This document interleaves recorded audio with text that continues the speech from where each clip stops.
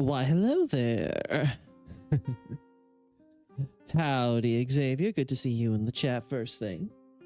All right, we're going to get this started with the introduction for everybody. Hello there. You can call me Lokey. I am the author of Abyssal Archive, the most comprehensive, consistent, and comprehensible account of the original Dark Souls ever to be put to paper. I've also published a similar work called Demonic Archive for Demon Souls. So what I'm trying to say here is that I'm someone who has a long time spent thinking about these games by Hidetaka Miyazaki and From Software. And the point of that is to say that we are going to be reacting today to a little video. Well, not very little, as we'll see, but nonetheless. It will be, as you may notice from the thumbnail on the screen, beautiful art, by the way, Hawkshaw's Dark Souls timeline video. Now, this has been a long time coming. I have been meaning to actually try to work on a more formally edited video for this a while back. I made a recording for it, but due to the amount of time that goes into my website that I work on, link in the description, there has not been a lot of time spent actually editing to get that video. And since then, I've gotten a better audio setup, I think. And so I decided, you know what, let's try testing this in a live stream format where I will try to go over the loosely what I had done in the original recording, and then I'll compare the two and see if I want to do a re-recording that'll be maybe cleaned up a little. Maybe I'll add a few things, minus a few things, and then we can kind of have a that to work with for the editing side, and maybe I'll even outsource the editing. But you know, that's for future Lokey to worry about. The point is that the actual content has been already done. I've already gone through the work. I've already kind of practiced this or whatever, but we're going to be doing another test run. Let's go again. So this should hopefully be enjoyable for all of you, as it definitely has been for me. And it's been quite a, like I said, quite a journey to get to this point. Now, full disclaimer, because this is mostly me trying to practice, trying to get a sense of the recording and stuff, I will be mostly ignoring chat today. Also good to see you in the chat today. Speaking of Nick, always happy to have you in here. So again, full warning, I will not be necessarily responding to any questions or comments during the course of the video, I think, for the most part. It's just easier with the way I have things set up as well, that I'm not constantly looking at the chat. Now, another disclaimer here, I actually have a history with Hawkshaw, so this is actually not someone where I'm just, you know, reacting to a big YouTuber, though this is a quite big video. I think it has at least 1 million views or something like that, so it's definitely gotten a lot of attention, and that's definitely part of the reason why it's worth examining. But again, I have a deep respect for Hawkshaw because back when I was actually first getting into the English community, his videos were actually some of the original ones that I had actually been watching and actually really liking, because they were closely aligned to my own methodology, and it was definitely something where I felt like an honest pursuit of the truth based on the facts, which I respected a lot on the English side, because there were so many problems that I was seeing that I wanted to address, and I think his videos were kind of like an oasis for me in some ways. Now, I had privately reached out to Hawkshaw, agreed to help supply some of my translation work regarding from the Japanese script and stuff to that, and I had essentially agreed that I would even work exclusively with Hawkshaw at one point, but over time it became clear that Hawkshaw's output of content, anyone from the time probably recognized then that Hawkshaw was just being incredibly slow. It would take months on end to get videos out and stuff like that, and there was just so much that I wanted to share and talk about that me just remaining mums about, you know, everything, waiting for him to maybe get a video that might cover that topic, it just wasn't viable. So we had formally parted. It was on good terms and stuff like that. There wasn't any drama or anything connected to it. I've always left the door open so that if Hawkshaw ever wants to come back and ask me questions or seek you know, some of my advice or information or anything they want, I'm always there, and I'm happy to do so, because like I said, I was incredibly respectful you know, of his work and what he was doing. And I was very sad when at one point he seemed to basically kind of drop off the YouTube content. Now he's kind of like gotten back on there, which makes me again very happy, because I think we need more voices like his, at least trying to examine the content of these From Software titles, you know.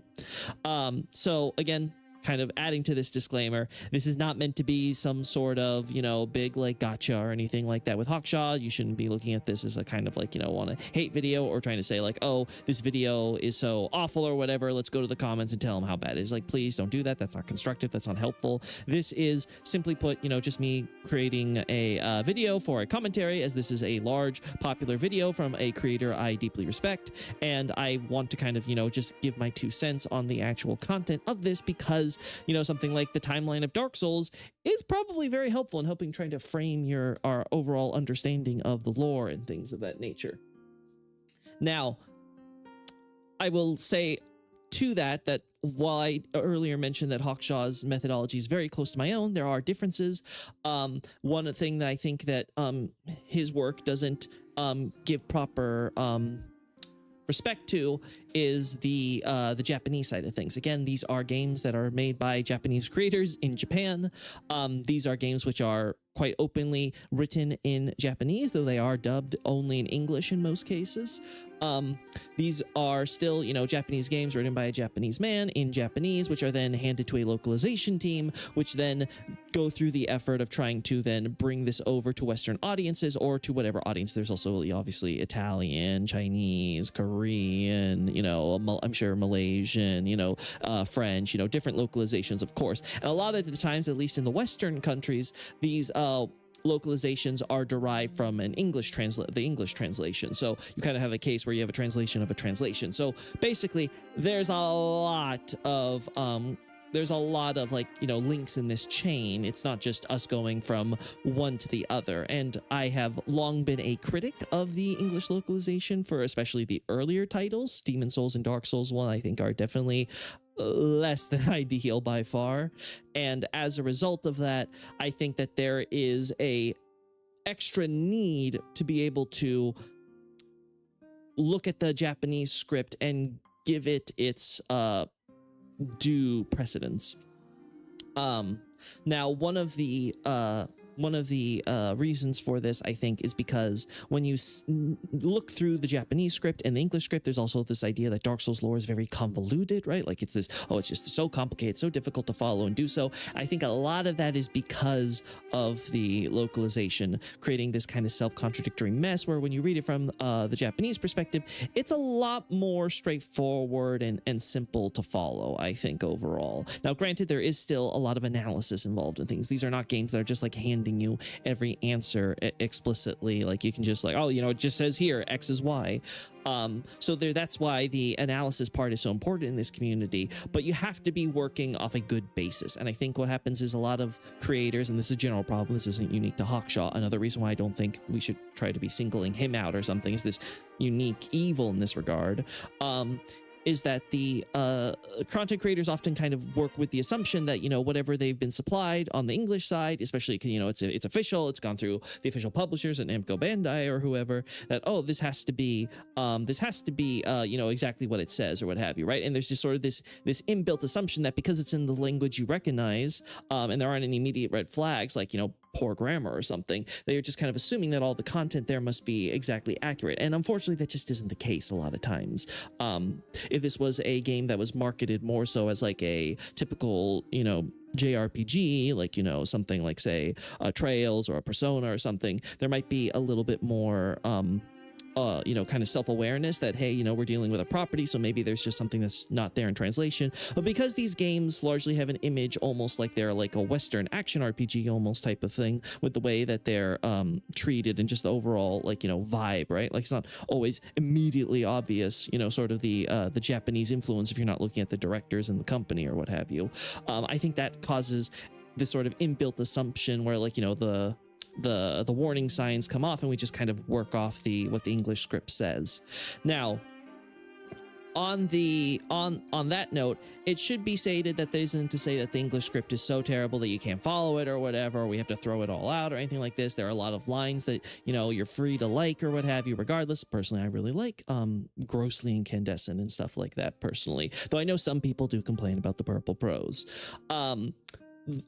ultimately, what I think we're going to see as we go through this video is that a lot of the timeline points and things, these are issues that can be resolved with a better understanding of the Japanese script side of that, and that in the end, this really should be what's taking, precedence here. Another thing I want to point out before we begin is that I will be watching this video at 2x speed. Also, hello, Saxton Hale. Good to see you in the chat. Like I said before, when we start, I'll be mostly ignoring chat, of course, but this video itself will be at 2x speed. That's normally how I consume my content when it comes to these types of longer podcasts, analysis, thesis type videos. It's also just, easier for me just mentally to be able to follow it at 2x speed. I find generally the text is, text and speaking speed is too slow for my liking. And if you don't like that, again, I will have the link to this video in the description for you being able to watch the original on your own or what have you. And then you can effectively, just kind of have it in your head where you can enjoy the full experience. I'm not here to ruin Hawkshaw's work, but this is just easier for me. And it's better to argue under fair use, I would also say. Anyway, the point is we have gone through sort of everything I think I felt like needed to be mentioned. So let's just get this started, okay? So let's also, for the sake of the video, let's also close this down. All right. So I think we're ready now. Let us begin. Welcome to the timeline of the world of Dark Souls.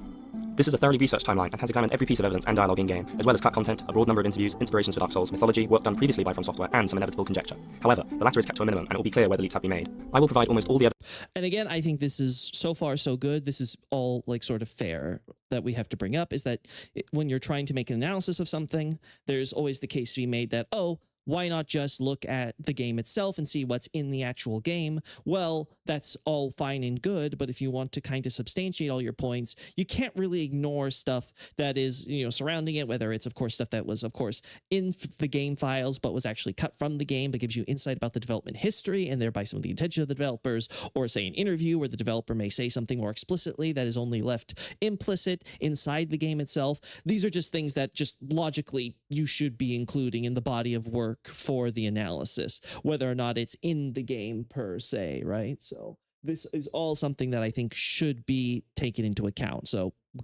good on Hawkshaw for kind of acknowledging all of this for the purposes of this video. I think it's a good, I think this is probably the most important thing you can kind of get off to the basis. It's straight to the point and you completely understand exactly what the point is for a video that's already an hour and a half. Evidence I have for each timeline stage in an attempt to dispel future confusion and cement certain timeline events. Some sections of the timeline will have pieces of evidence held back, as we have some upcoming videos shedding new light on characters, events, and cultures that I don't want to spoil. This is, again, also fair. I do think just because it's a timeline video doesn't mean we now have to have every single little minutia of event being argued and pointed out. Granted, I would expect a timeline video like this to still be able to give me a good broad overview and cover enough of the details that I don't feel like, oh no, in order to justify this point, you have to watch our more specific video on this or something. So again, I feel like the way he sort of frames or presents this is really strong. If anything in this timeline interests you, expect further explanation in more specific videos that's up and coming. Right. Before beginning, there are a few timeline mechanics to consider, some that have been mentioned before and some that we have found in our own research. The first is from the White Sign Soapstone and Solaire's dialogue, which both state that the flow of time is distorted. However, I'd like to note that it seems, despite difficulties when facing evidence that challenges assumptions, that the lore is remarkably consistent and this is really a multiplayer mechanic. Broadly, all right, so this is actually a good point to make. Now, it doesn't actually say that time is distorted per se. There's also the talk of Solaire's famous line, the flow of time is convoluted.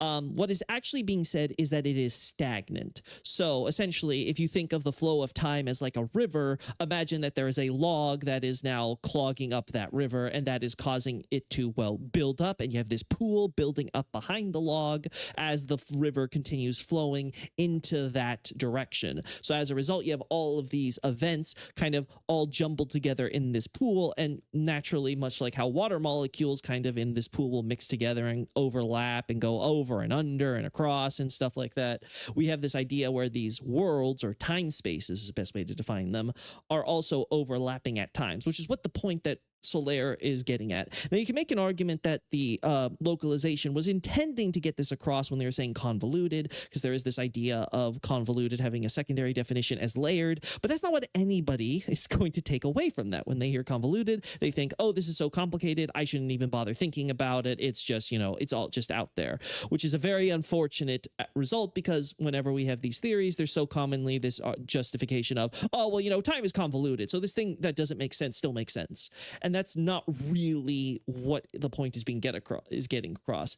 So while Hawkshaw may not know it, what he's pointing out here is very accurate, that when you actually lay things out, Dark Souls is very much a comprehensible world. It's rather straightforward, and I would even argue mundane, despite how it may be superficially fantastical when you first start playing. I mean, I will never forget my first reaction to seeing Nito in the intro cinematic when I first started. It's kind of like ingrained in my brain, the way that is the character is presented.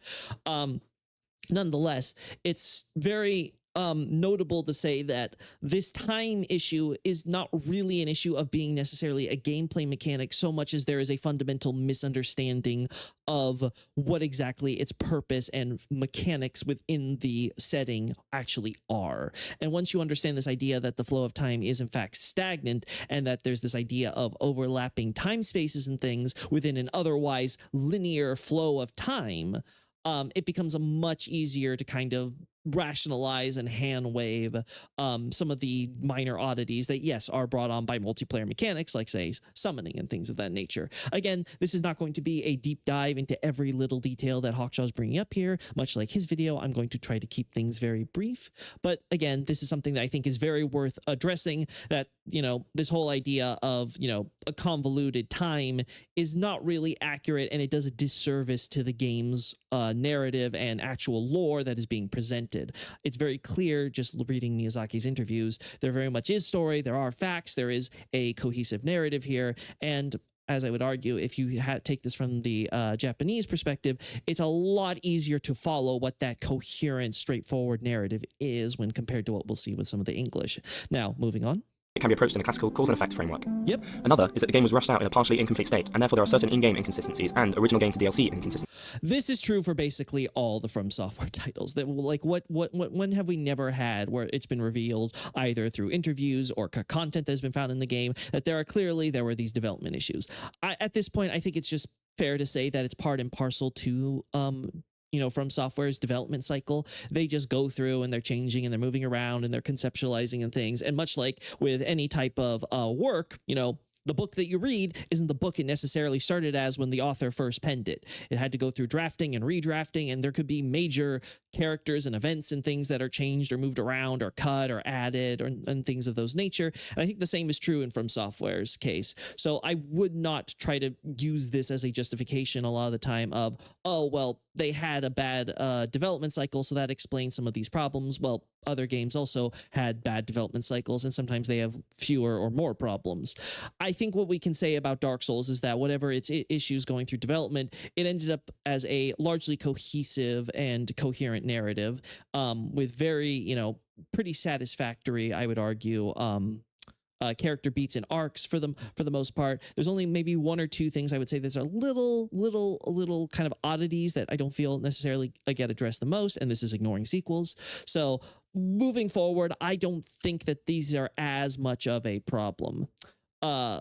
This is something where I think to what Hawkshaw's credit and what he's getting at here, though, is that these oddities, when you put the game under a microscope, you're inevitably going to find problems, because at some point, the logic of a game world that is trying to simulate a separate reality from ours is going to break down. But again, I do not think for the overall general timeline we're going to have here, it's not actually going to be that problematic. With regard to timeline. A third is that the complexity of Dark Souls lore includes characters with individual motivations. There is a degree of conflicting information which shows that it is likely that several key pieces of dialogue that mention amounts of years are possible lies or used for manipulation. I would disagree with this. No, I don't think most characters are lying to you, especially about the timeline of events. I think this is something that Hawkshaw has, and he'll explain further as we go deeper in, that he thinks certain characters must be presenting misinformation based on what he's presenting as the core facts. And even if I agree with him on the core facts, I don't think it's that the characters are misrepresenting. It's really oftentimes that the translation is botched. And so what is actually being presented isn't as clear cut or straightforward to understand what the character's trying to say, what they're thinking, what they're believing, what they're attesting to, versus what the facts on the ground are. Again, I think a lot of this is something that is rectified when you have a more proper understanding of the original script. Now, let's continue on here. Finally, there is confusion given by in-game versus out-of-game information. So Miyazaki being quoted here from the DesignWorks interview, right? And this is him talking about ceaseless discharge specifically, which can be, there is definitely some tension there, though I don't think it's, we can address it when he brings it up later, but there isn't the same level of tension as I think he's addressing here, where it's so straightforward. Overall, it should be noted that these DesignWorks interviews that will be mentioned throughout the video, I think that, again, very positive about this. Unfortunately, what Hawkshaw is referencing isn't even the official translation from the English DesignWorks. This is actually a fan translation from the Japanese DesignWorks that has been published online. I don't remember the exact source. I think it might have been Tumblr, or was that just for Dark Souls 2's DesignWorks? Either way, the point is that some fan had gone out and decided that they would make a translation of it, I assume. And unfortunately, the translation is not very good. The actual content of it tends to be very weirdly the way that it glosses. It makes a lot of gross errors in the translation here. One obvious one is when it talks about the idea that Guinevere once had a mouth on her hand, when what it's actually saying is that at one point in development, you would put your mouth on her hand, i.e. you would kiss her hand, and we can see in cut content, there is in fact an animation for this where Guinevere would reach out her hand, and you would essentially take it and essentially do that action. So there were obviously a lot of kind of weird errors and things that become kind of this common fact of, at one point they were going to give Guinevere a mouth hand. It's like, no, that's not actually the truth. And this is something that we may have to point out throughout it. I will be providing my translation of the interview because I also think the official interview, while definitely much better than the fan translation that appeared online, is still not ideal. And there's a lot of nuance and stuff that Miyazaki gets into that's very important, because it becomes much clearer that when he's speaking, that as the director of this game, that he knows what he's talking about, and he has it very much, fresh at command in his mind at this point. Anyway, now let us continue. This is not going to be a pocket-sized piece of lore sentimentalism, but a historical evidence-based video for the Dark Souls lore enthusiast. So strap in. And again, I'm all for it. I love these types of videos and things like that. We've obviously reacted to more than just Hawkshaw's content in the past. Let's see, though, what he's going to bring to us on this case. First, there was the Age of Ancients. When the intro states that there are grey crags, arch trees, and everlasting dragons, I believe that the dragons were the only creatures in existence, but in pure, everlasting form. There is no time, as there is no change. Then there came the first flame, but long before what we call the Age of Fire. It brings life, death, light, and dark, but also emotions, including corrupting emotions such as hunger, greed, anger, and so on. Time begins as disparity brings about change. Life, I believe, also allows everlasting dragons to reproduce, and it is likely that some dragons are corrupted into imperfect dragons. Perhaps primordial serpents are examples of this, created by greed. The word primordial is defined as existing at or from the beginning. All right, so this is actually something that we are very much worth getting into. So I'm going to give him a little bit more time to explain this before I Of time. And I believe, therefore, the primordial serpents come about when the first flame brings time, and simultaneously corrupts some dragons into these serpents.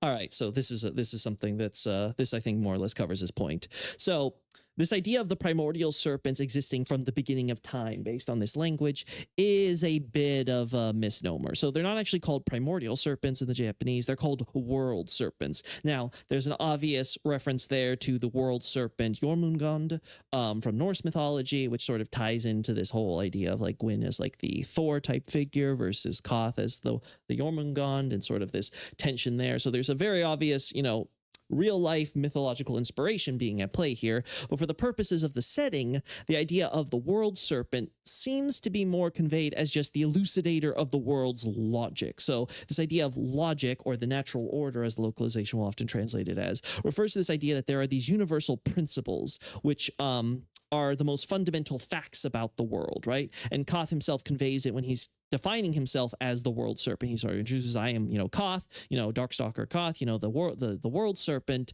the one who, of course, guides you humans, presumably the gods before it hit them, and imparts the truth, with a capital T, right? This idea that, the truth of the universe is being conveyed by this snake. So it seems to be that the idea is not necessarily to convey that they are these, entities which have existed from the very beginning of time, so much as just entities who have kind of think of themselves as sages of the world, the world order, and how it all functions, and how they can guide it so that way it remains on that path.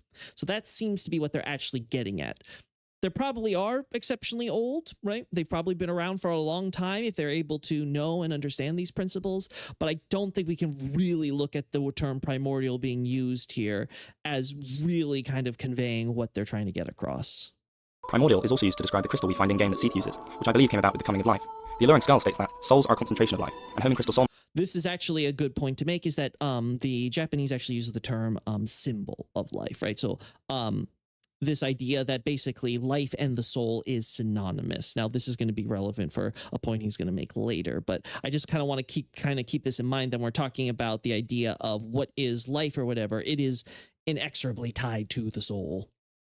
States that the mysteries of souls, crystals, and the sorceries are deeply intertwined. This shows that the crystal has... Yeah, so there's a similar idea that souls and crystals, and then sorcery is also given as an alternative in the JP right there. So there's the idea kind of, souls and crystals or sorcery are closely related. So the point being that obviously souls and sorcery we see connected with stuff like soul sorcery and things, and the history with characters like Seath.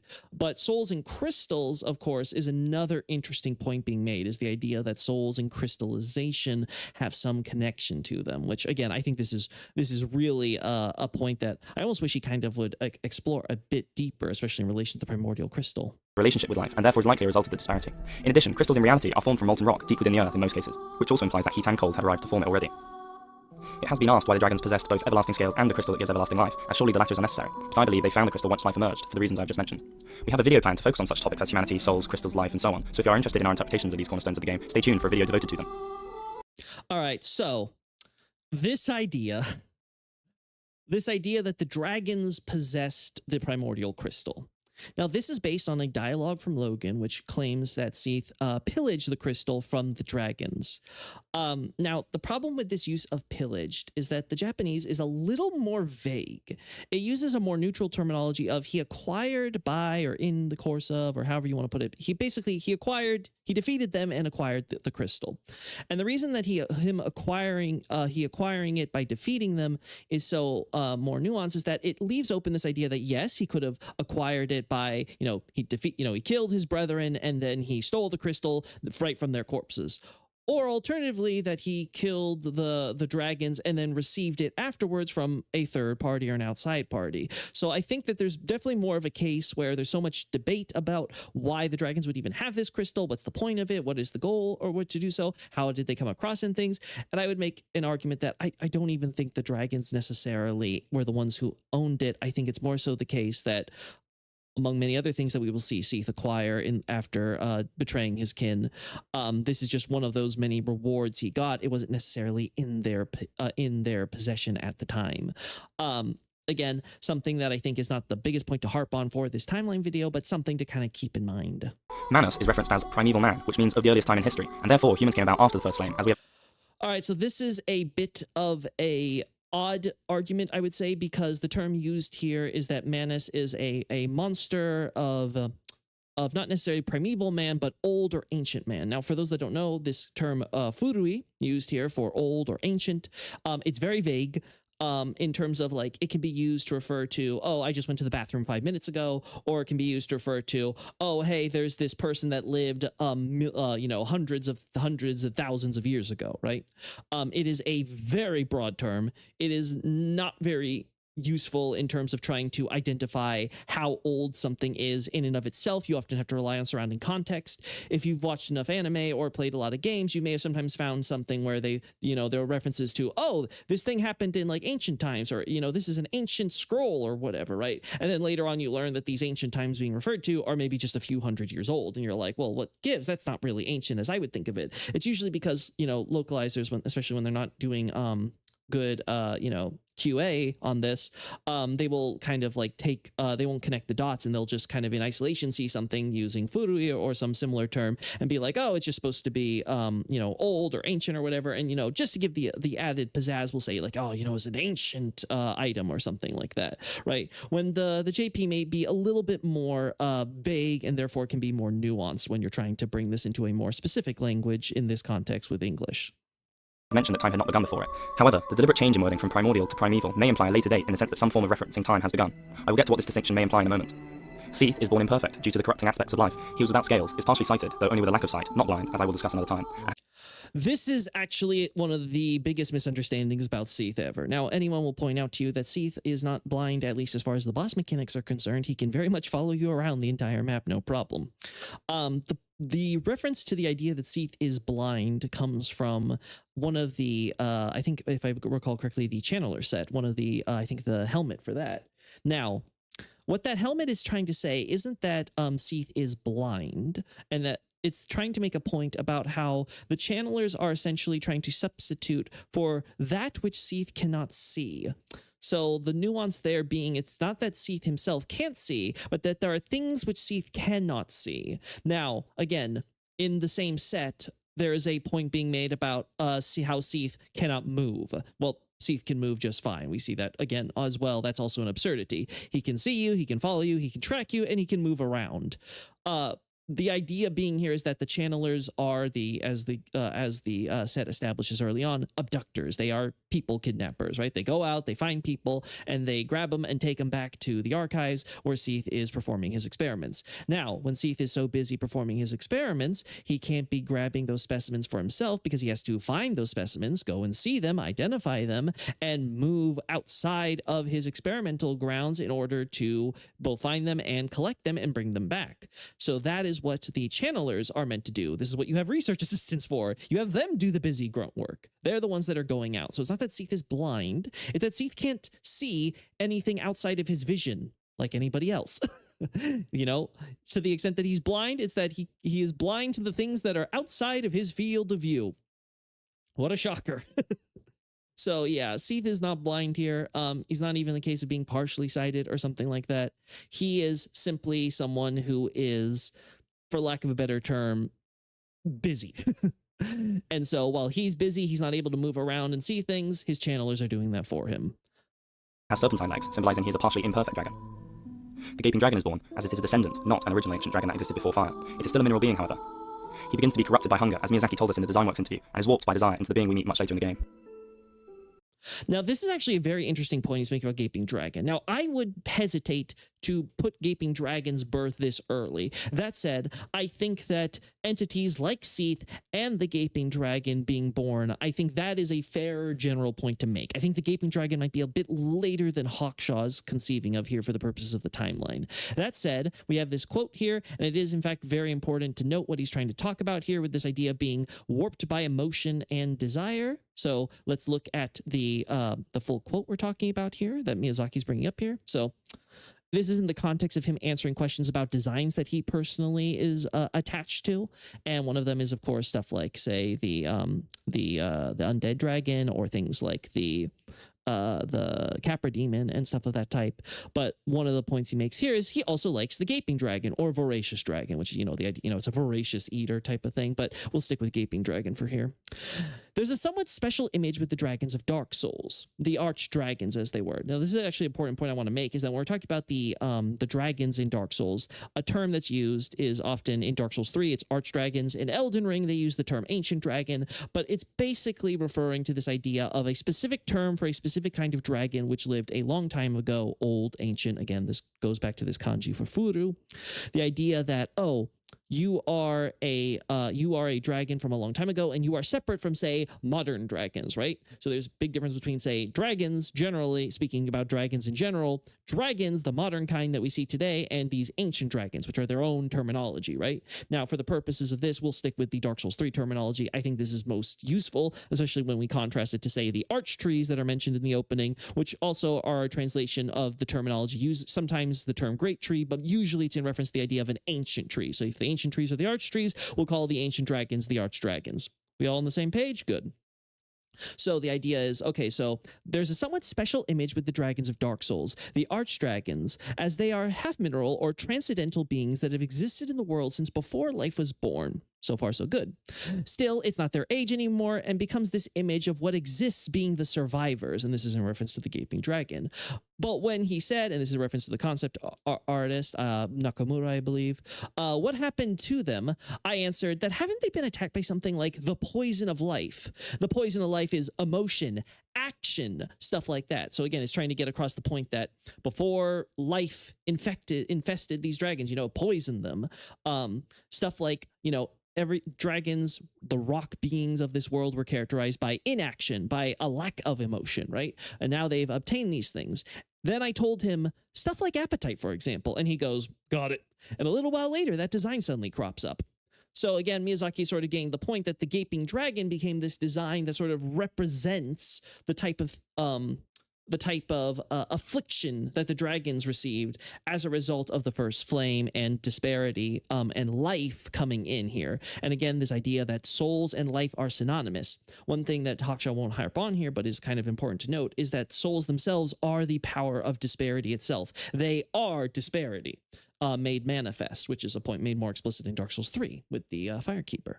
So again, when we're talking about this idea that, the dragons were poisoned by life, they receive souls.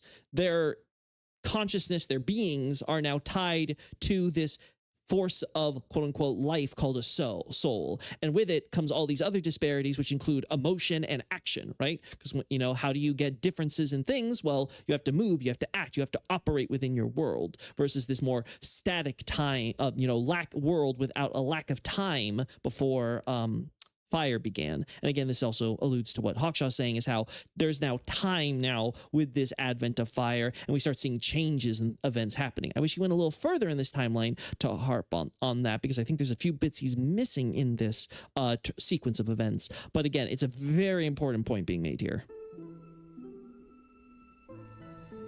Then, from the dark, they came. They are created by the emergence of life. They were not hiding. The Dragon Covenant talks of seeking the perpetuity of the ancient dragons, and I believe these other life forms that came were not immortal like the dragons in the Age of Ancients, and instead were created in the disparity of life. So this is something that I would like to also point out, that when they're talking about the they, the Japanese for the intro cinematic is actually using a term for some with a special, I guess we can say suffix or marker.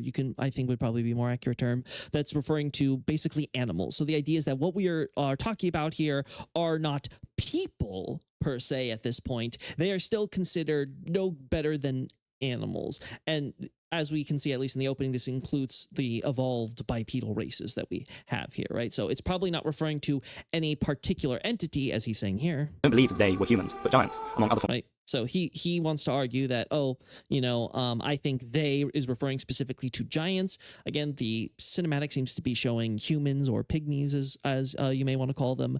And I would argue that probably it was referring to basically various races, not just a pygmy or a giant or what have you.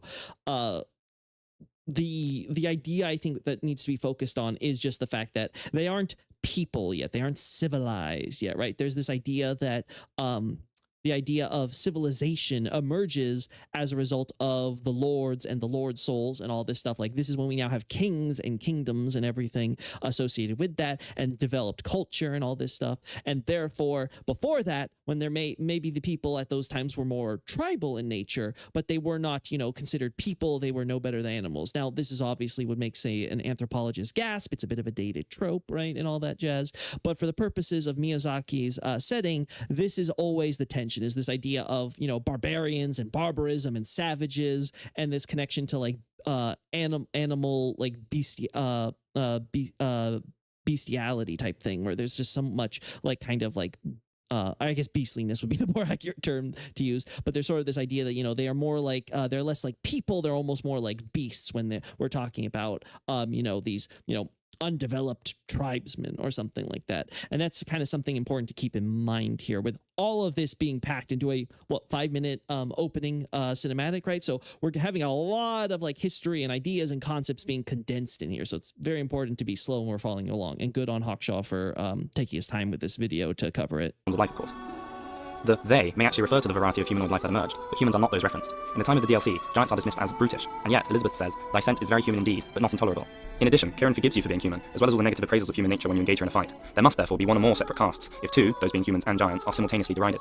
I think that what Hawkshaw is missing here is the fact that, at least in the present time, Goth is being not just reduced for being a giant, but nothing more than a mere giant. This is a little extra nuance that the JP does kind of bring with it. And it's this idea that, you know, outside of Goth, who's a knight thanks to his heroics, giants are slaves in this setting, right? Like, at least in the day that the event, during the events that we meet Goth, and of course afterward, beyond the DLC, most giants are not given any due respect because they're just dumb labor, effectively, right? The idea that, you know, Goth is being mistreated just because he is a giant by humans or what have you, I think that kind of misses a lot of the nuances of what's going on with Goth and the events that are going on in the DLC at that point. And I think it's more so about the fact that this is a slave race to the gods. For reasons of similarities to Greek mythology, I think the giants are akin to the Titans, and the lords are like the gods. They are related to each other, but it is more like a step in evolution. I will go more into depth on this in the upcoming Stories of the Gods series. Now, I actually want to point out here that I think Hawkshaw doesn't realize how much he's actually hit the nail on the head here.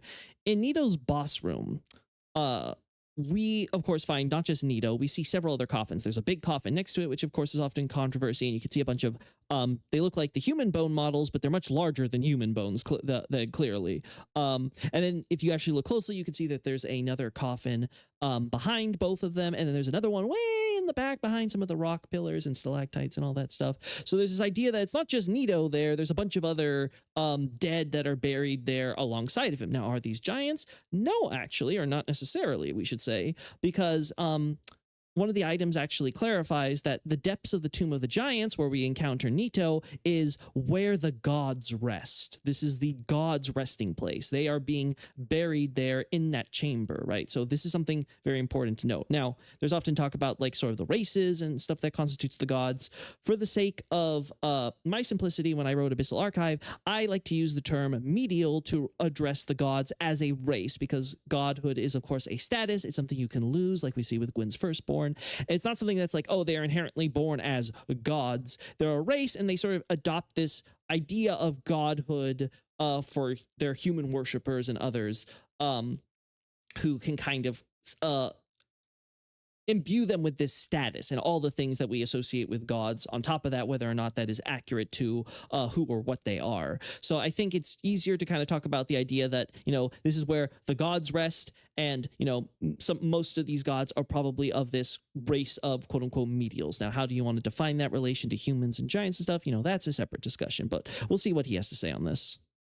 I believe are likely created. All Father Lloyd has this epithet, but why? He is not the father.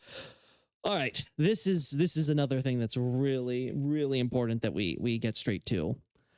Allfather is a localization choice. The original term is Shushin, and it means something like chief god, the leader of the gods. You know, you can come up with any number of synonyms to translate that to. It doesn't really have a direct translation in English, but basically this is the term that would be used to refer to Zeus, Odin, who's of course known as Allfather, and is likely why the localization went with that term specifically, with all the other Norse mythological inspirations that are clear as day in here. But like I said, there's also Zeus, Odin, Amun-Re, you know, for Egyptian mythology or something to that nature. There's a lot of these that can be considered a Shushin. So the point being made about Allfather Lloyd is that at least during the time that the events of the game are taking place, and when we have our journey, Lloyd is supposed to be the leader of the gods. He's supposed to be the one that's in charge. Now, I think you could see the tension here with the idea of trying to retrofit this idea of Lloyd as the Allfather from the very beginning here at the earliest points in time, with the fact that Gwyn, of course, becomes the king of the gods, right? Like you essentially have like this guy character, like you have Gwyn, who is effectively, you know, the Zeus, the Odin, and all this stuff. And then you have the guy who's treated otherwise as just this mere uncle, but he does have this title in the present day, at least, of being the chief god, but not necessarily the king. I think that this is a nuance that is being missed by Hawkshaw, and so he's kind of trying to look into the literal meaning of, oh, he's called the father of all. That's not what they're trying to get across. It's not really about being the father of all, especially in terms of, as he will argue, humans. It's more so about being the leader of the gods, at least at that point that the story is taking place. And I think we should be asking ourselves, why does Lloyd have this title at this point in time? Of Gwyn, or any other lords to our knowledge, he has an affiliation with the human world, despite evidently not being human himself. Thus, this is again a point that I think Hawkshaw's missing. The fact of the matter is that All-Father Lloyd is affiliated with humans because, from what we can see, he is in charge of the mainstream religion in the world of man. And when I use the term world of man, I'm basically referring to human society, you know, just as how we can say, oh, he's a master in the world of finance or something like that, right? We're not referring to actual separate dimensions here between the gods and mankind per se, but this idea that, you know, wherever the gods live, that's their world, and where humans live, that's their own world, right? Those are two largely distinct societies, one located in Lordran, one located in other parts of the world. And Lloyd is part of the biggest religion, and at least the known setting when the game of the original Dark Souls 1 takes place. Again, ignoring sequels. So the point is that, you know, that's why Lloyd is associated. Now, we can argue why Lloyd is the one that seems to be in charge of the big way of white church, you know? Why is he basically, you know, the Pope of Catholicism in this setting? But this is something that, you know, is completely separate from the idea that, oh, he's called the All-Father there, and he's associated with humans, therefore he must be the father of all humans. It's likely he created man in the same manner that gods have always created humans in mythology. Right. As previously, again, I think that this is a appeal to external sources, like, oh, you know, in this mythology, humans are created by the gods or by this god or something like that, or maybe even an All-Father, god called the All-Father. And again, I think that this is a case where you, and not just Hawkshaw, again, these other creators make this mistake as well. They try to substitute actual substantive lore analysis for looking at external sources, pointing out similarities, at least on a superficial level, between that external source and what's in the game, drawing a connection of inspiration there, and therefore saying, oh, this must be like this. It's not necessarily the case, and oftentimes the visual stuff is as deep as it goes, and that we should be very careful about how we're using external sources in order to try to draw conclusions about lore outside of the actual facts presented within the confines of the game. Again, you can look to stuff outside of the game as well, but, you know, stuff like content, stuff like interviews, you know, things that are, of course, far more pertinent than, say, a unrelated mythology in the real world history that may or may not have served as an inspiration for something that we do see in the game. Again, this is I think a easy mistake that not just Hawkshaw, but again, I think content creators in general in the Dark Souls space or in the From Software game space in general will fall into. Mentioned, the choice of word primeval, I believe, supports this, as it implies it is at the beginning of record keeping, as opposed. Again, the point of primeval I want to kind of highlight here is that it's not that it is necessarily, you know, primeval man, that, oh, man has existed from the beginning of time or from the start of record keeping or whatever the point is being made here, the beginning of history. It's that just old or ancient. That's all it's saying. Manus is an old or ancient being. Now, how old, how ancient? You can make a separate determination about that, but trying to kind of say, well, it says primeval here, so then we can now use it, the idea that, oh, Lloyd existed from the beginning of time and created all man, so from the origins of mankind at the origins of time itself, that therefore mankind was created. This is not a sound analysis, and I think that this is kind of missing the idea that, well, we have giants, we have lots of bipedal races, we see a clear evolution among giants. Just look at, say, the beast skeletons, which are more like lupine type creatures, like, say, the scourge beast we see in Bloodborne, very much like those, right? So this idea that, oh, there were giants that were once like essentially werewolves type of creatures. And then we have also see similar skeletons that are more serpentine, but clearly have the traits of giants and stuff. So the idea of the serpentine giants, that seems to suggest a separate evolutionary history to the giant races before they became the modern man, and could hold similar implications for, of course, what I would call the medial races, as well as, of course, the human race, and arguably the entire animal kingdom. To simply the beginning of time, and therefore after the advent of they coming from the dark. Soon, culture begins to develop. The massive structures surrounding the kiln of the first flame imply the architecture was originally built by... Again, this completely runs counter to the point I was trying to make about the animals. Again, this is why this is so important to make. Again, this idea that, you know, it's not until the lords emerge that we have civilization and actual quote-unquote culture, right? You might have simple stuff, simple tribalistic wear and things. We do have evidence of that when he makes to points of stuff like Quailana in the future. But there's this clear idea that it is not until the lords and the lord souls emerge that this idea of kingship and hierarchy and organized nation states begins to emerge, and therefore you can have all these more complicated stone constructions and things of that nature that comes with it. So again, there's this tension between the idea of, you know, this tribalistic, you know, animals, quote unquote, and the emergence of civilized people, right? And again, so I think this point of the timeline he's making is a little too early. And 4 giants. It certainly wouldn't have been built just for Gwyn's rekindling, and this was likely a city of the giants for a time. Nito dies, and at the very least becomes first of the dead in the sense of being foremost amongst them. However, the Gravelord sword miracle states that it is known only by servants of the first dead, an item description which is often missed when discussing his title. A very likely interpretation of this is that he was also the first ever to die. Whichever you choose, it is necessary for his death to be very early on. All right, so a big point to make here. Nito is referred to as the first of the dead. This has often, like he said, created some controversy, but it's very clear. The term used for first means first in a sequence. It is nothing about being foremost or top of the list or, you know, most influential or something like that. It is simply referring to the idea that, you know, he is a dead guy and he is the first dead guy. Now, the question should not be then, what do we mean by first? It is, what do we mean by dead? Because the dead is used to refer to not just, of course, just any type of basic corpse, but also specifically used to the corpses that end up being reanimated and things of that nature. So I would actually make more of an argument that I think Nito is not necessarily the first of the dead, and that he's the first guy to ever die, especially when we see the evolution of races mentioned earlier, of stuff like the giants and others. But probably the first one to have died and come back as a skeleton. I think this is probably more so, like, basically the first product of necromancy, you could argue, which is something I think is both much more reasonable within the context of everything else we know about the setting, even if you ignore the sequels, but also just in general, just where the direction is going in terms of all this evidence stacking up about the history of the world before the lords emerge. So again, I think putting Nito here this early, again, little too much. He is the Grave King in the Tomb of Giants, and his huge size makes likely that he was a giant himself.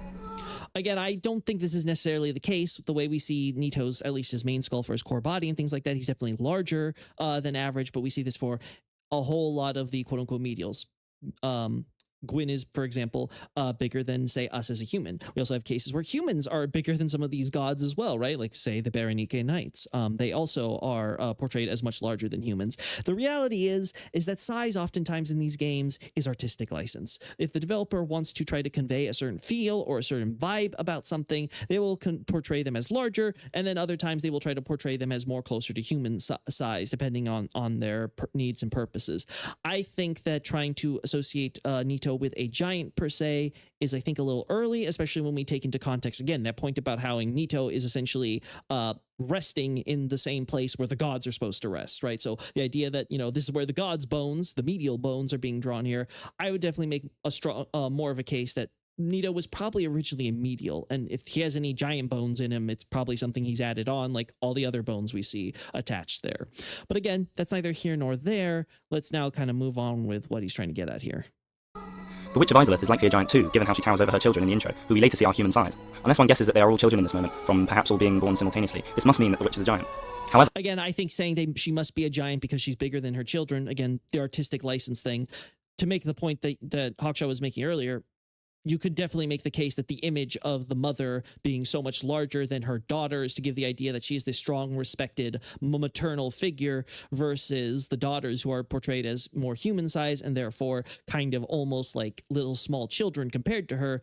Miyazaki even comments in the DesignWorks interview that he has a thing for this idea of giant women and the maternal or motherly vibe that gives off, is the idea that you are being cared for by a giant woman, and she has this almost like you're a a babe in her crib or being cradled in her arms. So you see this, of course, something with Guinevere, who's, of course, internally in the game referred to as the Imperial Mother Maria, of course, in reference to the Virgin Mary, the Mother of God. So there's a lot of this influence in the design of the characters. And like I said, I think that because there's so much artistic license being used here, I wouldn't try to use them being like, oh, the mother is a giant, and now we have to say that the daughters are human, even because they're human size, but then Quelana claims she's not human. Again, like you can kind of see how it starts getting a little messy. We know from the Chaos Firewit pyromancy that they weren't all born at the same time, since there is an eldest daughter. Very true. The culture spreads into Lordran, where, according to Solaire, Gwyn was born. Lords, or the slightly different race to giants, emerge. Again, I think that putting Gwyn's birth here is a little too early when we're trying to say Nito becomes the first of the dead and stuff like that. Again, I would put Nito's becoming first of the dead probably much later. I would argue when he got his Lord Soul. But the general idea of Gwyn being born sometime during this period, sure. I would quibble about the order here with Nito. So. And Londo is built, along with the archives, as when Seath is granted access to them for betraying his kind, the phrase implies they exist already and are not his. They are also already named the Regal Archives, i.e. they are not Seath's, as he is only granted dukedom by Gwyn, a rank below royalty. Okay, so a point that we want to make here is that the term Regal Archives, again, this is a localization choice. The term being used here is just the giant archives, or you can also call it the library. But basically, this is just the giant library. Now, granted, I would have to agree, it's very clear that the archives must already exist, and there must already be all this knowledge and stuff collected in them before they're handed over for Seath to use. And obviously, they're not for his exclusive use, that at least theoretically, they're something that he was granted access to and not sole ownership of, per se. This is essentially just the God's library. With that in mind, I think that his general point here is that, yeah, you clearly have culture and stuff developing. Though, again, I think he's putting the cart before the horse here because he hasn't mentioned the Lord Souls at all. Again, all these races, even Gwyn, we would have to make the case. These are all considered animals at this point. They are animals born out of the dark. Now, again, I don't know if he actually addresses it here, but this idea of being born out of the dark itself is rather interesting because, well, what is the dark? Well, it's the idea of this absence of fire. That's a little too simplified for this setting, but for the sake of this, it counts. So the idea is, wherever fire is, there is light. Wherever fire is not, there is dark. So this idea that they were born where the first flame wasn't. And that's very important to point out. They were living in a world of dark, away from fire. They not knowing of fire. But then later on, as the intro points out, they found the Lords of Souls within the flame, and there's a bit more nuance lost, but that's getting ahead of ourselves. The archives had therefore been around for a long time before this, implying culture, academia, and so on, well before Seath's turning. During this spread of culture, roles in society come about. Knights are in existence before challenging the dragons, and miracles are as well, as shown by both the Silver Knights and Lightning Spear miracle in the intro. Therefore, at least some form of religion is likely being developed already. This is further supported by the Dark Hand, which states that the ancients could sap the humanity of a replete saint, implying a faith that was followed in the time of the Age of Ancients. This is, again, as we say before, this is another misinterpretation of Furu. Now, for those that don't know, the Age of Ancients is simply referred to as the Old Age.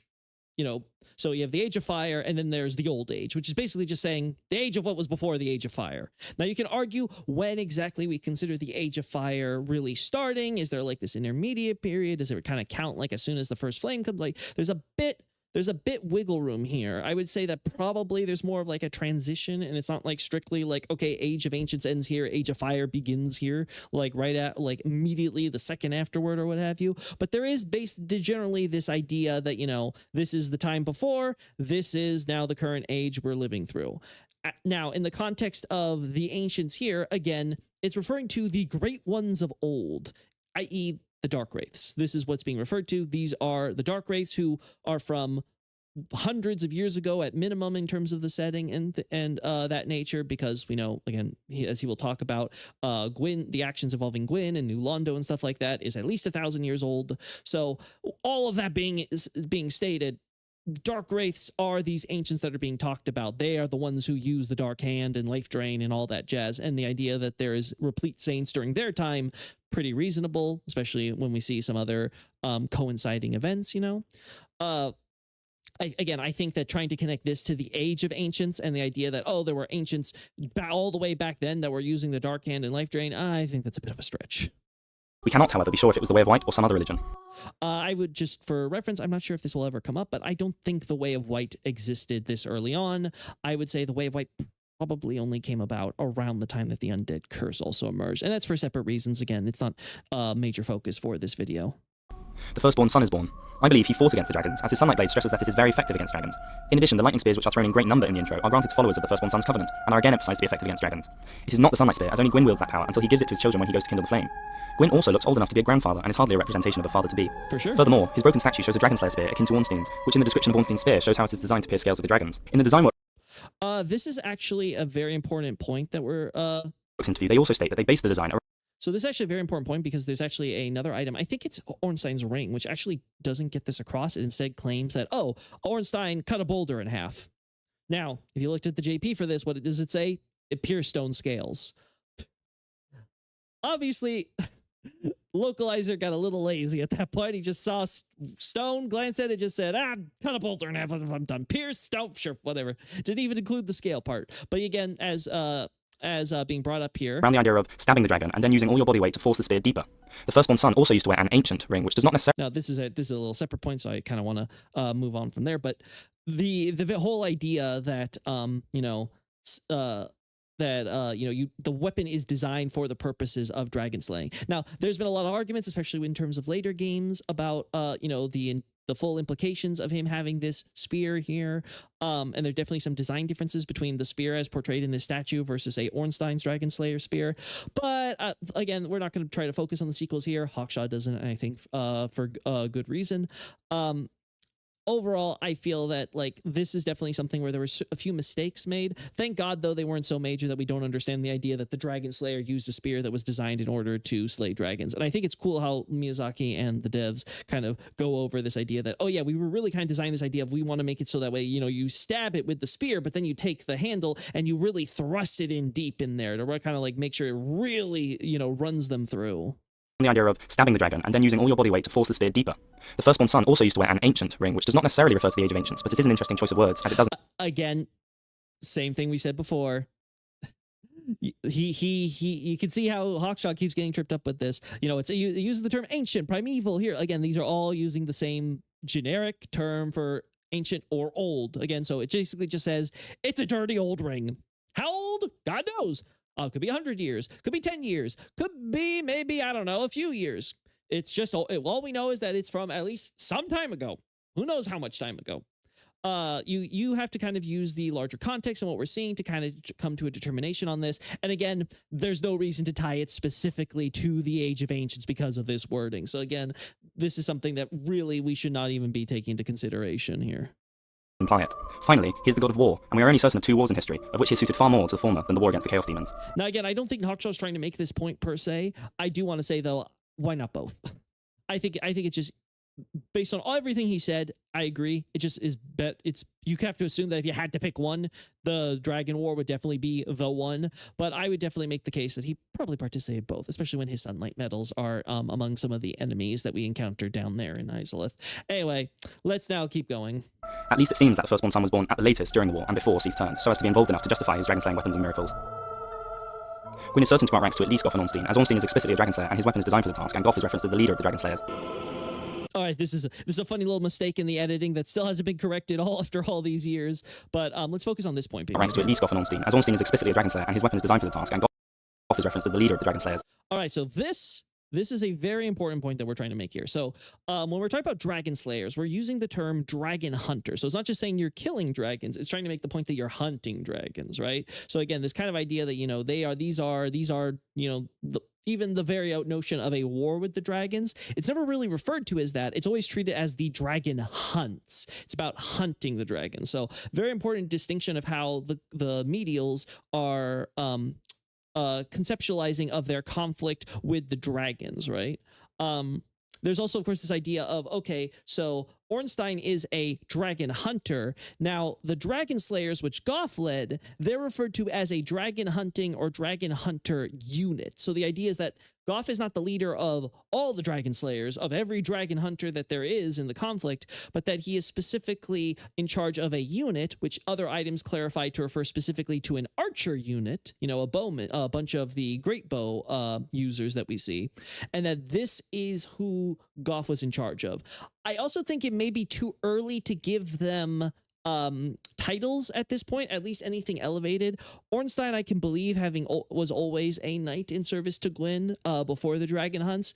Goff, I think you can make more of a case that he only received his knighthood after receiving accolades in the course of the dragon hunts, that he distinguished himself as the Hawkeye effectively, and that because of that, he was thus granted the title and things. And I think you can see this in how much he tries to show off his dragon hunt memorabilia on his armor and things. Like, there's very much a close association there. So again, I think it's a little early in the timeline to be establishing something like this. I think you could say, okay, with Ornstein, not so sure. I also don't think we should conflate the idea that, oh, Ornstein is a dragon slayer, Goff is in charge, the leader of the dragon slayers. It's more so he's the captain of a unit, right? Again, very funny that we have this. Taurus and Kieran. There we go. Little oopsies. Whether Artorias and Kieran were alive and granted ranks at this stage is difficult to know, as they have no notable dragon slaying equipment. It is likely. Again, I would agree that the fact that we don't see much in regards to Kieran and Artorias probably suggests to us that if they were knights of this era, they at the very least didn't distinguish themselves in the same way. And I think you could definitely make a case that they probably just were not part of this period at all, and that they came later during the post-Dragon Hunt era. Again, though, I think it's a little, if you're going to make this case about the memorabilia and titles and stuff, the fact that we haven't even had the dragon hunts yet, and yet we're trying to make a case that Goff and Ornstein may have been there before then, I don't know. Now, if we're trying to make the argument just that by the time all this stuff happens, okay, maybe fair enough. I still would have placed this after he was like highlighting all the stuff with the dragon hunts personally, just for the sake of making this clear. That the Four Knights developed gradually, and the number was not fixed, shown by Smoth's unfulfilled wishes to be ranked alongside the Four Knights. It seems it is a tier which any number can be added to, as opposed to a fixed group. Agreed. Silver Knights are trialed and trained, likely through Udasil, which is referenced as ancient. In addition, there is a trial watched over by a member of the gods, which once led to ancient Londo. In my opinion. All right, so this is I think this is a huge misstep here, just on its own. I think the analysis is not quite solid here.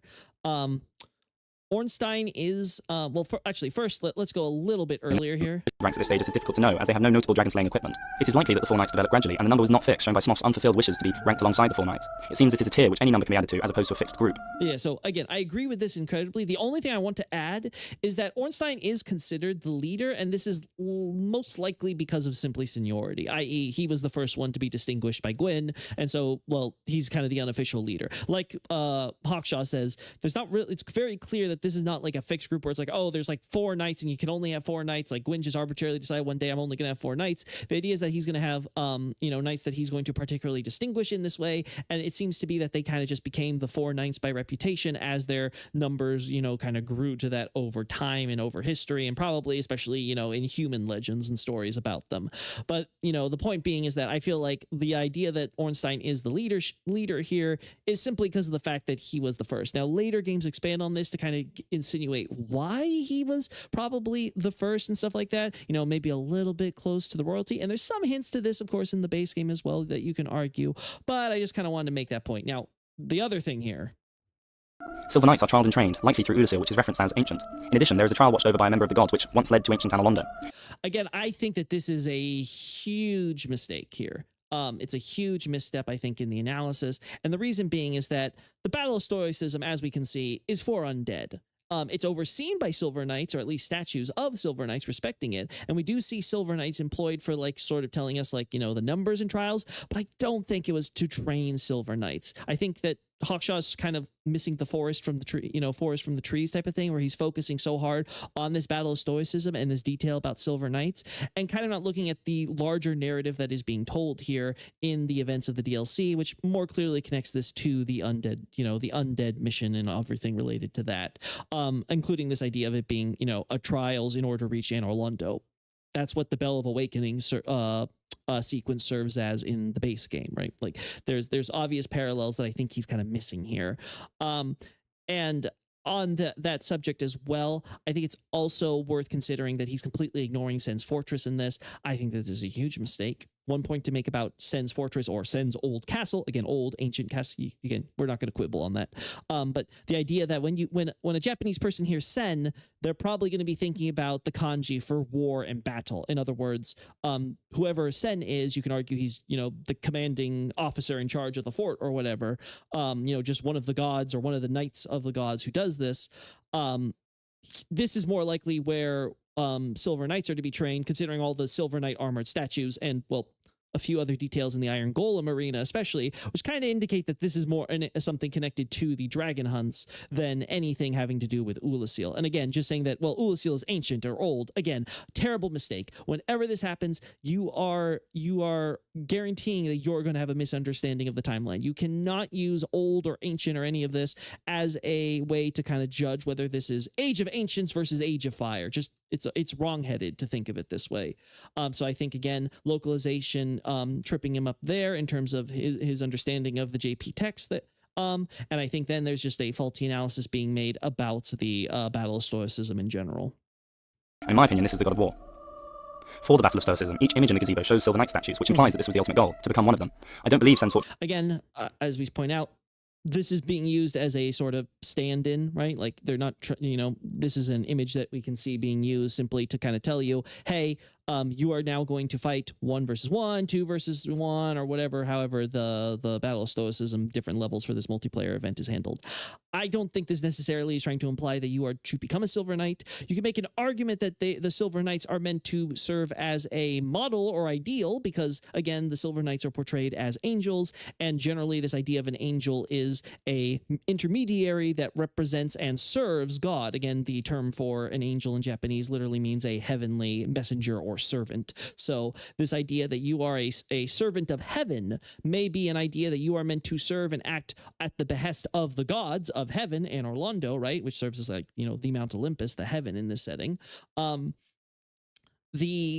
So that could be the point that they may be wanting to intend by using the Silver Knights, but I think becoming Silver Knights itself is a bit problematic. There's also this problematic idea that the Silver Knights that we encounter would therefore be implicitly humans if they're being trained in a human city of Ulasil, which everything indicates that is the case, right? So if that is a bit, I think, at least for the case of Dark Souls 1, that is a bit awkward for several reasons, especially with the idea that, the Silver Knights are explicitly the royal guard in the JP text. They are supposed to be the kings and the royalties, bodyguards, and guarding their palace and stuff like that, which is where we see them in the royal manor. So the idea that, Gwyn, who is established to be so afraid of the dark and the humans and all that stuff, has his bodyguards be humans is a bit of an awkward tension like you're creating here. And I think everything else about the Silver Knights more or less tells us they're probably part of the medial race. So again, this is something you can have a separate discussion about. Well, that's all I want to say for the timeline. Just as developed as a trial yet, as it requires a golem made from a dragon bone, who have not been challenged yet. So whatever means, Silver Knights are recruited before... Again, just because that a dragon bone is required for the creation of the Iron Golem, which is being currently used as a trial for Sen's Fortress, does not mean that Sen's Fortress and the Iron Golem trial always existed together, right? Like, you can have Sen's Fortress long predating any trials that are currently being enacted in the modern fortress. This is, I think Hawkshaw will even acknowledge this later in the timeline video when talking about Sen's Fortress. So I think it is rather silly that he's bringing, he's completely disregarding it here. And the only thing he can say about the trials for the Iron Golem is that, well, that trial in the fortress has to come afterward because you need a dragon bone, so that hunts need to occur. Okay, sure, but who says that there was this trial with a dragon bone existing anytime before the most recent events, which is our trial and undead mission, which, again, that's something I think he'll bring up later. Or challenging the dragons. Izalith comes about and develops, and the witch has her 7 daughters. Quelana is already wearing her gold hen set. The city of Izalith, certainly I can imagine coming to exist in the lead up to the dragon hunts. I think that is possible. I might place it slightly after the events of the dragon hunts personally, but you can definitely make, I think, a fair argument there. The idea that her daughters are also born before the dragon hunts, that much is, of course, obvious. I think they would also probably be born before the city here, and I think trying to connect Quelana's outfit to this is a bit of a mistake. Again, all of this that Hawkshaw is establishing here is this idea of a culture among the gods, which is true, but the problem is he's putting this before even the discovery of the Lord Souls. Again, big mistake here. This is completely, switching around the two. A point being made here, though, which is very important, is the idea that Quelana has worn this since before the age, even the age of fire. This is a very important point because it goes to the idea. It's a very simple, basic robe, doesn't even have proper shoes or anything. It's a very much something you can imagine a more, quote unquote, primitive tribesman to wear. Not something like, say, we see in modern knights and medieval, fancy sewing work and dresses and all that stuff, right? Like, it's something that very much is kind of kept simple, and it's designed for that simple purpose where, hey, you don't have fancy stone buildings and stuff to protect you from the elements or anything like that. So you need clothes that will help you against stuff like, say, fires, poisons, and other things that will help you at this period, right? Like, you don't want to accidentally step on a twig and now your entire body's infected and you're going to die of like some terrible disease or something like that, right? So again, it kind of all plays into this idea that we are going through the stages of, this is like the Stone Age almost for people, and at this point they're still being considered animals before this point, and this will be more easily established as we talk about the Age of Fire itself. There is culture and a population in Izalith, likely fuel for the transformation into the many demons we see, as shown by the humanoid nature of many demons. The Guardian Soul description implies that it is demon-like due to it being a mix of different creatures. This shows that demons are an amalgamation of previously existing creatures. The Witch, as ruler of Izalith, attempts to recreate the first flame. This is difficult to know for sure whether it was before or after challenging the dragons, but I will explain why I've committed to placing it before. I believe it is possible she attempted its recreation even before the war. Alright, so Hawkshaw will make this argument. I think this is radically wrong. I think it's very clear that the events of the creation of the Flame of Chaos goes hand in hand with the creation of the Bed of Chaos, and therefore the events have to take place after the Dragon Hunts, where we see, well, she's not the Bed of Chaos. I think that I understand where Hawkshaw's coming from with his misunderstandings here. This was actually one of the things that I had approached him about, in part, is that there's just a lot of misunderstanding what the facts are with about Izalith, and while he does seem to get a lot of the core facts do so, he does so at the cost of Quelana's reputation, which I think is horribly mistaken, because what the problem with Quelana's dialogue is a localization problem. It's not about anything else regarding the facts at hand, and I think as a result of that, Hawkshaw ends up misunderstanding these in order to twist it into, the bed of chaos maybe existed before, and the flame of chaos the flame of chaos, I should say, that existed maybe even before Izalith goes out and hunts the dragons. My argument would be, well, if that's the case, why are not we seeing her using expressly chaos fire in the cinematic and stuff like that if she has chaos and all these chaos arts and things? Just kind of no-brainer there. On the dragons, for several reasons. The first is that the Chaos Flame Ember, which is referenced as the Art of the Lost City of Izalith, is usable only by those who are versed in ancient methods, which implies that it may have been an ember used in the Age of Ancients. Further to this, the gold hemmed robe is... Okay, so the point of here is that, again, ancient old methods doesn't necessarily mean Age of Ancients. Again, every time that this comes up, it's always the same. It's always the same little issue here. It's like, no, that's not what it's strictly trying to say here. It's a much broader, more general term. You use it when you're leaving your covenant. Oh, are you going to abandon your old covenant? That's the same term being used as here for the Age of Ancients, the Old Age, and stuff like that. I'm sorry to say, but me leaving my covenant didn't occur in the Age of Ancients. I left it 5 minutes ago after I found out that the forest hunters were a lot cooler than Gwyndolin's little band or whatever, right? This is something that we have to kind of like, detach, is this idea that when we see ancient, Age of Ancients. Not a good argument here. Now let's hear about the robe. Stated to have been worn by Quelana before even the Age of Fire, which at first seems to be an irrelevant piece of information. However, it may imply a timeline for deserting the actual robe that you pick up in front of the ceaseless discharge, placing...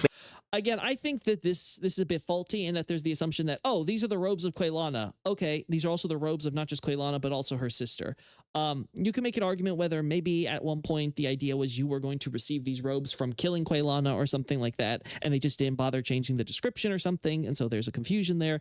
But you could just as easily just say, well, these are the robes of Quelana, and we see that these same robes are worn by her sister. So if we're finding these robes, which are not even named in the actual thing as Quelana's robes, right? They're just kind of mentioned in the description that these are the same robes that are worn by Quelana. That you could just make the case that, well, this is another one of the sisters. In fact, if you start counting the number of sisters, you can actually find that we meet, alive or dead, all the sisters in the game, though some of them are not in forms we may recognize. But anyway, the point here is, I think what he's trying to say here is that the Quelana doesn't leave Quelana leaves before the Age of Fire had even begun. This is, I think, very wrong-headed. It's very clear that Quelana leaves. To the extent that she does leave, she leaves much later. and that there's a lot of confusion over her dialogue, which is the result of Hawkshaw kind of, getting this all mixed up. Again, he will address this eventually. We also have to consider the fact that Quelana is in the cinematic, like the other sisters, performing the fire tempest spell. So again, you can't really kind of make this case that, Quelana is, this figure that we have to be, so suspicious of, right, the entire time, and that these events are all taking place before or after stuff related to the dragon hunts. I think as we get deeper into this, it becomes more clear. Being her home before the Age of Fire began, or shortly afterwards. Given that Quelana possesses none of the art of the Flame of Chaos, i.e. Oh, yes, and again, notice how he has to clarify here, but after challenging the dragon. So he wants to say, it's before all this, but it's after challenging the dragons, because he himself notices the weird contradiction in what he's saying here. Again, I think that's good that he's trying to clarify that, but again, I think it's still missing a very important element, which is like the timeline that includes what Quelana's own narrative on this is. And again, I understand why he's disregarding it, but again, that is a mistake. Flame of Chaos, i.e. she doesn't sell or use any Chaos pyromancies. This would imply that she did flee before the culture and advancements of Chaos began. This is assuming that the Chaos was a later development as far as Quelana's pyromancies are concerned. Now, it should be noted that Quelana's works are stated to be primal pyromancies, which is a term, for like original or source pyromancies. But this ties into a larger point being made, is that pyromancy originates with chaos and the chaos stuff. And later, Dark Souls 3 especially makes this abundantly clear. But it's made very clear that, chaos is the origin of course the bed of chaos, the flame of chaos, of course, and the pyromancies that we see. And chaos pyromancies are more likely to be the very, very original, first pyromancies that are being developed. And Quelana's are also being developed alongside, or in the same period at least, as part of these primal arts, these arts that modern pyromancers aren't familiar with, but that pyromancers of the ancient times in Izalith would be familiar with. Again, there's a context issue as well, as how and to what extent our perspective is shaping how this information is being conveyed to us. Alongside that, we also have to consider just this general idea that, retrojection is in fact a thing. And we're going to see this when he talks about the idea of the Daughters of Chaos. This makes the choice of words of the Gold 10 set very significant as to whether this occurred before the Age of Fire. Right. In addition, the name of the Witch of Izalith's children has always puzzled me, the Daughters of Chaos. Even in the introduction cinematic, they are referenced as of Chaos. The footage of the introduction of the witch and her daughters has always been assumed to be before the Chaos Flame's creation, but this name implies otherwise. No, again, retrojection is a thing. The narrator speaks about events leading up to the present day when we are imprisoned in the undead asylum.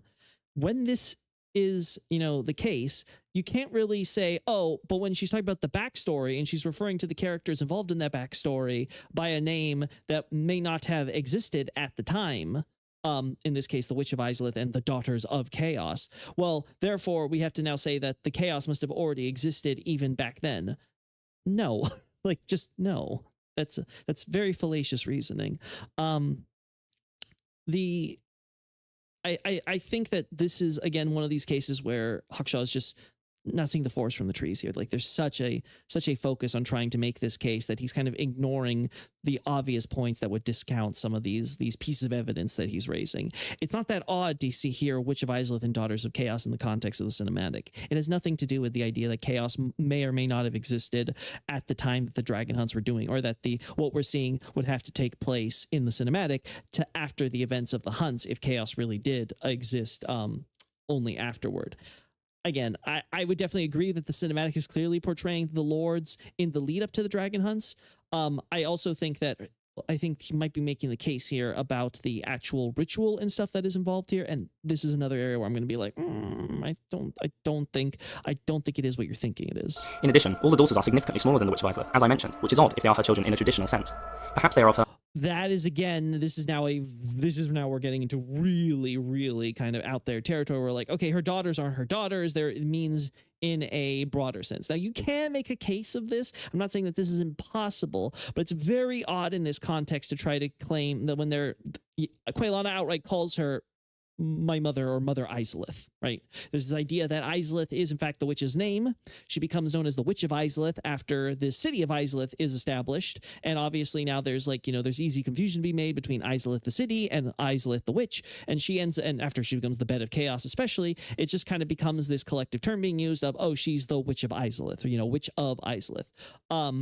In comparison, you have, of course, Quelana, though, who, of course, knows her mother, knows her personally, and she just refers to her as, well, Mother Izalith, right? So, again, very much a case where I think, yeah, the size thing is probably an artistic license endeavor. So the differences in trying to say like, oh, maybe they're just actually not literal daughters, but figurative daughters because they shared the chaos flame in relation to pyromancy and stuff like that.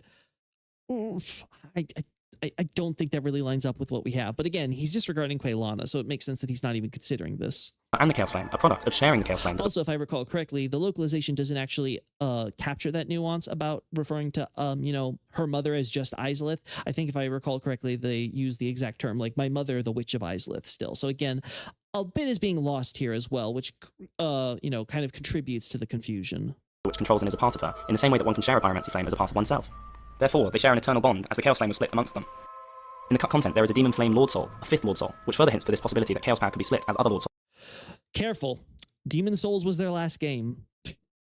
I would be very careful with how they use the word demon inside the game files when their last game was called Demon Souls and was, of course, heavily about featuring demons' souls. So this idea of Lord Souls or Souls in general being known as like, demon flames or demon souls or something like this is a possibility we cannot discount. And I think the way he's trying to be like, oh, there's plans for a fifth Lord Soul that they have internally called Demon Soul. This could be just a remnant of a very, very old code name or just like kind of just in general placeholder before they ended up deciding, oh, we're going to call this, Lord Soul or whatever, right? Or Lord Soul, I think Shard was another name option, right, for some of the distributed pieces. Anyway, point is, this is, I don't think, a good piece of evidence either. Can be. Further supporting the idea of inherent chaos in the daughters before becoming physical chaos demons is from Quelaag's two weapons. Quelaag's Fury Sword appears to be a part of the spider that we slew, perhaps a leg, and is said to have shells, spikes, and chaos fire as Quelaag's body does. Well, no, we derive it from her soul. So it's clearly meant to be you can argue that it's meant to capture the form of her leg and stuff like that, or is essentially like a clone of her leg almost. You can make it. I can definitely see a case being made for that, but it's not like, oh, it's just cut off from her leg, right? Again, whether or not that's like, the real point that he's trying to make, right? Not to quibble on that too hard. There is the idea that this sword is representing the demonic aspect of Quelaag that is derived from, again, her soul, implying her lower half. However, the Chaos Blade is said to have only the chaotic nature of Quelaag, which implies that she had chaos in her nature before she merged. Again, this is not necessarily what it's saying. It's trying to focus. There is the demon, which is derived from there's the chaos demon aspect of her, which is derived from the chaos, but then there's also the chaos itself. And you have one blade, which represents the chaos manifest as a quote-unquote demon, and then you have the chaos the raw core chaos in itself, which is then manifest as the chaos blade, which of course takes a atypical shape. Again, chaos, disorderly, doesn't follow the norm. So it takes, instead of being a normal Western sword, it's a katana. Instead of being, any type of katana, it's a katana with this fancy wave pattern on it, which kind of captures this idea of, chaos, disorder, flame, all that jazz. So again, I think this is reading a little bit too much into it and not considering the fact that we derive these from her same soul. With the spider, becoming the demon that we meet. I'm of the opinion that becoming the demon spider creature was no accident, and comes some time after the creation of the Chaos Flame. If demons interest you, all things demonic are our next video, so I won't go into too much detail here unless this is necessary, as we have some really great info I want to present properly in that episode.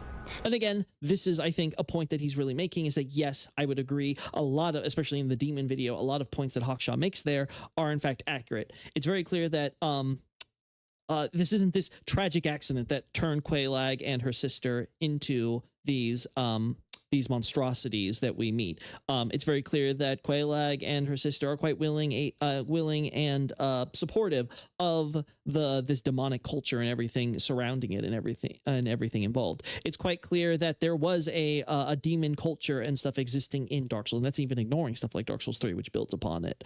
All of this is definitely true. The thing is that, again, Hawkshaw would attribute a lot of this confusion to Quelana as effectively misleading or lying to us outright.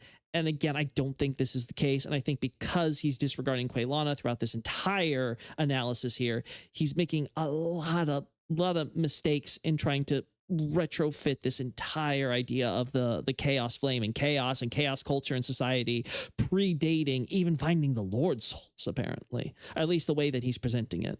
But back to the topic. We've also seen that women can be linked to flames without complications. Perhaps Ceaseless Discharge was not born after the Chaos Flame was created, and the daughters before, but rather all of them were born before. The daughters can possess it. There is definitely an argument for Ceaseless being born relatively early on in terms of the timeline, for sure, though again, I don't think as early as he wants to put before the dragon hunts. That said, it's very clear that the sisters are by far older than Ceaseless. So he is expressly referred to as the little brother. And it's I think even more obvious that if he's the little brother and they're the older sisters collectively, that this idea of him being kind of born as part of like a group or something, I don't think it checks out, especially when we consider the implications of why Ceaseless is so different from the others, which I think he's going to go into. Without the damage it causes Ceaseless, as they are women, whereas he, as Miyazaki states again, the women thing I don't think is relevant here in the Design Works interview, possesses the Chaos Flame but can't control it. In addition, the Witch of This is actually something worth actually clarifying, so let's actually bring up Ceaseless here. Let's actually talk about a little bit about what is being said here. Let's see. All right, so here we go. So there's the idea of Ceaseless Discharge, or it should be noted that his Japanese name is the one who is continually sore. You know, the idea he has a quote unquote a sore, right? This little gaping hole that's like infested, inflamed, you might even argue. That's a funny little crossover in accidental crossover in languages there. But the idea that he has this inflammation right in his body. So he's the one who is continually sore, and he's constantly feeling from this sore that he has in his body. And so Miyazaki's basically saying, Ceaseless Discharge is the same as Priscilla. I had a certain clear concept and image for the concept and all that. Again, Miyazaki's a bit rambly when you read it from the Japanese text. And so requested an outside designer. The one who is continually sore is the image of the first demon. The demons are born from a fire of chaos, or the flame of chaos. But because he was born during the earliest period, when the fire of chaos was still really unstable, he's clad in chaos fire, but hasn't adapted to it. It's an image where he's always burning and sore, and that brings him a lot of pain. Now, Hawkshaw will highlight this unstable thing, I believe, a little later. But the point being made here is that, yes, there's the idea of Ceaseless as the first demon. If we take that as true, then it's probably more accurate to say that the witch and her daughters had existed from before the dragon hunts. The chaos, after the course of the dragon hunts, the chaos flame is created. The witch becomes the bed of chaos, as well as some daughters. And Ceaseless is born in the immediate aftermath of that. In other words, that Islith herself was pregnant at the time, and which may have contributed to why the flame of chaos became, well, a thing. As a result of that, he is born effectively as like this, baby demon right out of her body, right from her womb, or whatever's left of it after she becomes a little bug thing. So I think this is all fairly consistent, right? Fairly consistent with the information we're told. I don't think the idea, though, that they're all like, oh, Ceaseless is born as the first demon, but it's because he can't control the chaos. But the daughters, they became her daughters because they got a share of the chaos flame, and it was all like about around the same time and stuff like that. But they're women, so they don't get it. I think it's more so about the fact that, like Miyazaki's saying, during that period, they hadn't gotten the flame of chaos under control yet, which is what we see during the case of the boss fight, when it's under control and we undo that control over the course of the battle. Islith's hands seem very burnt in the intro, almost as if she has been playing with fire, which leads me to the moment when she holds the flame in the intro. The intro has several moments which have been overlooked, and they perhaps signify more than what they first appear. Taking a closer look at the familiar image, she is surrounded by her daughters in what seems to be a ritual involving her flame. This is not fighting against the dragons, and is assumedly before the war, as we are shown the scene before the dragons are challenged in the prologue. It appears to me as though it could be a representation of the attempt to recreate the first flame, or splitting the chaos.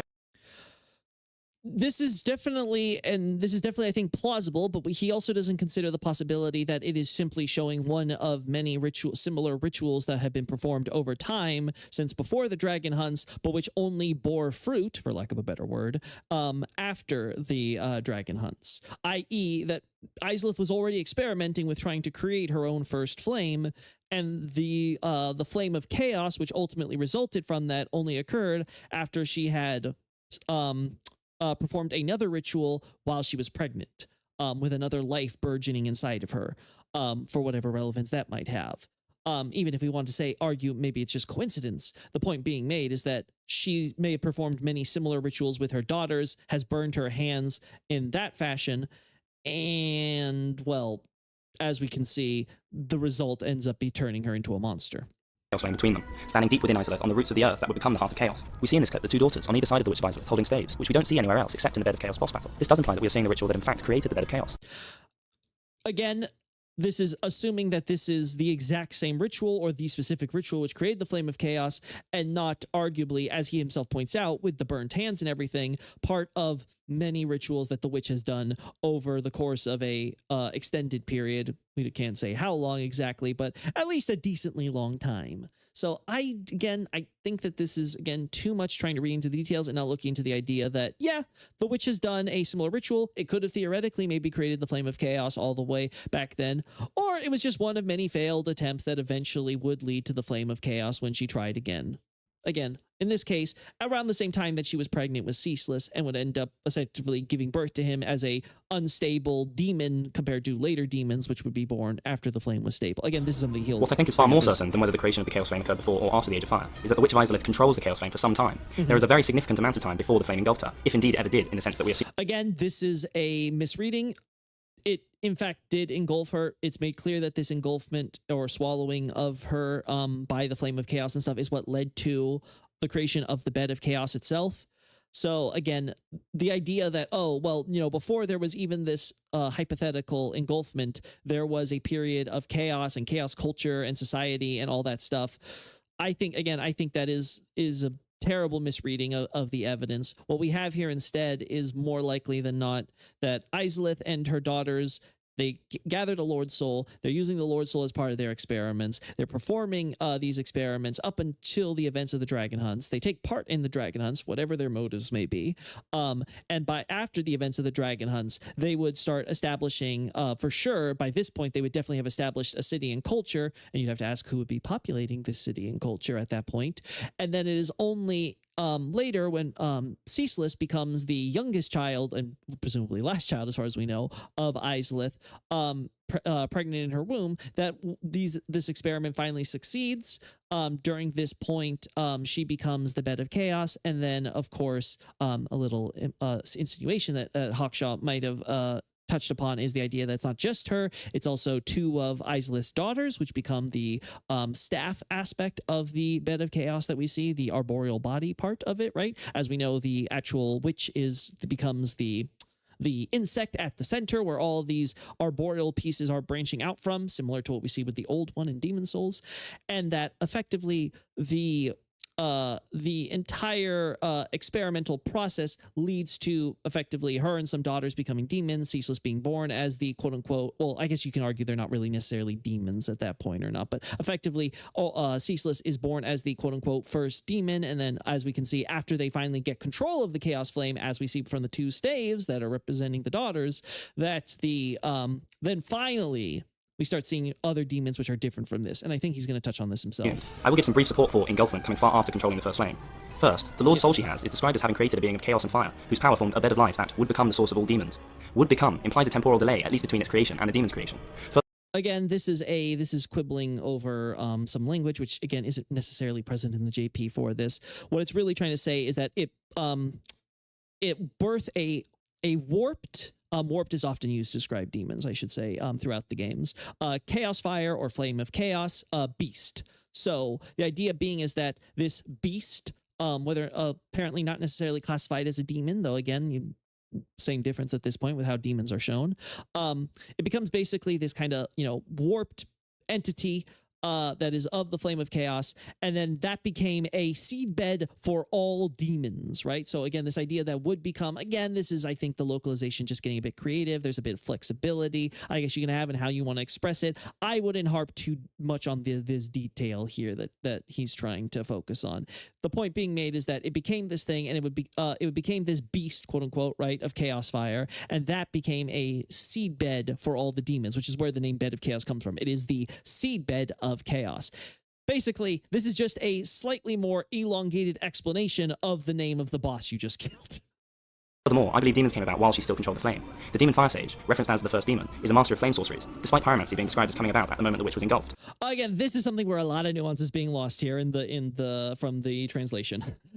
So the Fire Sage, or a Fire Priest, or Flame Priest, however you want to put it, so these are supposed to be like clergy for the Islithian culture that we see. Again, one point that you see that Hawkshaw will often conflate is that he's often talking about the far past, but he's referencing modern things which may or may not have existed in the past that he's discussing here, which I think is something you have to be, of course, careful of. It's like, okay, well, did this thing actually exist at the time? What's the good reason to infer it, or something like that? There's a bit more here that I think is easy to make missteps in terms of the analysis. But the idea being here is that the demon Fire Sage, or the Fire Priest, it is the idea of it being, again, also referred to as like a first demon, but more importantly, the last user of flame sorcery, not pyromancy, of or from, I guess would be another way you could put it, before the Witch of Islith was swallowed by chaos. So again, it's talking about the idea that the flame sorcery is from before the witch was swallowed by chaos. Not that the priest himself with his sorcery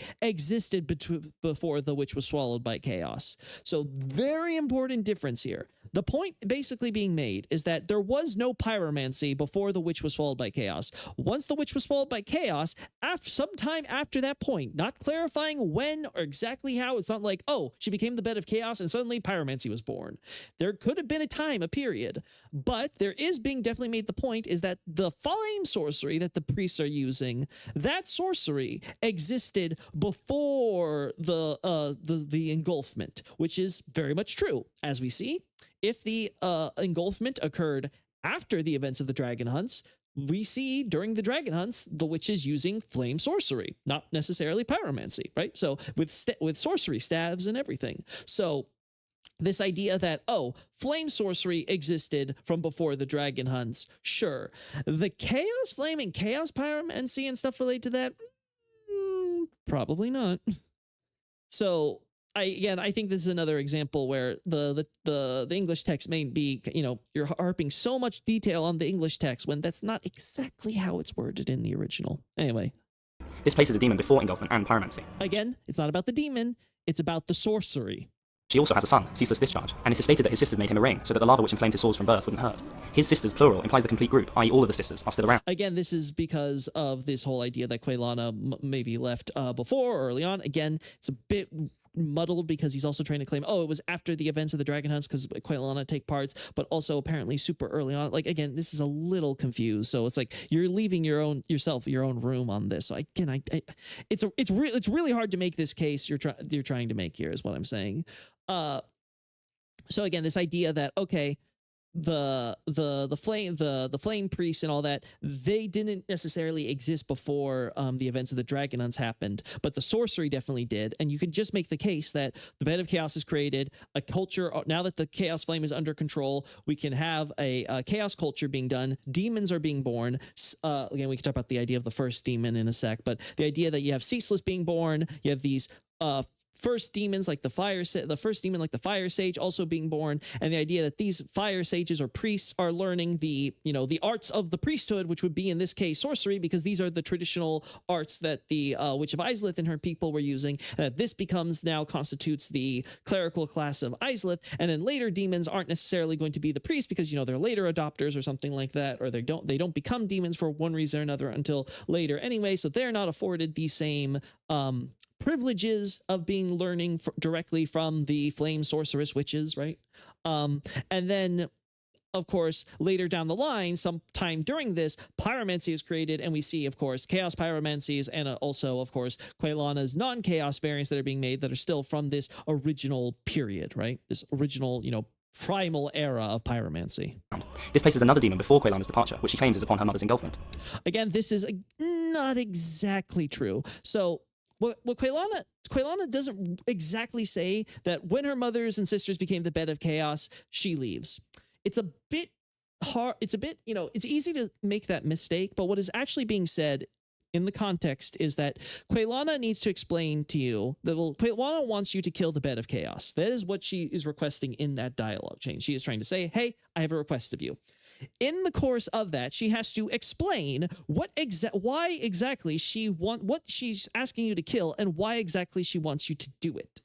In the course of that, there's a lot of history she's trying to condense here. So what she's basically tries to explain is that, oh yeah, my mother and sisters, they couldn't control the flame of chaos, and they became this horrible warp beast of fire.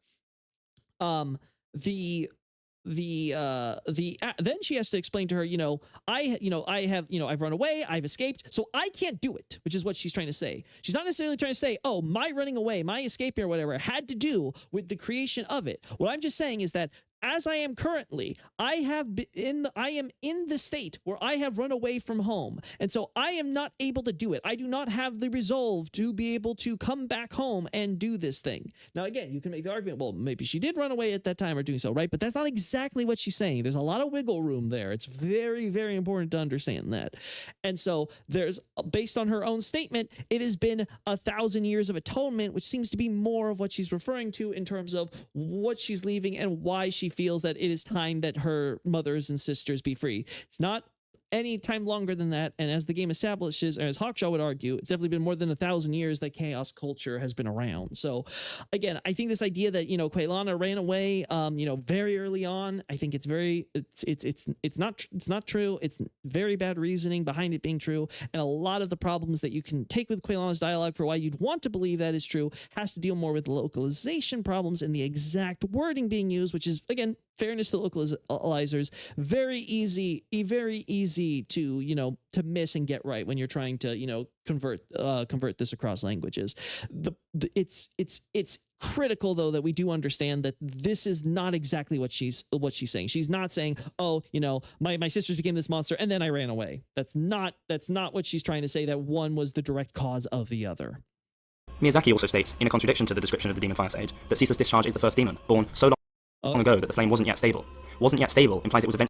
So again, I made the point is that eventually he does, in fact, the idea is that, Ceaseless couldn't adapt to it because at the time the flame was not, unstable at that point.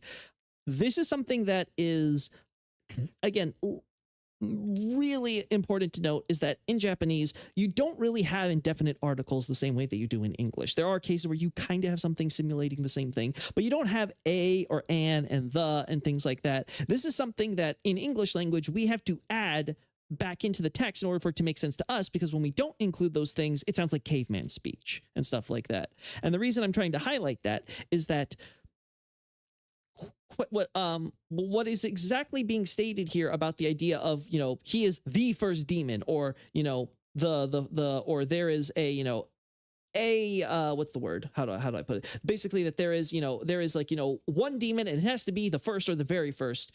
We have to also consider that there's a lot more expansive way of looking at this idea of first, right? So for example, there can be the first of a group or something. And it's another aspect of Japanese. This ties into another aspect, I should say, of the Japanese language, which is that singular and plural aren't always clarified. There is, in fact, there are suffixes that can be used to make something explicitly plural, but there are plenty of times when it is not. And you are simply meant to infer from context that we are talking about one or more things. And sometimes it's very obvious in the context, and sometimes maybe you're going to miss it. Or in a lot of cases, same with the indefinite articles, it doesn't matter. These are things that when you learn Japanese language, you realize that, obviously it's very important in English, but it's not something where you would say, oh, I strictly need to know, if it's an a, an an, or a the, or a singular, or a plural in order to be able to follow along or understand the sentence. So when we have the idea that, oh, Ceaseless, the one character, is the first demon, right? The is being inserted in there. And two, when it comes to the fire sages and the idea that, again, this demon fire priest is the first demon, that's also being inserted there.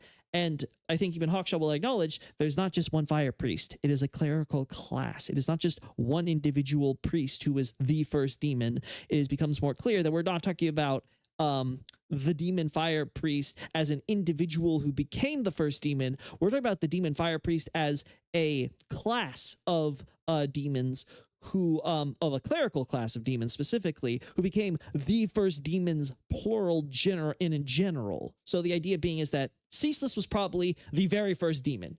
he was born when the flame wasn't yet stable. That much you can see in game, and it's supported by Miyazaki's interview. He is the one who's unlike any of the other quote unquote demons. But then demons post stabilization, these first demons, like the first early adopters, these are the ones who become the priests of this new demon chaos religion, and they become the ones who learn the traditional arts of the witches, which were, of course, sorceries. And then when these, eventually later on, these sorceries are dropped in favor of pyromancies by at least Quelana and presumably many of the other witches. But, the priest classes are going to stick to the traditional arts they learn, that affords it with them certain status and things. How we know this thing, but we learn it's proof of us learning directly from the witches, right? Pyromancy, is more like, for the general public, you can argue and stuff like that. But anyway, putting all that aside, the point being made is that, again, there's a lot here that is not necessarily a contradiction if you're reading in the original language and in the full context. It's very likely that they're not really contradiction trying to say Ceaseless is the first demon and the demon fire priest is the first demon, but that, Ceaseless is the first demon and the fire priest as a general class, the fire priests plural, are the first demons plural, right? So, Ceaseless, very first, fire priests in general, the larger group, they are the first speaking generally. Okay. Actually stabilized and controlled, in addition to the Great Age of Ceaseless, implying that his creation was long ago. Also, when Ceaseless dropped his orange charred ring, his lava swords flood the land below, burying the Chaos Ember, an ancient art known only by blacksmith first in ancient rites. Again, this is something that we've talked about previously, but again, the Chaos Flame Ember, just because it's old or ancient doesn't necessarily mean it comes from this period. And again, it's not necessarily was buried with Ceaseless's lava flow. Like, we have to also keep in mind that there are a lot of corpses and items and things that we can find laying around. That doesn't necessarily mean that they are, they were, put there because of that lava flow or this at this specific period in time.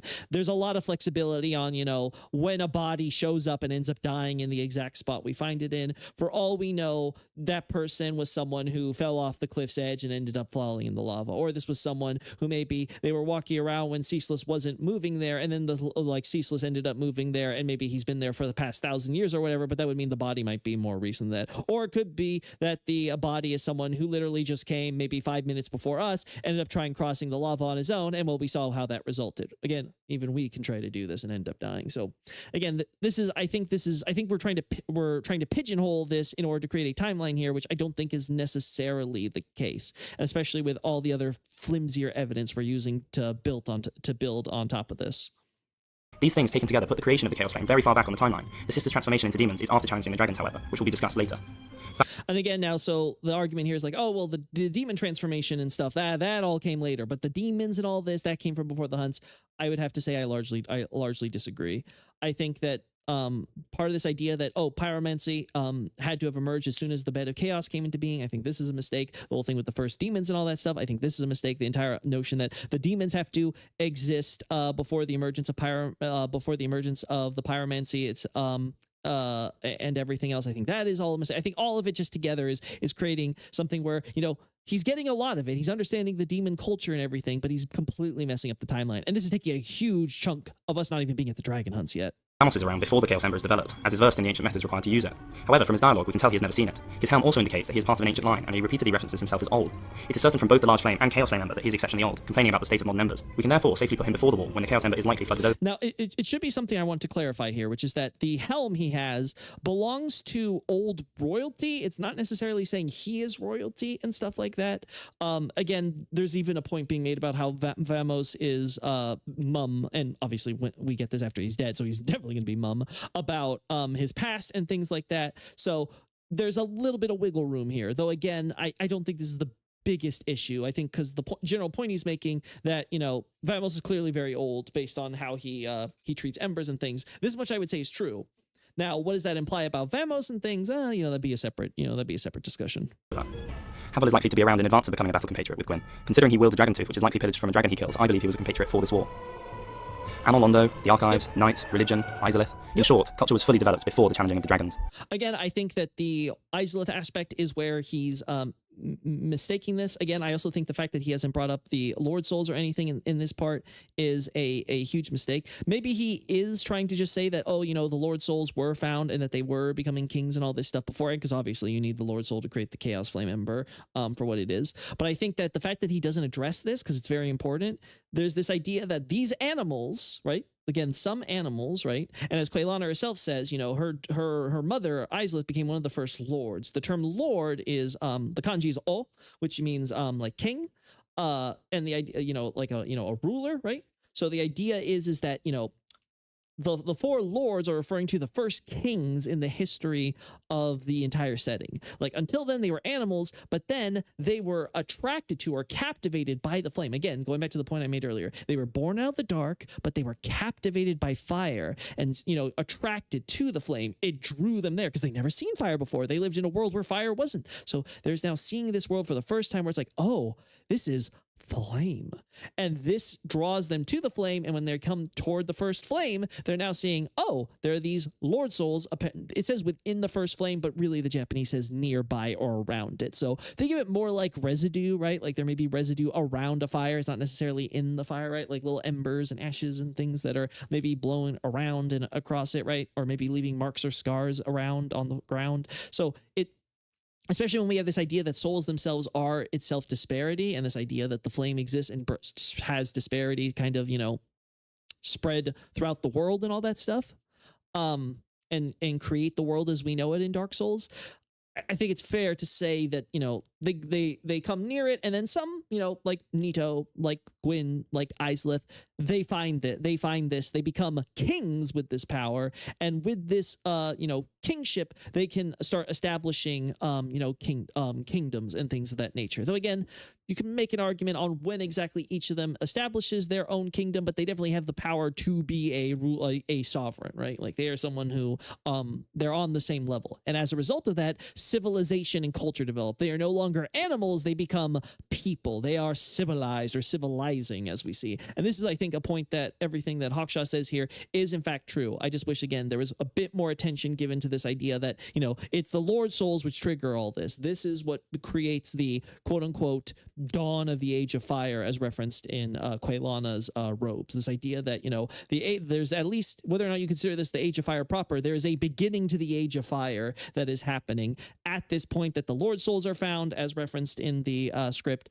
and that the you know, that the gods and everyone are developing their peer. All of this stuff is happening before we even get to the dragon hunts. Like he says, we need all these things to exist. The Lord Souls are found.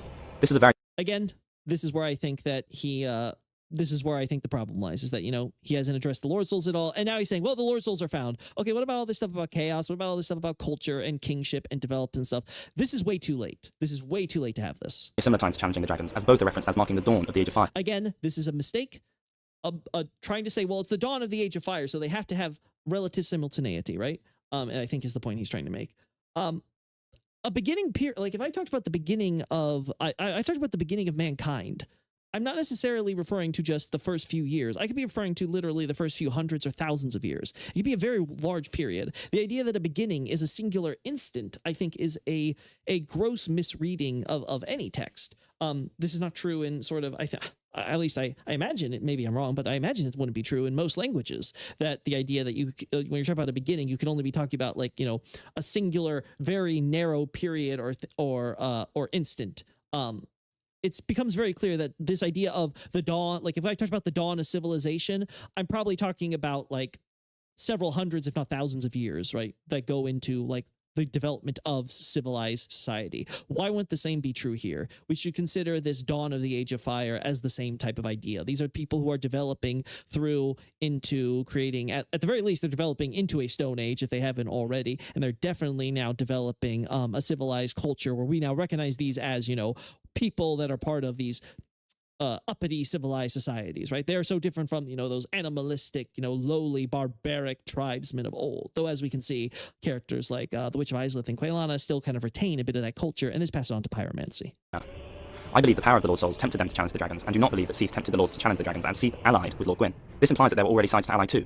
Betraying his own also implies the same.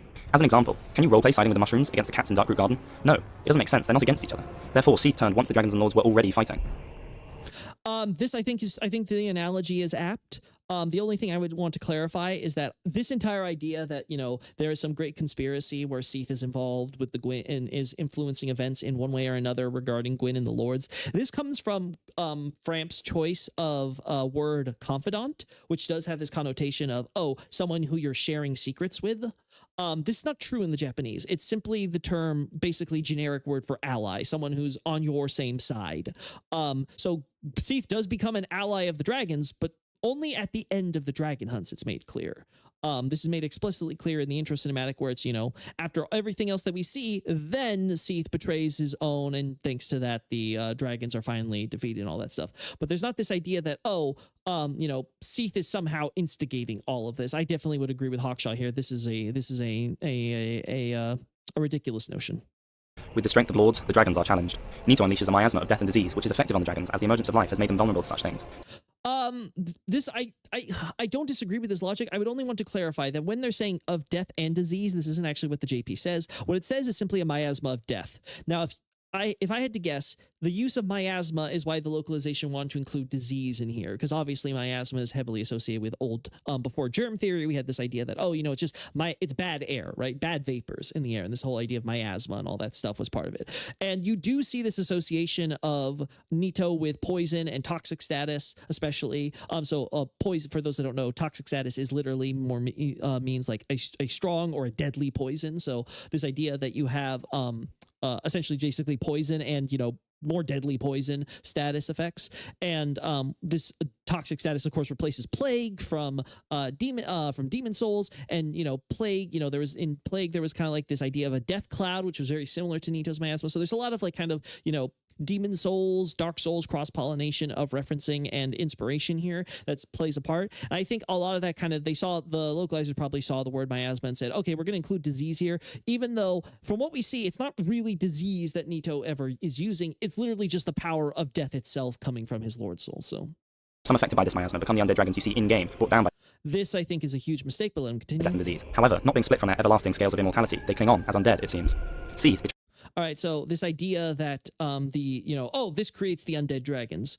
This doesn't really fit the context of which we see them. These dragons are found in, you know, obviously one is found in the painting world, completely separate location, to the point that its back half has rotted separate to its front half.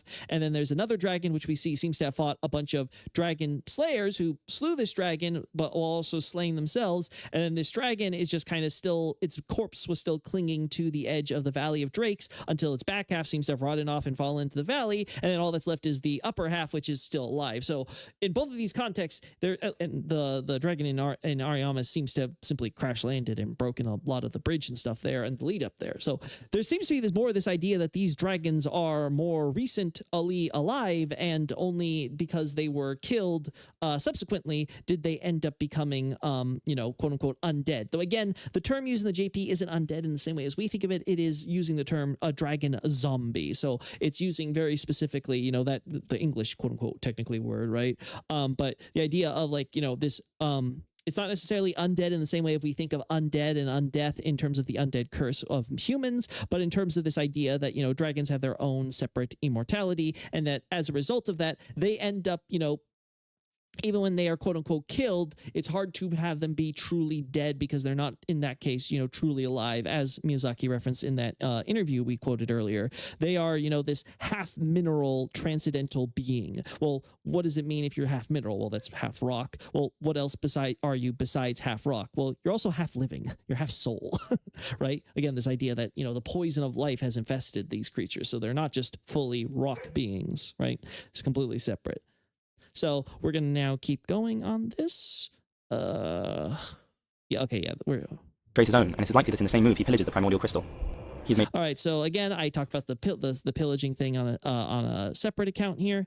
So the idea that Seath betrays and all that stuff, I think this is fully supported by the text and the intro cinematic. This all lines up as far as I'm concerned. So this, I think, makes the most sense. The whole dragon zombie thing, I don't think it has anything to do with Nito from what we can tell. This just seems to be a natural state of the dragon immortality because of their scales. In other words, the dragons were killed, not necessarily by Nito, they're just dead. And as a result, we're getting examples of what happens to dragons who are just dead.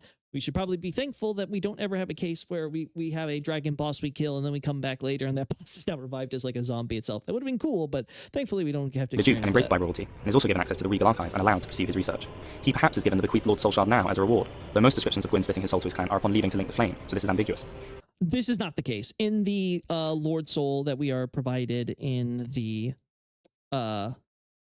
actual Lord Soul that we're provided, the shard actually states very expressly that Seath was given the Soul Shard when he became Duke. So it's very much clear that at the point that he ends up gaining this title as a Duke, which I think Hawkshaw would agree would have to be probably very close to immediately after the Dragon Hunts are finished, during the wrap up and the post-war, all this stuff that would happen in those ensuing months and maybe years. But then, that is when Seath becomes a Duke and when he also receives a reward for soul. This is also why I talk about with the primordial crystal. I agree with him. It's probably around this point that, of course, he takes the primordial crystal, but I'm not sure if it's necessarily he took it from the dragons. I would at least make the argument that it's probably more likely he took it from the gods, and that would have to go deeper into maybe, why what the primordial crystal is and who would have more likely to have crossed paths with it at any point.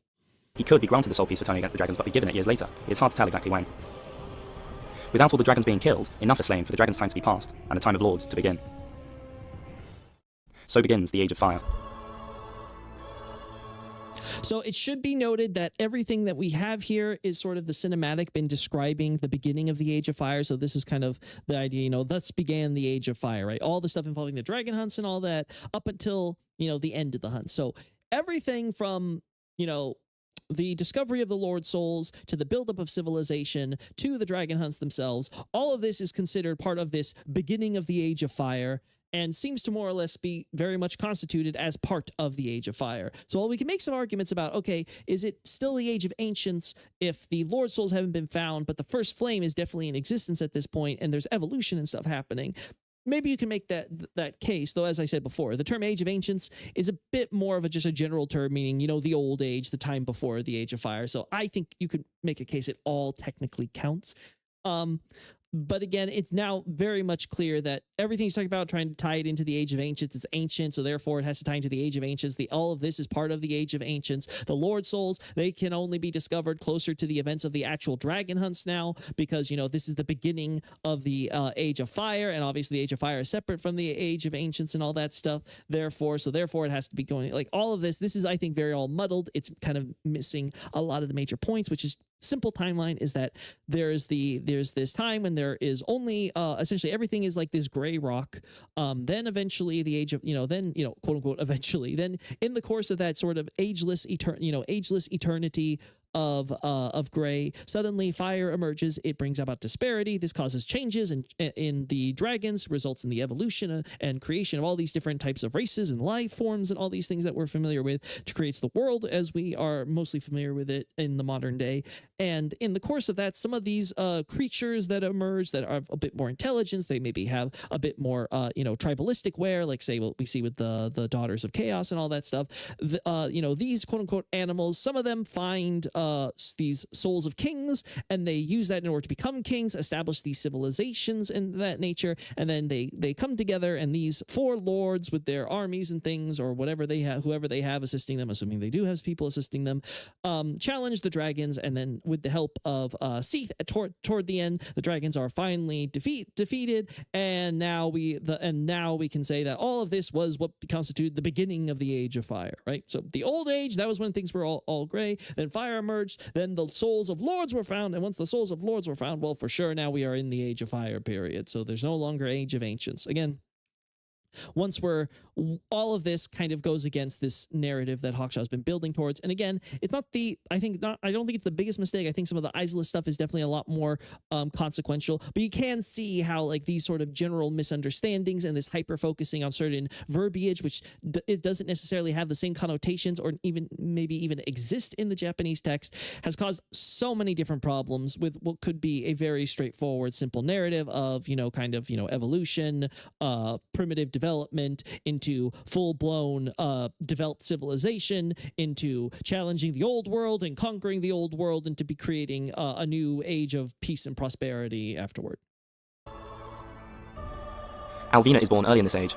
If there were not the full set of 4 nights before the war, in the age of... Again, this is something where, depending on how you want to put Alvina being like born during the early, the early age of fire, you can make the case that, it may be that she was born before the dragon hunts and stuff like this. Again, this is all because the dawn or the beginning of the age of fire is this at least broad enough period that, you have the discovery of the Lord Souls, all this built up of civilization and everything that goes into it, the alliances between the lords, and then finally the dragon hunts. Alvina could be born at any point during this, and there could be God knows what events that are happening between all the lords and everything that could lead to the circumstances where she is born in. Fire, the set of Gwyn's 4 knights is completed, and the Lord's blades start killing Gwyn's enemies. It may be here that Smough grinds bones of victims and ruins his chances of being ranked among the 4 knights. Yep. Sen's Fortress is created as a trial to become a Silver Knight, or as a training ground, either replacing Uniseal. Again, we can see where he sort of arbitrarily decides, the trial of Stoicism, that predates, because it's part of ancient Ulasil, that predates this. Again, Sen's Fortress is also called Sen's old, again using Furu, old or ancient castle. So there's a problem now for you, Hawkshaw. Which is the ancient that is relevant to your Age of Ancients. Like I say, this is all just bad reasoning, so it's not relevant here. Sen's Fortress, independently, you can determine, clearly predates the trial of Stoicism. But anyway, the point is that the Sen's Fortress likely exists before the Dragon Hunts. I would not place it here. Though again, we do see with the Iron Golem being placed in a boss room where very likely was a specific facility that was designed to help train for the Dragon Hunts, if you look closely at the pillars. Or in conjunction with it. This is due to the fact that Silver Knight statues fill the rooms of Sen's Fortress, despite the fact that Silver Knights have remained at Londo since Gwyn left to kindle the flames to protect the... Again, I think this is a reasoning that could easily have applied to before the Dragon Hunts as well. Obviously, as he established, there were already Silver Knights leading up to that conflict. Illusory goddess. Therefore, it is impossible for there to be Silver Knight armor here if Sen's Fortress was intended to shepherd the undead from the start, as if Gwyn orders the shepherding of the undead upon kindling the flame, the Silver Knights have remained at the capital since he left. Hence, the armor sets must have been there when Sen's Fortress served a different function, for example a training ground. This is pushed further by the fact that the armor is old, broken, and rusted. Andre's dialogue shows that it was likely built before the undead legend, stating, Sen's Fortress is an old proving ground built by the ancient gods. It was built by the gods, plural, which implies it was before the gods left, and Gwyn only tells his children to shepherd the humans on leaving to kindle the flame, by which time most gods have left. Now there's a lot of controversy to be had about this whole when did the gods leave and all that stuff, but that's kind of a separate point. I think the idea that, it's an old proving ground, that could happen before or after the gods, because again, especially the terminology used, we're referring to the gods as like just a general group. It's you can have if you have just multiple gods or just the general idea of a godly society or system in place, that could still apply. So I wouldn't hyper focus on this specific idea that, the gods can't have left yet because it's an old proving trial for the gods. Maybe not. Personally, I think you probably could make the case that the trial for Sen's Fortress, at the very least, it was already being developed by the time the gods were leaving. Like maybe it wasn't already being active as a trial ground, but at the very least it was being set up for that purpose by that point. So that's something that I feel you could definitely argue. I would not try to use this though to say like, this idea of a trial for Silver Knights and stuff, this was something that we can now use as evidence for that. All we can really say is that, the idea of it being a trial ground for the undead mission maybe has to be dated to much later based on what Andre and others have said.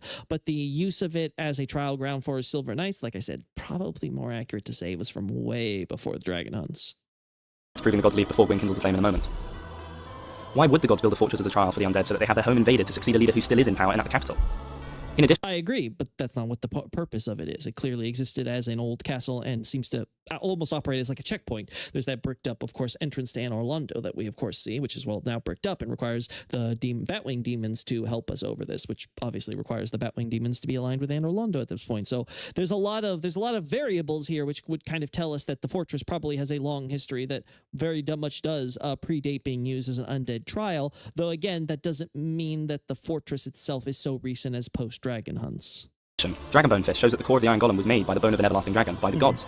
This once again shows that it, like the fortress, was made by multiple gods, and also makes likely that the golem was built shortly after defeating the ancient dragons. Yep, a painting of the fortress is also in a bedroom in Londo, implying it existed and was used well before the gods left and the shepherding of the undead to Londo began. The Iron Golem also slayed countless heroes who sought Londo, which seems an overly positive term just for some undead. Well, undead include heroes. Like, several of the characters like Night King Rendell and stuff, these are brave, powerful, legendary figures who would definitely be worthy of being called heroes. Now, it should be understood that a lot of terms in Japanese for heroes generally constitute this idea of strong, brave warriors or stuff. So, for example, one common one you will hear is yusha, which again refers to a brave person. So the idea that, you know, a hero is someone who's, you know, marked by their valor and, of course, by their strength, which would, of course, justify that valor. Obviously, you see this played around with in something like Demon Souls, where you can have quote-unquote unknown heroes versus legendary heroes and things like this. Though Dark Souls seems to more or less kind of simplify this to being like, you know, you are either an unknown soldier or you are a legendary hero because you have the strength and the accolades to have survived in order to gain that type of reputation in the first place. So I think that this is something that where it's like, oh, we're going to exclude undead from this. I mean, for those that don't know, the term chosen undead itself is referring to an undead hero. So the point being made is that the Iron Golem has defeated many heroes before us. We are one of the few heroes who have defeated this trial, who have overcome it. Tarkus and likely Lautrec seem to have both defeated the Iron Golem, and despite this we can kill it too after they already have, showing that it is a trial that can be reset over and over as it is not living. A golem is defined as a robot, automaton, or clay animated by magic. We see this sort of magic in Ulasil in the DLC. The armor shows how it is just a vessel for the souls, further hinting at its puppet-like nature. It is not truly alive and can be reset to fight again and again, which is perfect both as a... Well, again, it is not truly alive. A golem animated by a soul is by definition alive. So this is something that's very important to kind of keep in mind. Again, soul and life, symbol of life, it is synonymous. So anything that has a soul is alive. Now, you could argue it's not a fully conscious individual, that it's a simplified life that is more like a programmed robot, but, you know, kind of like how we have discussions about what is the sentience of machines, and does that mean them lives? Does this machine have a soul? You know, these types of philosophical questions. At least in the case of Dark Souls, there is no question. It doesn't matter if it's a golem, which is essentially just a soul-powered automaton. The fact that it has a soul, and that is a power force which is animating it in order to operate as like an independent agent with its own will to some extent, even if it's a programmed, predetermined, limited will, still means that it's alive, in the same way that some of the souls we use for our sorceries and stuff can also be made alive, specifically with, I think, stuff like the Pursuer, right? Trial or as training. Therefore, we can conclude that Sen's Fortress has been recycled. It was once a trial or proving grounds to become a Silver Knight, or it is also likely, given the number of spare armor sets, that it doubled as a training ground for the Silver Knights. Again, notice those pillars, and notice the entities on those pillars. And I think this is a point that this is actually, I think, a perfect summation of what Hawkshaw's missing here, is that what he's saying is true. Trading ground for Silver Knights, way before that it was being used for undead, sure, very true. The problem, though, is that what we're trying to say is, oh, but it only came to exist after the Dragon Hunts. It was actually the Trial of Stoicism that was being used to train Silver Knights before. Again, as we went over, there's some I think bad reasoning being used there. What's more likely is that Sen's Fortress, with its very distinct styles of architecture and very clearly multiple purposes that it has served over its history, probably is what has existed there. And what we're looking at here, where we fight the Iron Golem, is a type of, as concept art actually makes explicitly clear, a type of fire training regimen, where these pillars would actually build up flame from the bottom. These would shoot out of the pipes, if you look closely at these little draconic gargoyle type of statues, and these would shoot the flame out of it, with which you can imagine a Silver Knight practicing or drilling in order to get used to withstanding the flames, because, well, we're going to be challenging dragons, son, and you're going to need to learn how to be able to withstand the heat. So there's a very clear disconnect here between the logic being made and how it's been applied in comparison. And again, the only reason is because he's already determined that Battle of Stoicism must predate it, and therefore it's mutually exclusive with what we have here in terms of Sen's Fortress. Again, this isn't actually the case, though. And again, if he wanted to apply this old ancient reasoning, he could have done so if he just knew that Sen's Fortress is actually referred to as Sen's Old Castle. For the Silver Knights. Or Ancient Castle. It has now become a proving ground for the undead pilgrimage. Other regions develop that had not already come about. Demons are eventually produced in large number, likely from the original inhabitants of Izalith, and demon culture becomes more established. Support of the Flame of Chaos, the demons themselves, and likely even willful transformation into them, is carried out by the witch and some daughters. All except, and rather suspiciously given her dialogue, Quelana, who is against the Flame of Chaos. Again, I would agree with this general placement of the timeline. Around this point it would happen. I would just say that all the other Izalith stuff should also be moved up to this point in the timeline. Like, by this point, that all these other events with demons and things are happening, right? This should be around the same period. Like, this is all that analysis trying to retrofit it so it all predates the event of the Dragon Hunts. It's all bunk. This is the period where all that stuff relevant to if not the creation of Izalith as a city, then at the very least, for sure, the creation of Izalith as the capital of chaos. Stay tuned for our demon video for more detail on this. Izalith is not in disorder. Demons have a hierarchy and culture, and there is no war waged upon them for some time. The Japanese name for demon fire sage implies that he was a priest of the demons, and is high up in their ranks. And yes, it is not a transformed daughter of chaos. Sage, the English, and priest, the Japanese, are both male terms. Great Chaos Fireball and Chaos Flame Ember, among other items, are all described as the art of the flame of chaos. The inclusion of spells and smithing in the demon culture is hardly the stamp of a demon-ravaged ruin. The Chaos Flame Ember is an art of the lost city of Izalith. The Ember is used to make demon weapons, and yet it is the art of the functioning city of Izalith. Izalith continues to flourish after the Chaos Flame and the demons come into being. Yes. The statues themselves in Izalith function as demonic guards. Quelaag and the Fair Lady show language developed as part of this culture. This is supported by the Old Witch's Ring description and the demonic script that appears around the Ceaseless Discharge and the Bed of Chaos boss battles. Sure. The Chaos Flame. It should be noticed that this script seems to just be used to represent demons and the power or the flame of chaos in general. You can make arguments about why they want to use that to represent the licks of flame and stuff like that, but it is something that more or less kind of disappears when we go into later games. And this is true as well. Like bonfire flames also lose their classic Dark Souls 1 look later on. So at the very least, it doesn't seem to have been that important to the developers. Though again, if we're limiting things to just Dark Souls 1, I think it is worth kind of highlighting that note about this idea of culture and development and everything else in language. At some stage engulfs the Witch of Izalith and her daughters. This could be soon after challenging the dragons, or a period into demon culture. It is hard to say. Furthermore, engulf could mean that they were powerfully affected or overwhelmed, as opposed to the traditional meaning of being swept over in a physical sense. This is important as it could imply a different process to manic transformation or flooding of lava, and instead mean being overcome in a power struggle, the development of an infatuation with the Chaos Flame, or the giving of allegiance to the Chaos Flame. This type of like I said before, it's quite explicit and clear that yes, when the quote-unquote engulfment happened, this meant that she was physically consumed by the flame of chaos, and that flame transformed her into along with some of her daughters, into the bed of chaos. So the seedbed of chaos, right? This beast, this warped beast of chaos fire, of the flame of chaos, which had the flame was unstable, but by the time they stabilized it, they had already become these terrible monsters. Cecil was already born as the first demon or whatever, and now subsequent demons are being born as a result from this stabilized power that they have gotten a hold of. Again, all of this requires that the witch be the bed of chaos before anything involving chaos power, chaos pyromancy, any of that is occurring. So, yeah, this is an unfortunate misunderstanding that again he doubles down on it, but it's definitely one of the weaker points I think in this timeline video. It's just such a gross error in terms of where we're placing all these events. engulfment, that of infatuation or allegiance, may be supported by the fact that both Quelana and the eldest daughter, who is closest to the heart of chaos, are both unaffected by this engulfment and seem fully human. Again, the idea that some of them are affected and others don't, and somehow this is because there was some type of control. I mean, if it's if it's a random flame, and it's going in all different directions, and as we see, cause so much damage to the surrounding area of Izalith, some people being affected, especially those who are closest to the flame. Again, the idea that it is the witch and the two daughters who are standing right next to her on either side who become the bed of chaos, right? But then you have others who do not become it.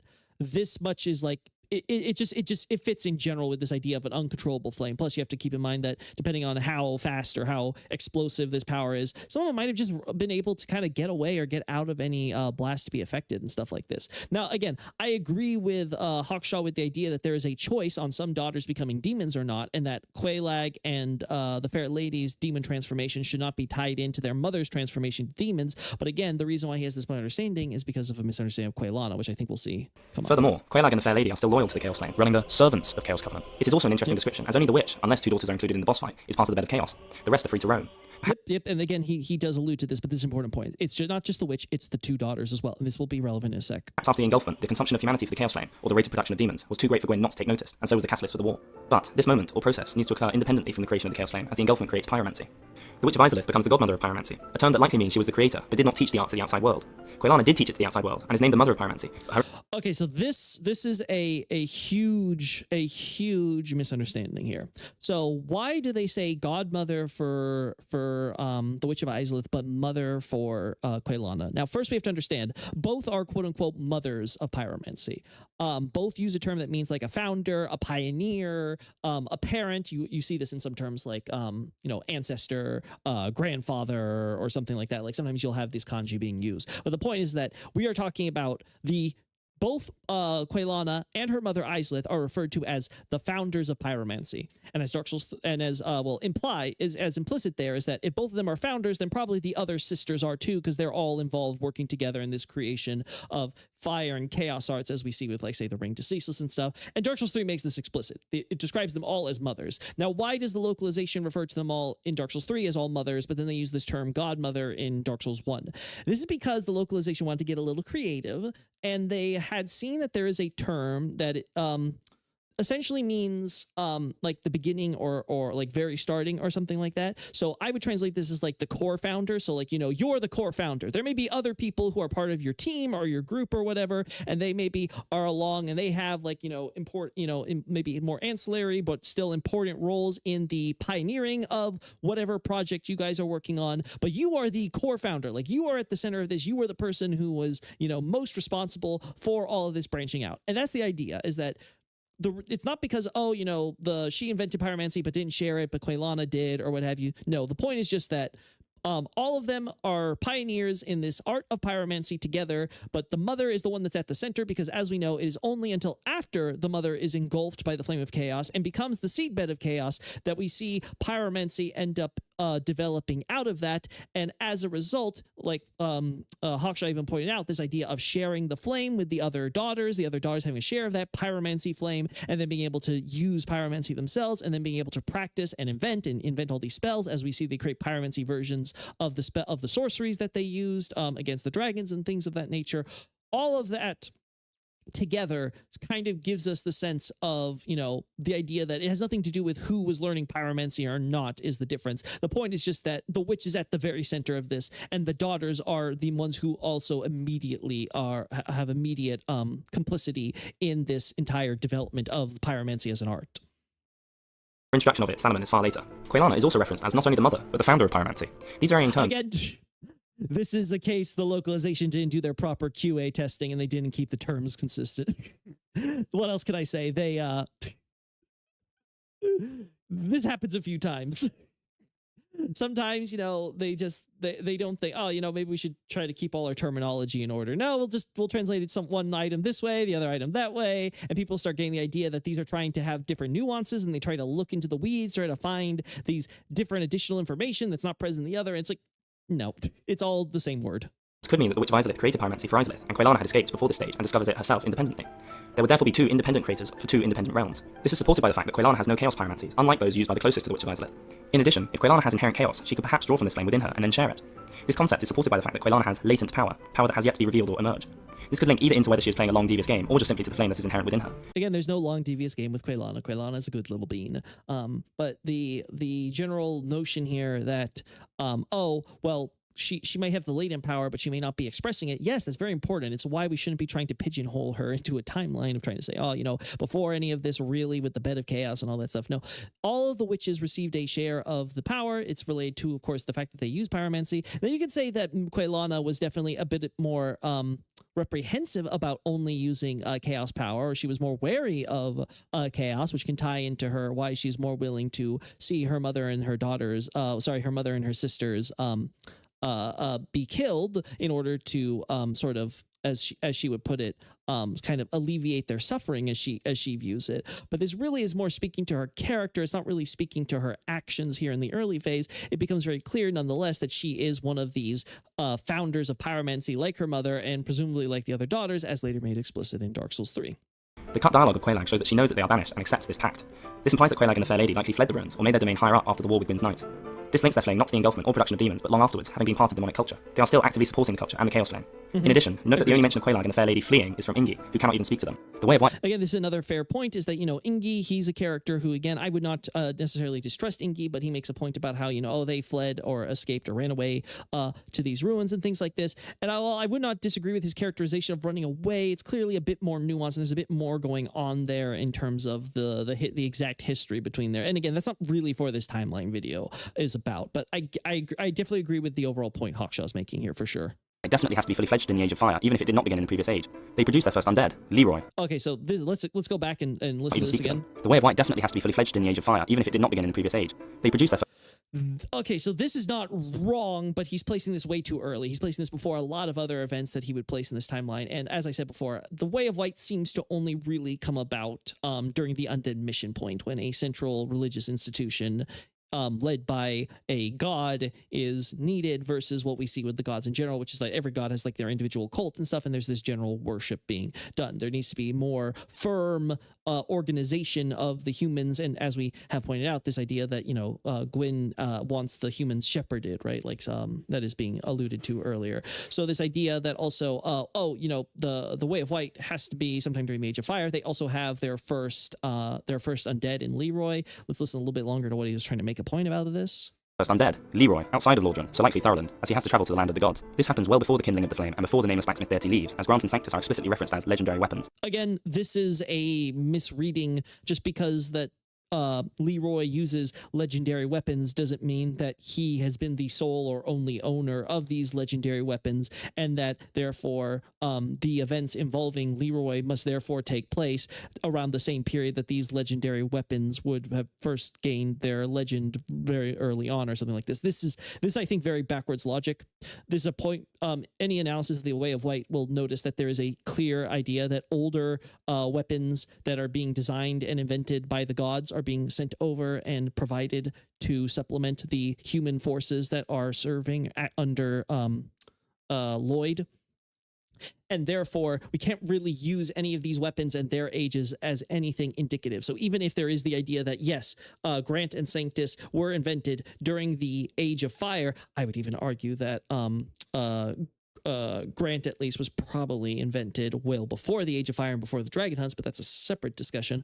That the idea that Leroy was always wielding this legendary weapon, and therefore as the first Way of White undead cleric, therefore the Way of White, and by extension I would suppose he would have to argue undeath, were already existent at this time. Again, the case with the undead dragons, they're actually referred to as dragon zombies, and when we do have references to undeath, it needs to be understood the term used means more literally, it means non-death, and this can of course mean undead as we think of like, oh, undead zombie man, but it also has this idea of immortality, so just general immortals. And this is kind of a double meaning that's played upon, where like obviously undead are generally treated more like immortals. They look like normal people and they have eternal life or whatever, but then the zombie aspect creeps in when we consider hollowing and stuff like that. And similar with the dragons, where there's this idea where dragons are quote unquote immortal because of their scales of immortality, or as sometimes locals people call it, scales of undeath or something like that. But then the immortality aspect becomes more like what we consider a traditional zombie later on, when you actually do kill a dragon and it's left to quote unquote rot, but it can't fully rot because the scales are kind of keeping it, from truly dying. So again, there's even a point in the Design Works interview Miyazaki makes about this. So I think there's a lot here that's kind of mistaking the reading based on the weapons Grant and Sanctus, is my point. Legendary weapons require a titanite slab to be forged, slabs being the domain of gods, and which are the heirlooms of the nameless blacksmith deity. However, these Now it should be noted that the let me see the text being brought up here, because see if I can make it come up here. Come on. A little bit early. There we go. So there's a point being made here about the slabs are the heirlooms of a nameless blacksmith deity who forged the weapons of other gods. Weapons forged with this slab form the legendary weapons and things like this. It needs to be understood that they are referring to weapons that they're referred to as kind of like this idea of myths, really, where no one has necessarily. The text basically says that when they're talking about them as these rare legendary weapons, these are the weapons that no one has seen them yet, i.e., people are looking, in the case of the slabs, for them. They're trying to find where they exist and all that stuff, but no one has actually seen one. So they're treated almost like a myth in that case. This doesn't necessarily mean they come from like some mythic age or something that is like before the age of like actual recorded history or something like that. So I would be careful on this. deity.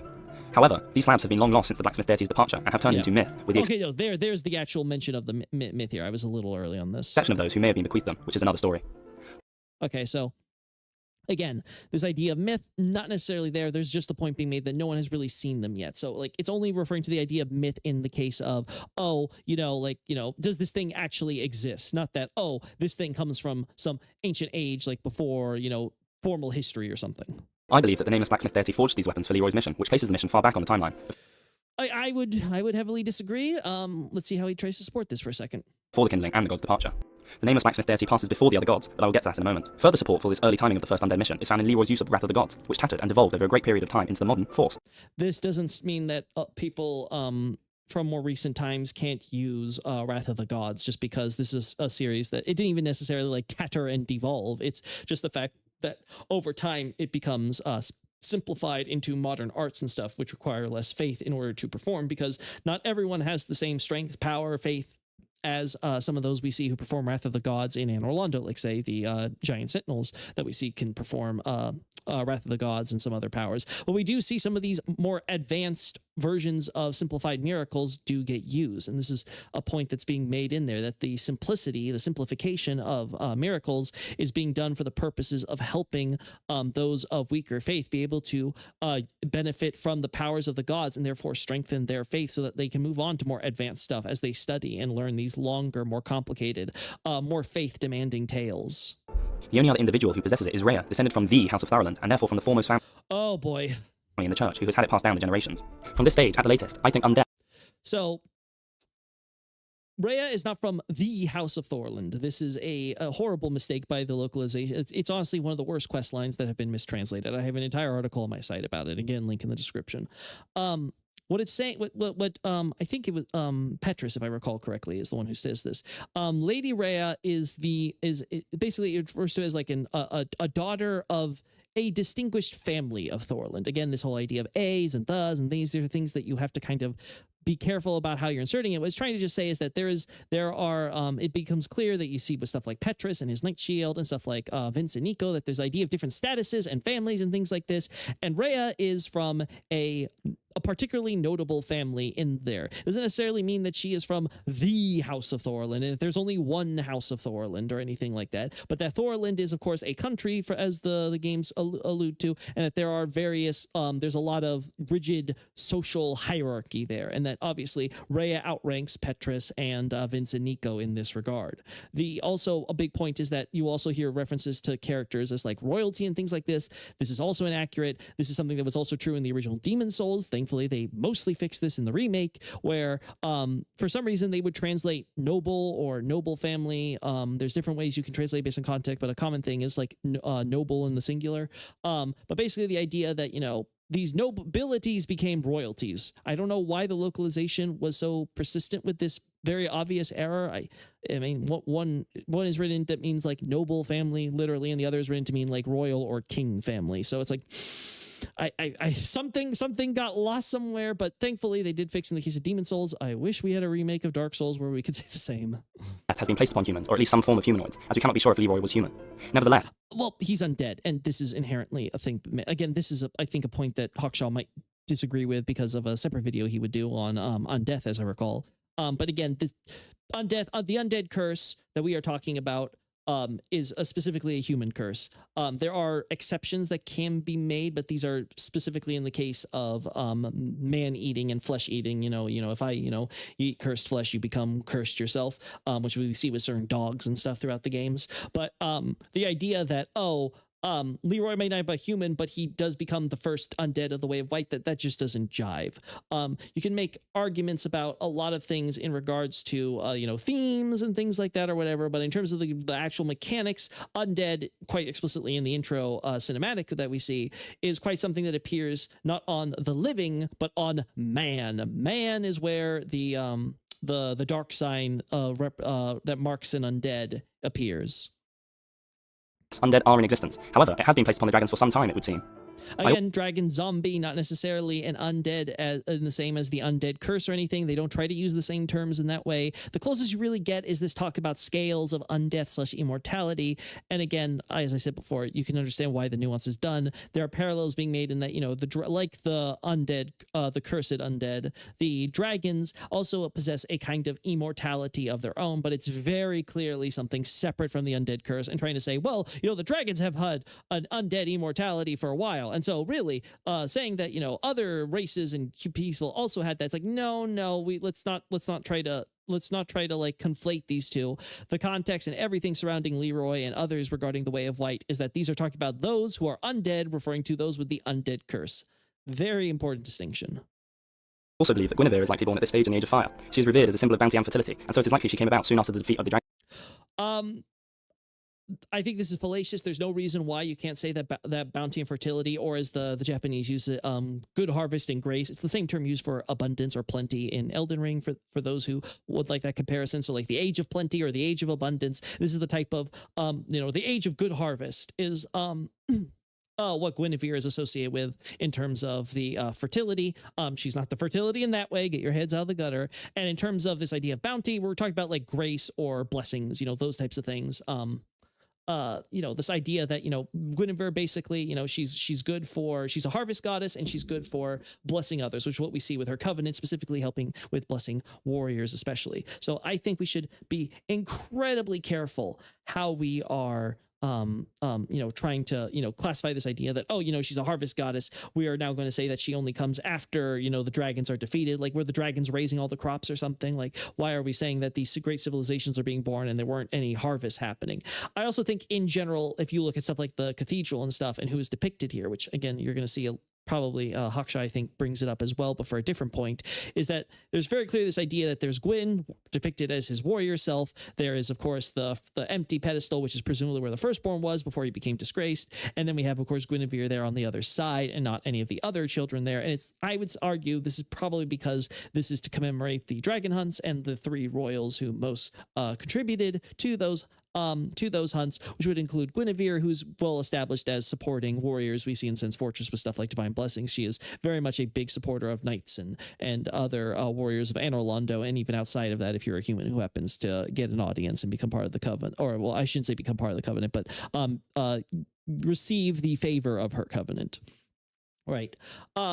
So overall, I think this is too late to date Guinevere. I think it's, especially when you include Dark Souls 3 into the mix, and you have to include another daughter that's younger than Guinevere, Filianor, and not even bringing up Gwyndolin here. Already you have lots of problems of trying to date Guinevere this late. But even ignoring that, I think just on everything we receive in Dark Souls 1, it becomes clear that whenever the Gwyn's firstborn is being born, that's probably around the same general period that Guinevere is also being born. How long after, who knows, but both the eldest son and the eldest daughter seem to be from before the dragon hunts, and likely both contributed in their own ways to them. And born as culture developed even further with the lords prospering as the dominant beings. However, she does in the cut content have a talisman named after her, which is called the Dragon Talisman. Perhaps this could have been a gift from the dragons in a time of peace. In addition, there is I would not argue a gift from the dragons. The Dragon Talisman seems very clearly to be kind of bone or fossil of the dragons. This is reinforced because a very similar thread-like appearance that we see in this cut talisman is used in Dark Souls 3 for the dragon bone weapons from the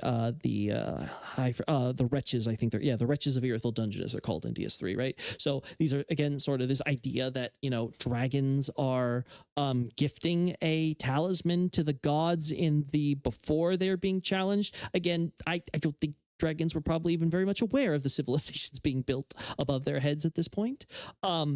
The notion of Guinevere receiving this talisman, sure, that is possible, but we could also just say she received this talisman after the hunts, or as a product of the hunts, or maybe she herself may have even collected it during the hunts. There's a lot of different ways you can say this that would involve her being that would include her being born well before that these events of the dragon hunts took place. So I do think that he's not really kind of homing in on like a lot of the problems that his position of her birth in the timeline is creating.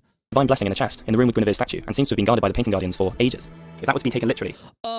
Again, the idea of ages. Again, I understand what he's trying to say. He's trying to like qualify that, okay, well, maybe, it's been since the age of ancients or something, so maybe she was born beforehand.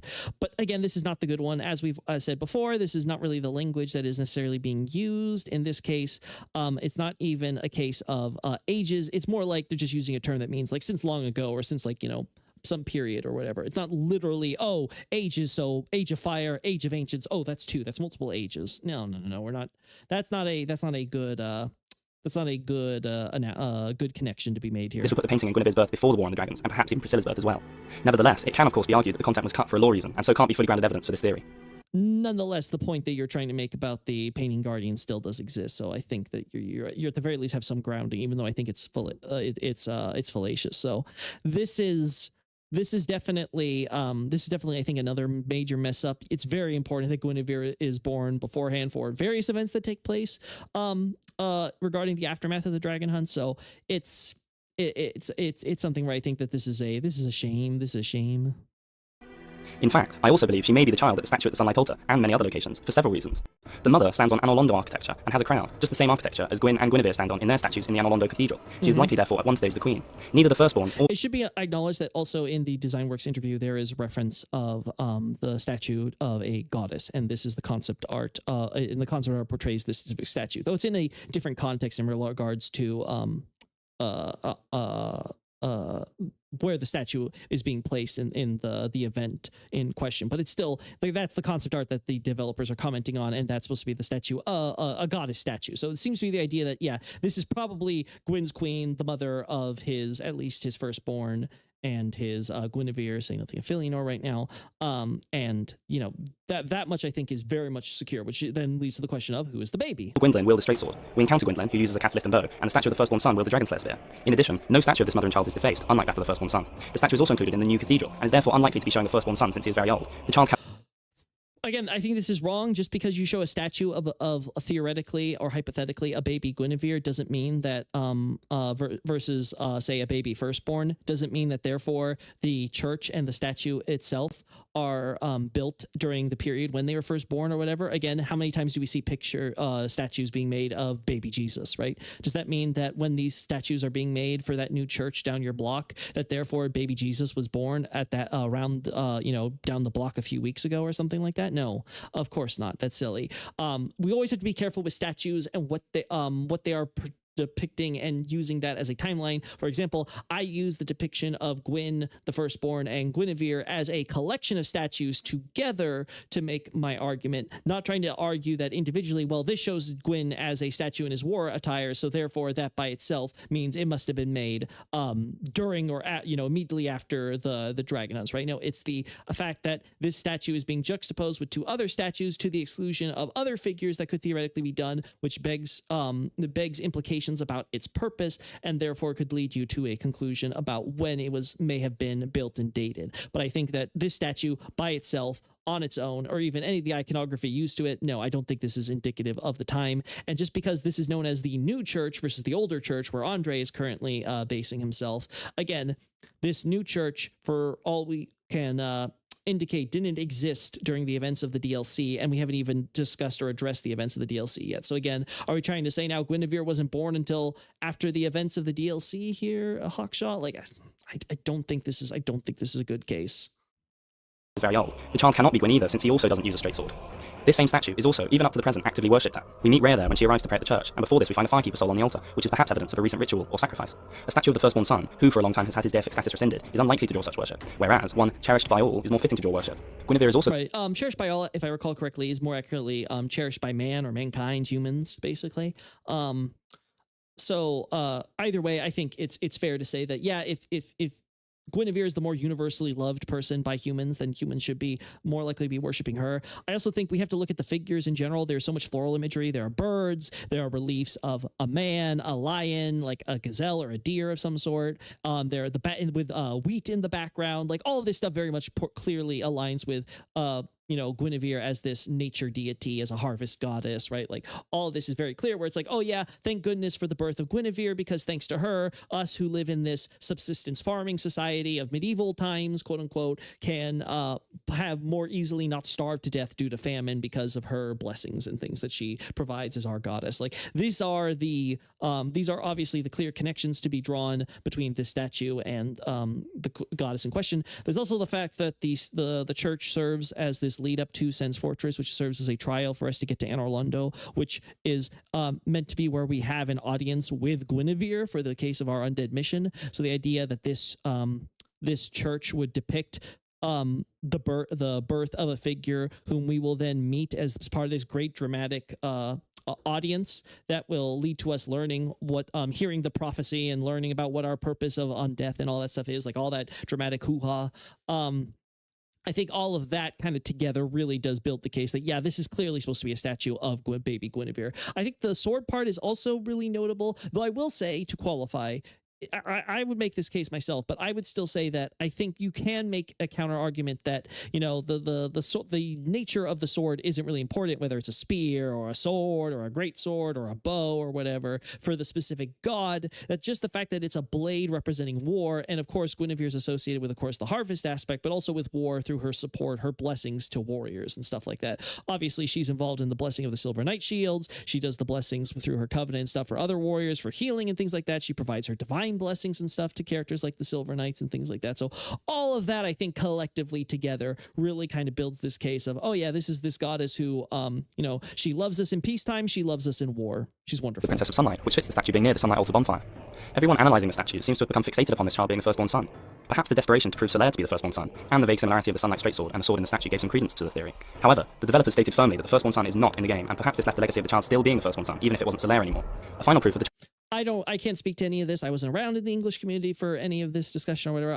I just don't know at this point. But I will say I would have to argue that whatever the origins of this and why they want to fixate on it being the firstborn, I imagine it's more simply because of the weapon, you know, and just saying like, oh, you know, he's got a sword and stuff. He's the god of war, so closely associate him with war and stuff like that. They're ignoring the fact that you know, Guinevere is also to an extent a war god. Like if the firstborn is the Ares, she seems to be more the Athena, right? And she's someone who seems to be a bit more about she's not as, you know, straightforwardly violent. There's a lot more sort of intelligent being like, hey, we should be supporting our warriors from behind and make sure that they're not going to, like, you know, go fall and die in battle.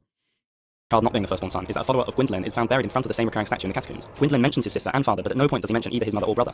This is despite the god of war still being alive and having his status rescinded whilst Gwyndolin was alive too. Therefore, Gwyndolin either agrees with his brother's rescinded status or is unaware of his existence, either of which reasons makes it very unlikely that a Dark Moon follower would be buried beneath a statue of the outcast or stranger to Gwyndolin.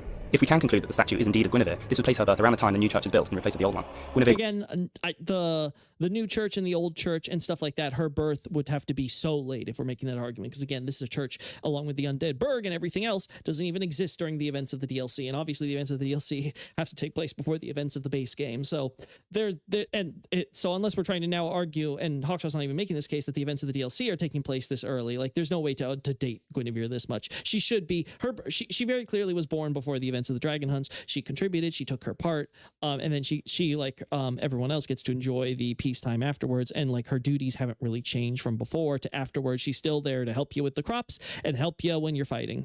grows and is cherished by all, revered as a goddess of bounty and fertility. Before the gods leave, and as previously mentioned, perhaps even before the war, the painted world is created and Priscilla is trapped, or rather drawn, in the sense of being lured and then trapped. I will not go into too much detail. This is this is very unfortunate language. What is being stated about Priscilla, and this is reinforced in interviews, is that she's being led or guided. So there's not this idea of her being lured per se, more so the idea that someone takes her by the hand and is taking her to this place. So I wouldn't try to look at it as so nefarious as like she's being tricked or trapped in there per se. It's more like being like, okay, we're taking you to this place, now go inside. Here, but I think this is due to, roughly, the fact that she seems happy to stay within the world and is positive about the inhabitants. Also, in the Design Works interviews, they mention that the painting world is somewhere one might flee to if being chased. I believe it may be a case of the locked room that one is happy within and therefore never tests. She was drawn. This interview is actually, to more accurately would be saying, you know, the painting world is a place of people who've been driven out from the world. So again, it's not really this idea that, you know, you're someone who's trying to run away and escape per se, you know, just like, oh, I'm just trying to flee, I'll jump in the painting or whatever. It's like, you're not, you are being forced out of anywhere else but this location, right? So this term is used throughout the script very liberally. For example, undead are driven out of their homelands and things like that, right? You are not allowed to live there, and you're not allowed to live here, and you're not allowed to live over there, and every which way. You're only allowed to live in Lordran in the Undead Burg or someplace like that. Like, these are places where it is acceptable for you as an undead to do so. You have been driven out of every other location. You know, Engi was driven out of the Great Swamp for his heresy with pyromancy and stuff like that. Like, you know, there's this very persistent idea that people are, you know, kind of forced out of being able to exist anywhere else. So this is more so being the idea that, you know what, these people in the normal world outside of the painting, they did not accept Priscilla, so they guided her to this place where they're like, you can exist here, we're forcing you out of here, you're not allowed to live in our world, you have to live in this painted world. And that seems to be more so the idea, not this, you know, locked room phenomenon where it's like, oh, you know, Priscilla just doesn't want to test it because she's happy here anyway, but she was lured or tricked or trapped in here, like... Born in for reasons that seemed appealing to her, perhaps so it could be a place of refuge, but the door was locked behind her, and hence she is also referenced as being trapped. I believe the world is created after Guinevere is born, as there is a Again, different nuances here for sure. large statue of her within the same room as the painting. It seems the painting guardians were rewarded with a divine blessing for their service, and so Guinevere must have been happy with their post. This would of course place the painting's creation and the guarding of it later than her birth. It also must have been this early, as in addition, Ariamis was likely a god, or at least had some relations with the gods, and therefore had to create the painting in Londo before Londo was deserted. This is actually a funny little detail. The Japanese actually somewhat kind of vague on here, where Priscilla doesn't refer to like the idea that why did Ariamis? Do you know why Ariamis created this world or something to that effect? She actually refers to this as this Ariamis world.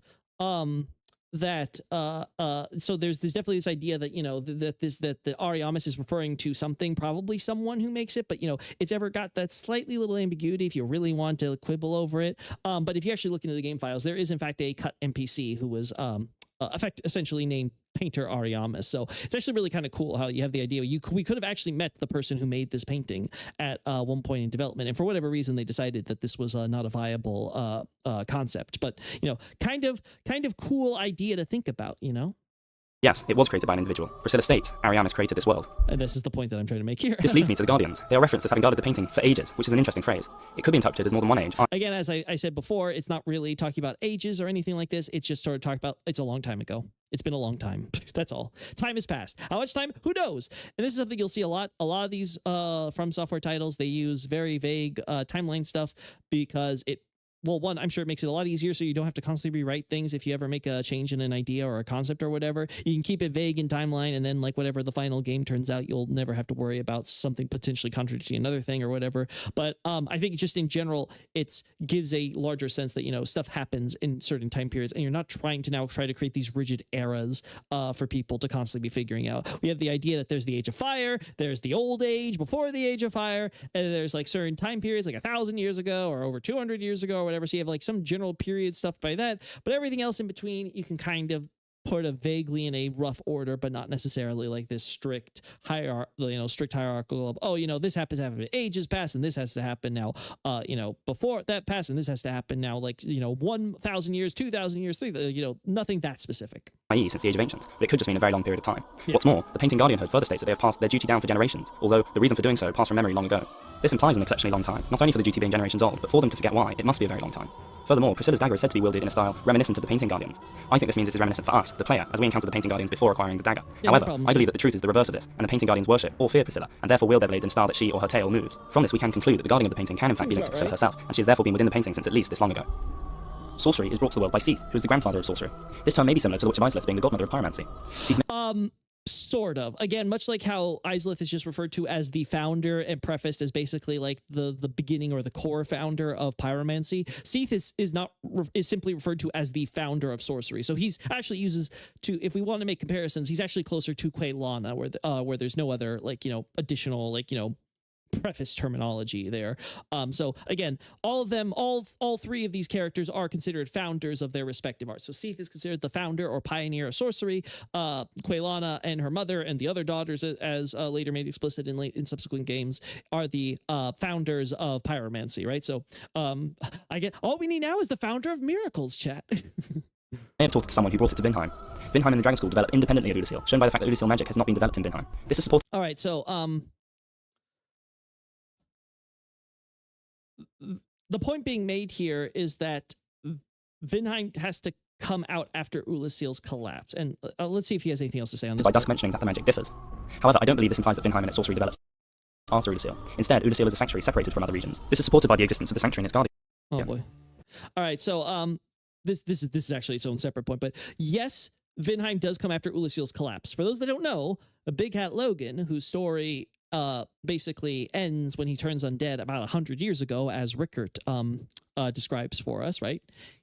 Afterward, he's no longer, you know, causing ruckus at the Academy of Vinheim.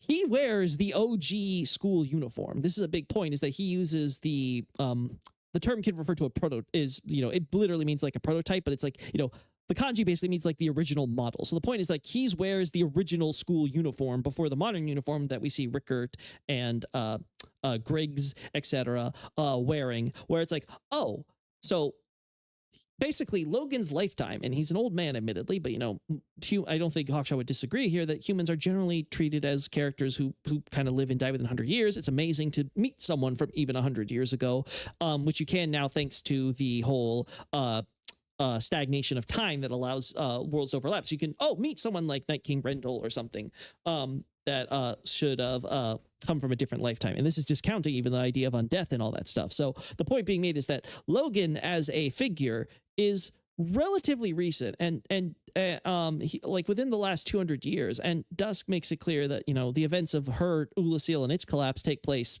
hundreds of years ago. So we're well past over the 200-year mark and stuff like that. So Logan is a relatively recent figure, all things considered. And so is the Dragon School in Vinheim. Not Vinheim itself necessarily. Who knows how long Vinheim's been around. But at least the Dragon School, which is studying and stuff sorcery, that has to definitely happen after Ulasil's collapse. And for good reason. Well, if Vinheim was around that long time ago, you would think they would have sent people over there to learn some awesome ancient magic from Ulasil or something at some point. It makes more sense that, Vinheim emerges after that period, maybe even because of Ulasil, a high-profile ancient magic country's collapse, where it's like, okay, guys, we kind of really need to worry about preserving this awesome art of sorcery and pioneering and maybe even rediscovering these arts, which, as we see with Vinheim, they failed. Finally, New Londo was flooded shortly after the time of Dusk's plotline by sorcerers. If sorcery outside of Ulasil this is a let's start with the previous point because this is Guardian. Finds that Vinheim and its sorcery develops after Ulasil. Instead, Ulasil is a sanctuary separated from other regions. This is supported by the existence of the sanctuary and its guardian. All right, so Ulasil is not a sanctuary from other regions. The Ulasil sanctuary is actually a mausoleum, a grave for spirits, and it's where you bury your dead. The sanctuary guardian, by extension, is known as the Mausoleum Holy Beast. So you probably played a few JRPGs that had used a similar term, but it's like, a holy beast, this giant lion, chimeric creature, right? But it is associated with a mausoleum. It is not the idea that Ulasil is a sanctuary that is cut off from the other countries in the world of man. It very much isn't. It is, we are simply exploring its cemetery. That's all. And the guardian is the protector of its cemetery. That's all. In fact, as we can see, it's not even doing a good job of that because of the abyss, and it's scared of the abyss, so it's causing all these other problems, and it's kind of avoiding doing its job of actually protecting the larger cemetery and probably the stuff buried deep below. But that's a separate thing. The point being made here is that no, there's no reason to separate Ulasil in this case. Now, moving Finally, on. New Londo was flooded shortly after the time of Dusk's plotline by sorcerers. If sorcery outside of Ulasil developed afterwards, this would be too short a time frame for it to become advanced. Therefore, sorcery develops independently in the two realms. This is a horrible misunderstanding people have, that the events of Ulasil somehow, the events of New Londo, I should say, take place after the events of Ulasil, when it's quite clearly the opposite. And I understand why, because some people get confused over the Artorias' legend and it actually being a lie or something like that. But what is made the lie is the idea that he walked the abyss in Ulasil, not everything else that goes along with it, including hunting dark wraiths. So the events of the games make it very clear that the events of Ulasil only take place 200 to 300 years ago, like very short time ago, is made explicit in interviews Miyazaki did around the time the DLC was coming out. So this is a huge misunderstanding of the timeline. Like, unless we're trying to now argue that, good old ancient dark wraiths, again, going back to this idea of the great ones of old and all that stuff, are actually, and the events of New Londo's been around this entire time, and it's only until after the fall of Ulasil, in the last few hundred years, that New Londo was finally flooded, especially when you have characters like Ingward, who is not even aware that Artorias is, like, there's just so many endless problems here. But yeah, the timeline on this they've got this mixed up, and there's so many different reasons and angles of which to tackle this and why, but I think we will get more into it deeper as we go further along. But let's just kind of roll with understanding that no, this is already a mix-up. Different ways. Logan is not born at the stage that sees bring sorcery into the world, however. This is because his soul spear is said to be on par with the lightning of Gwyn. This implies that it couldn't have been compared, as the soul spear was after Gwyn had left, and therefore one couldn't make such a comparison. However, the soul spear has been around long enough to pass into legend, which shows that Logan has been around for a long time. Further support. Yeah, so to be fair, this is very much accurate. And yeah, if Logan's legend ended about 100 years ago, he turns undead and now he enters Lordran, and then thanks to time space shenanigans, we're able to overlap with his time space and be able to meet him and stuff like that. This is something that they make established as a thing that allows you to meet legends like Logan. Yeah, sure, it totally reasonable, the idea that he's long after anything with Gwyn and anything related to Gwyn's lightning spear and stuff in comparisons. I think this is a fair observation. It's also important to establish, as we have here, for his great age, is that he has been around long enough to be instrumental in sorcery's development. Before the gods leave Londo, the name in the context of Vinheim. Logan is pivotal to sorcery in Vinheim. Again, this is always, you always have to be careful with absolutist statements because we all say it in language, but it's always within a certain context. Griggs is talking about the importance of sorcery, modern sorcery, different from ancient sorcery like Ulasil sorcery or anything. He's not talking about all sorcery in all times and places, all throughout history ever. Oh, Logan was, right, when Seath was first inventing sorcery all the way back then during the time before the dragon hunts and all that stuff, and he was doing all his stuff with dragons. Logan was there helping, being pivotal in its development. No, of course not. The point is that, in the last 200 years, Vinheim's been around. Vinheim's been around trying to systemize, develop, and become basically the center of sorcery in the world of man, create a place for anyone can come and learn and study and proliferate this art across the setting. And Logan was instrumental in the last 200 years of Vinheim and the world of man's modern history with sorcery and stuff like that. We should keep in mind that other sorcerers we encounter are characters like Ingward or the other sorcerers of New Londo, who are, of course, in the world of, not in the world of man, but in the land of the gods in Lordran and New Londo, and also Ulasil, which is also, of course, someplace which is very firmly much in the around, or at least in bordering on the land, in the land of Lordran and the gods, and is some things that is also, I wouldn't call it a sanctuary and disconnected or anything, but clearly kind of like living and doing its own time. And Lordran is portrayed as this north area, very much remote. Other countries like, say, Katarina, where you just have to cross the mountains and you end up in Lordran, as we see with Zeaglin. Like, these are places which are considered remote regions, frontier lands or whatever, right? So these are very much far off. It's not something that everyone and their mother is going to be traveling all across in order to come to and learn, right? So again, compared to something like Vinheim, which is portrayed as someplace, a little bit more closer to the center of society and stuff in the Dark Souls 1 setting. Smith deity passes. This is shown by the fact that demon titanite is found in a chest in a bedroom in Londo. These can only be stolen from beasts that arise from slabs once the deity passes. There is a second chest with demon titanite in Londo, near where one enters the painting room after the first gargoyle. There is also a prowling demon within Londo. I believe the evidence of slabs and prowling demons also implies that he left before the war on the demons. Given a slab is found within Lost Izalith, and a prowling demon is there too, if the blacksmith deity left after the war against Izalith, it is unlikely he would leave heirlooms with those who had become enemies. This, I think, is fair for sure, but let's keep it here. War between the Knights of Londo and the Chaos Demon begins, and the Knight's equipment is burnt black. It is likely that... All right, so this is an important thing to get off the bat. No, the Black Knights didn't become black from the war with the demons. This is not true. This has always been a misunderstanding. This has caused so many problems.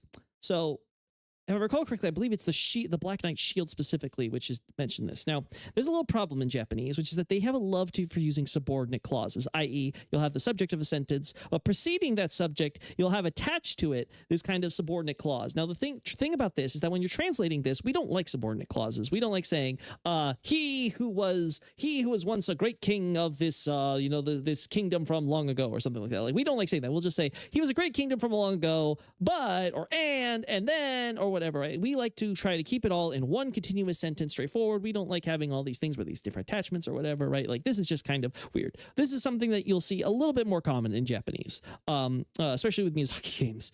And the reason why this is important to clarify is that the characterization of the subordinate clause kind of depends on a case-by-case basis. So, like, is it being used in order to refer to the events that are following in there? Is it being used to make a separate point? There's always some nuance there. So I would want to be incredibly careful whenever I see one of these and I want to translate it or whatever, like, try to really watch for it. The problem is the localization didn't really do this, and it kind of left it to kind of imply that, oh no, they turned black before they were even burned and became they were turned black, and burned in the course of the war with the demons and stuff like that. And that's how the armor is the way it is. This isn't true, and Miyazaki, in fact, says as much when they're talking about it in the DesignWorks interview. They are very clear in talking about, in fact, this was something that the JP community had already understood very early on because of this whole subordinate clause thing, and they understood that, oh no, it's not that they turned black in the course of the war with the demons. They fought the demons with that armor, which was this fire resistant armor, and then it turned black later when the fire was linked and they were burned and turned to ash. That's when the armor was blackened. And the concept artist and Miyazaki were actually I think the concept artist was particularly pleased with the fact that the internet had figured it out, and they saw the online discussion and stuff about that, obviously on the Japanese side, as Japanese creators, and they were very happy that they were able to make the connection and stuff about the armor and the turning black and all that stuff. And it has nothing to do with, of course, the war with the demons. In fact, just think about this. If the idea that when you're fighting chaos demons with chaos fire and all that chaos power that's being used against it, and the armor is already turning black against that, then what happens when the armor is facing the first flame, which was so much more powerful, it was able to actually just overcome, regardless of the armor, and just burn those wearing the armor to ash? Shouldn't the armor then have also melted into a little puddly pool and become this little hardened thing like Grant? No, of course not, because that doesn't make much sense. The logic is that the armor was designed for Silver Knights to wear against the Chaos Demons. They were able to, because it was designed to resist fire and heat, it was able to stand up to them. But when it went against an even more powerful flame, the first flame, when Gwyn linked the flame specifically, it burned those to ash. But the armor, thanks to its fire resistance, thanks to that conflict with the demons that it was designed for, that is what allowed it to only turn black, not to actually suffer any serious damage compared to, say, like some of the armors we see that are like melted and stuff in, say, Dark Souls 2, like with Broom Tower and Iron Keep and things of that nature, which have a similar concept playing out. So again, this is a very important point that I want to detail there, is that no, the Black Knights did not become the Black Knights thanks to their conflict with the Chaos Demons. They had the armor, but the armor didn't turn the Silver Knights black until subsequent events with the First Flame. Some demons ally with Gwyn, betraying their kind. All demon weapons have no power but the physical, except the weapons wielded by the Chaos Demons wandering around Londo. These are imbued with lightning, the power of the gods. Both the demons' location in Londo and their unique lightning weapons hint at betrayal. Quaylag's cut dialogue implies that they are banished and accepted, although they do not have a say in the matter. Perhaps from this we can assume the demons lost the war. However, the demons also accept a pact that was likely formed after the war, so perhaps the pact was an agreement to keep to separate planes and stop fighting, as opposed to complete victory for Gwyn. Quaylag's dialogue is stated in the Designworks interview to have been cut as it didn't quite fit with her character's aura to be talking at you, not because it did not fit lore-wise. For this reason, I accept this cut dialogue as vital insight. This pact, I believe, is the 1,000... Alright, so, a point to be made here. Yes, this is true. The Designworks says, it's more so that Miyazaki says, and when she spoke, I'd say it was somewhat inelegant, since this was my own text. And this is something that you have to understand, especially during this era that Dark Souls was coming out. Miyazaki was incredibly shy about his work. He's someone who he would talk up, like one of the interviews he had before the Designworks was being made, as I recall, was how he really wanted to have this nice art book so he could really show off all the beautiful concept art and everything that all these great artists made. And then people were like, okay, well, what about a book that compiles all the text you wrote for the game and all the script? And he's like, I don't know about that.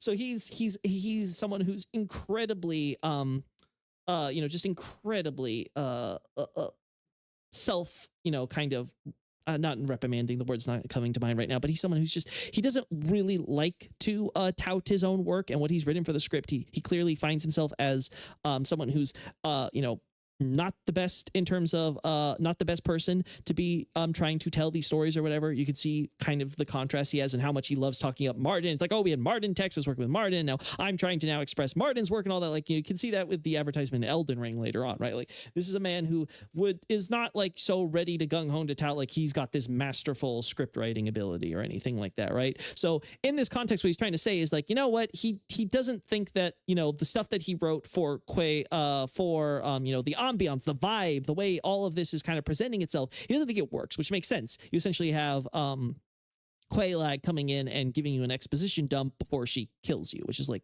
okay, why are you telling people, especially when you're kind of treating them as like this worthless prey that you're just going to burn up and feed to your chaos fire? So like, there's just, it doesn't really make a lot of sense. Now, you can make more of a case for it in Elden Ring, where Miyazaki does kind of like indulge a little bit into like these heroic figures getting into these like silly monologues before they kill people. You can maybe like kind of criticize that, but early on he was very much someone who tried to avoid this, which is why you have so many bosses that they don't really talk or share or have any type of little pithy words to say at all into the fights. It's just kind of, it's more realistic, it's more believable, it's more sensible. Just have these characters get in and try to kill you, because that's what most people in their situation would do. And he couldn't really find a way to make this dialogue and the ambiance to it work. It just kind of, he felt, took away from it. So he gave up after a few iterations, as we see in the cut script lines. Anyway, moving on.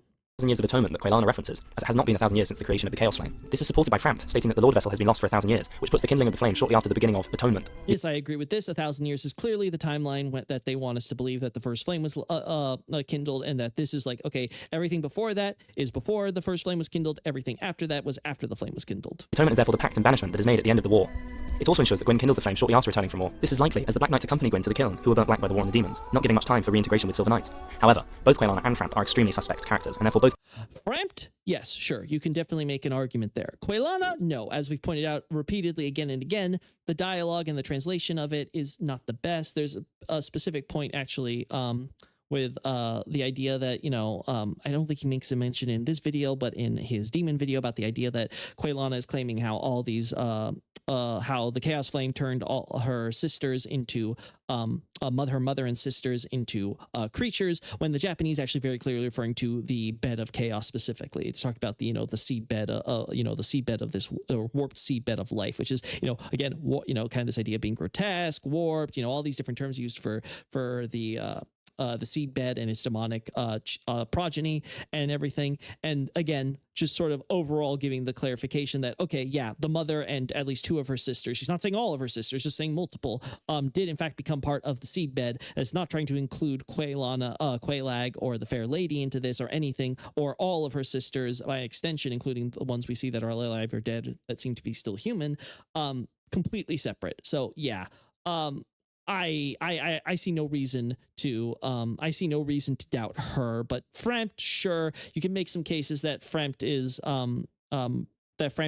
selling us up the creek, as it were, with some of his some of his language and how he's talking without mentioning certain other details that might contradict his narrative. But even then, I would still say that there's no, I think Hawkshaw would even agree to this, there's no reason for Frampt or Quaylana to lie in this context about a timeline. It's still random, insignificant detail. And this is something that I think is true in general when it comes to these characters in these games. It's generally a safe assumption to make, where you should assume by default what the character says is true, because either A, what the character says will be very obviously false when put into the larger context of everything else, or B, the character itself will be confirmed to be false by some events of it, like Patches.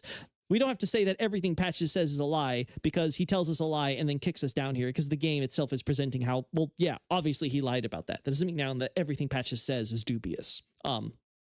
Generally, I think we can take that what the game is trying to do is not lie to us, but present us with information and try to keep that information limited in a way so that way we are able to connect the dots for ourselves. Pieces of dialogue should be treated with caution. Seath goes mad. Whether this is mad in the truly irrational sense, or whether he is called mad because his motives are beyond understanding and his actions so horrific, is up for debate. The thorough and careful actions of Seath in-game makes me think that he is not mad in the traditional sense, but rather in the misunderstood sense, locking us up with a bonfire, having lizard men bring unwitting sense fortress failures to him, and the presence of servants throughout Lordran, carrying out tasks such as protecting the gaping dragon and capturing maidens, shows he has some sort of long-term goals. I believe this period of madness can therefore be linked to the beginning of his experiments. This is supported by the Lady of the Darkling dialogue. She says that he became mad and the archives became a place for sinister experiments, which implies simultaneity. I put Seath's madness before the gods lead down on Londo, as two of the Picasa, if that's how you pronounce it, are likely going to be... Okay, so, well, first off, I agree with Hawkshaw on all this. This is pretty solid on stuff on Seath. We may argue on when exactly during these periods we want to say that Seath is doing it. I would probably put him a lot later than before the linking of the fire and all this stuff. But, you know, just putting that all aside, I think that generally the logic about Seath and his madness and things like this, there's definitely a line Miyazaki likes to kind of go between this idea of madness in the truly irrational sense and madness in terms of like a mad scientist who isn't necessarily someone who's completely crazy, though there is sometimes overlap there, but the character who's like, okay, this guy can't think rationally, he can't create really complex, interesting, sophisticated stuff that requires some rational thought, but he's a completely amoral or immoral character, and therefore, you know, everything he does is so beyond the pale that you can't rationalize it as a upstanding moral human being or something like this, right? So there's always sort of this little hazy line being drawn between that. In case of the Picasa, I don't know how it's pronounced either. It's more accurate to call these Scylla or Scylla, however you pronounce that Greek term, but it's referring to the mythological sea monster from the Odyssey, you know, Scylla and Charybdis. The idea, if I recall correctly, the myth was that Scylla was a beautiful woman who ended up becoming this horrid sea monster type creature, and obviously you could draw the parallel here. So these creatures are supposed to be holy women who have similarly suffered at the hands of Seath and be turned into these horrible aquatic monstrosities. Maidens. With no other maidens or servants of Guinevere encountered in game, or even any of her covenant followers, it is unlikely that the maidens were travelling at a later date through Lordran. Rather, they were taken before Guinevere herself left. A clan is exiled for the sin of avarice and are branded. This must be before the gods leave, as there are mimics in the deserted Londo. It also must be before Havel's plotting. It should be noted that this idea of the clan being exiled, well, for one, the term clan or ichizoku and stuff is being used it's used a lot in relation to, throughout these games, not just Dark Souls. It refers to like broader tribes most often, or like for example, we have the golden lineages. In fact, this golden clan. It should also be noticed that much like I was kind of alluding to earlier with terms like nobility or royalty, these are terms which would clan in this case would mean like one family. But noble would be, of course, a noble family, and royal would be like a royal family. But oftentimes these terms are, obviously these are supposed to be like group terms, but they're often used in the singular. It's kind of like how you say, oh, you know, we can't abandon him. He's family, right? You're not trying to say that he is an entire family unit of multiple people. You're trying to say that this individual is part of a larger family. So it's kind of similar to that, where like you'll see the terms nobility or royalty being used similar to clan as like a singular thing. So in this case, the idea is kind of to say that, you know, certain clan or clansmen, certain members of the clan, which is often used, the same term is used to refer to Gwyn and Gwyn in relation to his clan and the gods. These are considered synonymous. So the idea that, you know, these are all referring to the tribes, which is again why the I think it's the bottomless box. No, not the bottomless box. The symbol of avarice tries to highlight this point about being how, oh, you know, they were, despite being gods, you know, this certain clan ended up becoming, you know, exiled. Now, again, it should be noted that this term for exile can also refer to just like a general expulsion in the more, I'm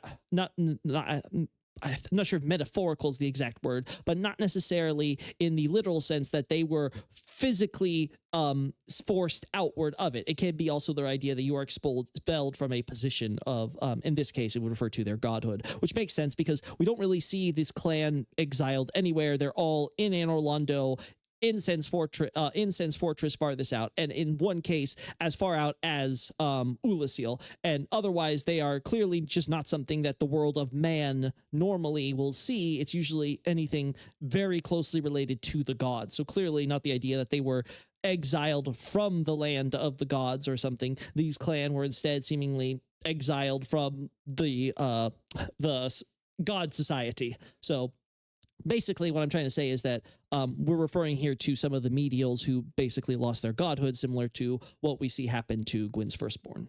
Against the gods, as he uses a mimic to hide the occult club, or at least someone does.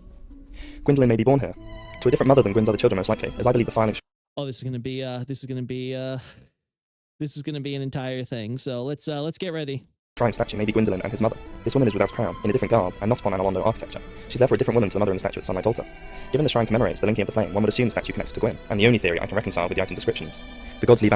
I would have a disagreement with this statue in particular, but this is into a longer discussion about Ariamis and the painting world and Priscilla and her parentage and all that stuff, and that's not relevant for the here. Anor Londo. Guinevere leaves at a similar time to them, though likely later and likely not publicly. The exact scale of the exodus is difficult to say. Most gods may leave all at once, it may be staggered, and so on. The firstborn son does not leave at this stage. He places a miracle on Gwyn's tomb, who links the flame after the gods have left. Again, there's nothing actually saying that Gwyn links the flame after the gods has left, and this is kind of a point that we're seeing that as he's going to go through, he's going to try to make this reasoning for this point. I would make the argument that no, the gods had not left at the point. In fact, everything sort of indicates instead that very much gods were still around in society at this point when Gwyn leaves to link the flame. Obviously, well, what's the point if everything you built and created and all the stuff that's worshiping and doing you is kind of gone already, and you already know that what you're doing is buying time, right? The entire idea of God, of Gwyn having the humans be shepherded and stuff for the purposes of future firelinking things, but is actually not really solving, you know, the issue of it's not solving the problem of why the gods would leave in that case if they're just not happy with the whole fire linking, the whole flame fading in general. So there's a lot of problems with this scenario that has been concocted about the idea that Gwyn only links the flame after the gods had already left. And like I said, a lot of these events and stuff I would say happens much later after the fire linking and stuff related to it. What's important here is that the flame is fading. Gwyn Gwyn links the flame in order to try to at least buy time until others, such as an undead hero, will emerge in order to essentially succeed him in this role. And in the meantime, you have all the gods and certain events like what Hawkshaw is describing is happening. But let's go over the actual events he's trying to argue, because he's also bringing up the idea of Gwyndolin and his birth and stuff like that. Could return to Londo after leaving, but this seems unlikely. Silver and gold coins are hidden in mimics in Londo. I believe this shows the desire of lords to leave for the outside world. The coins are likely of the human world, and at least the world outside of Lordran. Lloyd is at the head of this outside world, further reinforcing that it is a human world. Again, idea, he is the leader of the gods, and again, this is, of course, in the period where the gods have already left, for sure, right? And Londo's already been abandoned in the present day. So yes, he's the leader of the gods, and the gods, by all accounts, have already left for the world of man. We, of course, see this with the copper coin being represented, and Petrus provides this. So this is like a Thorland copper coin, shows the god of, alcohol and medicine, right? McLoif, right? So you already get the idea that, yeah, the gods are kind of now just, them, and their faces are well known in human society, at least in certain countries where these gods are probably staying. And Lloyd is effectively their leader in this period. The time of lords was passing, but one did not want to be caught changing allegiances to outside Lordran. Therefore, the currency of the outside world the lords intended to travel to was hidden. Again, this is another thing that is not being focused on, is which gods are the ones that are having these coins? Because again, where are these coins being found? So it's fair to say that, yes, clearly, if you're leaving for the outside world, gathering some human currency where, humans use this currency, they don't use souls like they do in Lordran, this would definitely make sense, right? But which gods or god specifically is involved in gathering this coin and preparation, and why is it being hidden? Is it really because they don't want to show they're changing allegiances, or is it because there's a particular god who doesn't want to show that she is preparing to leave? Again, just kind of illusion for the future. Londo being deserted before Gwyn leaves to kindle the flame is found in the Silver Nighthound. This states that they stay behind in the Forsaken Capital when Gwyn split the Knights to kindle the flame. This shows that the again, this goes back to the point I made about subordinate clauses and how it could cause confusion, as we see that ends up that thankfully we have the design works to show this clearly clarified in the case of the Black Knights, but the Silver Knights also suffer from this. What it's really being said is that when Lord Gwyn or King Gwyn departed to link the fire, his knights had split into two groups. The Silver Knights are the ones who have remained in the abandoned royal capital, serving illusory gods, or have served an illusory goddess. These are the way the language is being used is basically talking about their present situation and that it has continued for at least some point, but it's not saying that they were always protecting that they were always serving an illusion, that they were always remaining in the abandoned capital at the point when the groups were in fact split. And this is something that different dialogue also makes. I have to respect Hawkshaw because he's really trying to balance all these different items that he's reading and really kind of construct something coherent here that he's able to properly elucidate, and I admire that a lot. But this is something where, like, again, the language is actually giving you a lot more flexibility here on the timing of what events have happened when. So Guinevere doesn't necessarily had to have left at the time that the two groups have split up. The Silver Knights have been remaining certainly in the capital, and it has been abandoned at least as of late, and it has been an illusory goddess as of late. But that doesn't mean that the entire time it was always abandoned and it was always illusory capital from the moment of the split. Very important nuance to understand. Was already forsaken at this time. This is supported by the crown of the Great Lord, which mentions that its actual power has fully subsided. The robe of the Great Lord again mentions that the crown is now bereft of power. This is true, but this is something that, to be completely fair here, Gwyn's crown bearing no power is... There's various, obviously power can refer to, like magic power or something of that nature. It can also refer to authority. And it should be noted that the idea that when Gwyn leaves, he basically is saying that it's just a symbol of him. It is no longer having any actual inherent power to it. Very much can be read as basically him saying he abdicated, and that, well, who did he abdicate to? His firstborn. Again, this is ignoring, of course, some of the later games and some of the revelation, but there's already implications that essentially Gwyn was succeeded by one of his children, most likely his eldest son. So it's not really trying to tell us that, he has no power because the gods are gone. It's more likely telling us that he has no power because there is, at the time of him leaving, there's a new king on the throne. And that he is now moving on to become not just any king, but the great king, the great lord, as he's known, right? This is a common thing that's also missed in translations. A lot of times, Gwyn is, when he's referred to as Lord Gwyn, he's actually being referred to, oftentimes, at least in dialogue, as the great lord. That's how everyone refers to him nowadays, because he's become the great lord as the Lord of Cinder, the Lord of Kindling, right? And this is an idea we're supposed to succeed him as the great lord or great king. But that in general, both in terms of his history and in terms of certain specific individuals in certain contexts, they will be instead referring to simply the king or of that nature, and they won't be kind of glorifying him with that extra idea like, no, he's the great king. And there's the idea that, well, he's gone on to become the great king. Meanwhile, the ones left in Londo is meant to be led by just the king, right? Also, that there are no subjects to rule, and Londo is forsaken, and the crown no longer has any power. Gwyndolin also stays behind as a young child. I believe that Gwyn now returns from the war with his Black Knights. This is where it gets interesting. Miyazaki stated in the Designworks interview that Gwyndolin and his covenant obsess over the idea of a dancing maiden in front of the moon. He mentions how Gwyndolin wants to look the way that he does, yet it also states in the Dark Moon Blade covenant. This is actually, okay, a point that we would want to start with here. So, in the Designworks interview, what is being said? Let's see if we can go back here. Okay, yeah. So since stuff like the moon or secret ceremonies, for whatever reason, have a purely feminine image, the difficulty is trying to make it feminine. Again, this is in the context of talking about the Dark Moon Nidus set and stuff like that. There's this idea. He'll bring this up later, but there's the idea of a pagan knight and essentially having a separate class related to that, but that kind of fell through, and they instead developed into what we have in the final game with the, of course, the Firekeeper.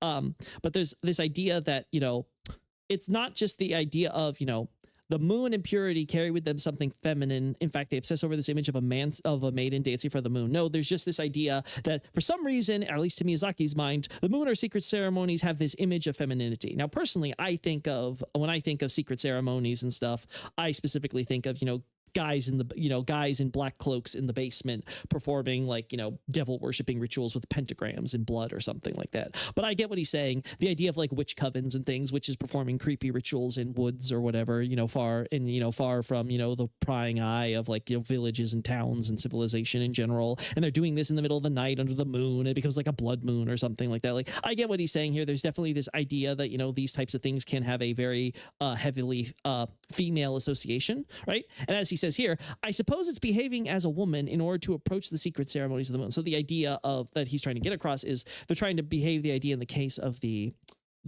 Dark Moon Knight set. That's what the it is referring back to, is the idea of we're going to have it where the armor is sort of designed in a way to give this sort of womanly behavior, the way it's curved and stuff like this. This is something more explicitly referenced in Dark Souls 3 in order to kind of make it where, this is now more conducive to learning these secret rites related to the moon and all that stuff. And as he tops off, it's a style of beauty like that, right?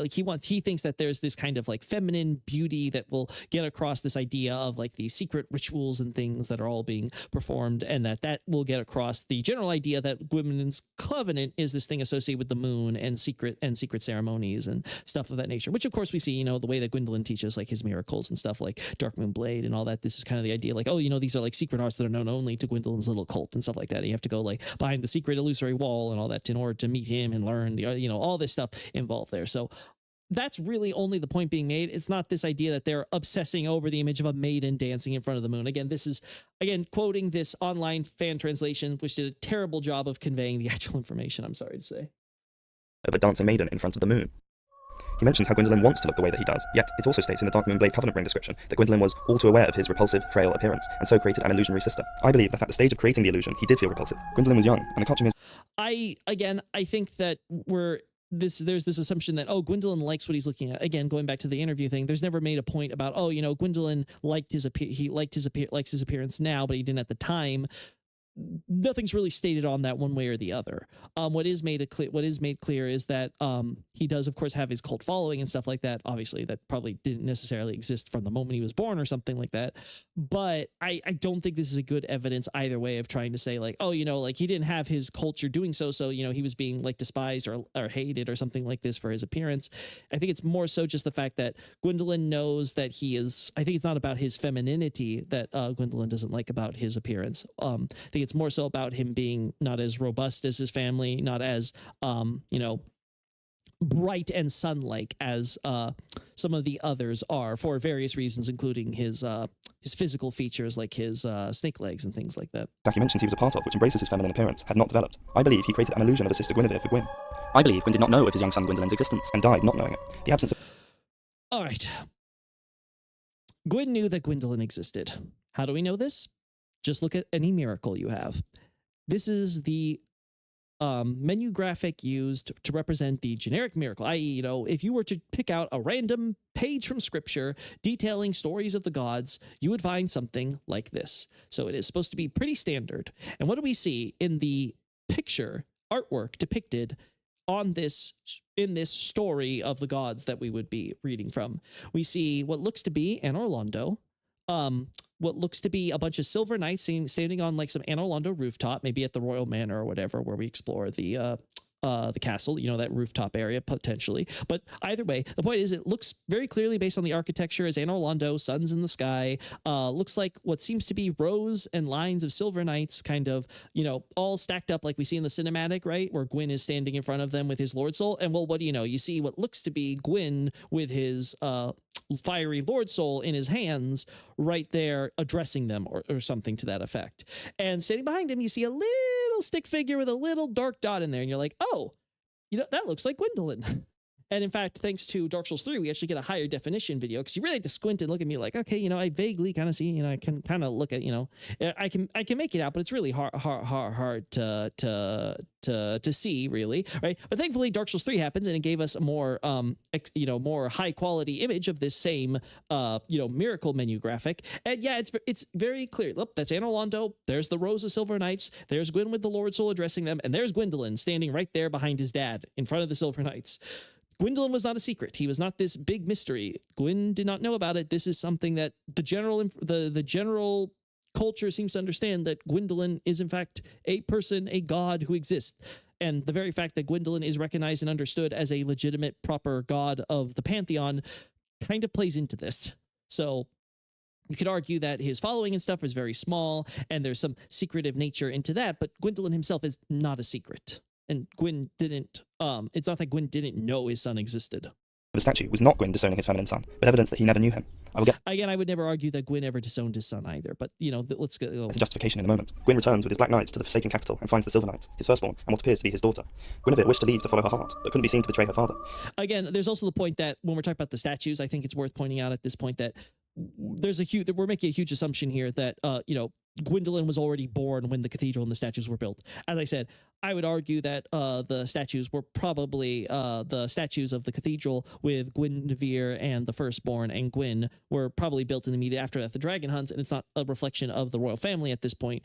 Obviously, Gwyn's queen is not there either. I think it's more so a reflection of just the major contributors to the dragon hunts, which are bringing in this age of prosperity where the gods are fully dominated the entire world at this point, right? Like they are at the top finally, and you can thank Gwyn and he can thank his two children for their major contributions during this conflict in their own respective ways. So again, Gwyndolin, even if Gwyndolin was born by this point, and I don't think he was, you could easily just make the argument that he just didn't distinguish himself in any way, as I think Hawkshaw himself will point out, is that he is the son of the shadows, right? He's the dark son. Gwyndolin did not want to be seen by a father who he felt he would disappoint with his frail, repulsive appearance.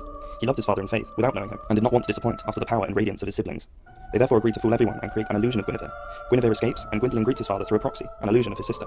Gwyn decides to kindle the flame and leaves. The knights split, with the Silver Knights staying in service of their illusionary goddess. This again supports the idea that Gwyndolin and Guinevere agreed this plot. Did the Silver Knights know she was an illusion? If so, why protect an illusion? Surely they would follow their true goddess. The Silver Knight shield states that they stay behind in service of their goddess, but they only believe they protect her, as Guinevere fooled them all. New Londo is created. All right, so again, going back to the text here, much like with the Black Knight shield and stuff like that, this is one where the way it's actually worded is the shield of they who have continually remained in Anor Londo, protecting an illusory goddess. Again, the way that this is worded is meant to leave a lot of ambiguity on this subordinate clause, in that you know that they have done it. They haven't just done it. It wasn't just like, oh, we just started this 5 minutes ago. They've done this for some time where they have been remaining in the city and they've been protecting the illusory goddess. But that doesn't mean the entire time that they have remained in the city, that the city itself was abandoned or that the goddess they were protecting was an illusion. Again, this is something where there's a lot more wiggle room than Hawkshaw is allowing here. And again, I don't blame him because this is largely the localization's fault. They should have been able to find a way to word this so that way it's a bit more ambiguous and you could be able to have more arguments and debates about this. But again, he's trying to really work within these narrow confines of the evidence that he's presented with. At the latest by this point, as Gwyn gives a part of his soul to the four kings and grants them their ranks, which, of course, he cannot do after linking the flame. The four kings rule an undead city, as stated by the crestfallen warrior. The Japanese translation for them is official or public kings.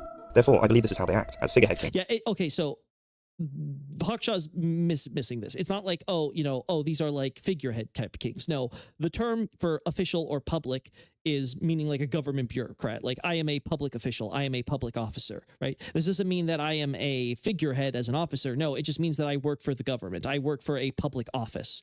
So the idea is basically, they're not like, Gwyn is actually, whether or not they are figureheads and like, Gwyn is the one pulling all the strings or something like that. The point being made is simply that they are quite explicitly, essentially, they're not like the true kings per se, right? Londo and the king of Londo is the one that's really running the show here. The term New Londo itself is actually small or lesser Londo, right? And there's a lot of reasons for that, obviously thematically connecting back to the pygmy, which is a small man. But the point is that the entire notion of these kings' role is specifically in the notion, and sometimes they're also called small or lesser kings, I think by Frampt, if I recall correctly.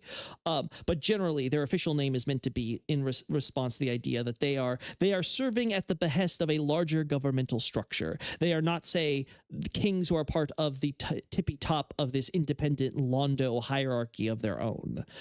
So that's really the point I think being made, not this idea that they are they're publicly they are the ones that are ruling, but secretly behind the scenes, like no, it's all transparent. They're not the ones that are truly in charge necessarily.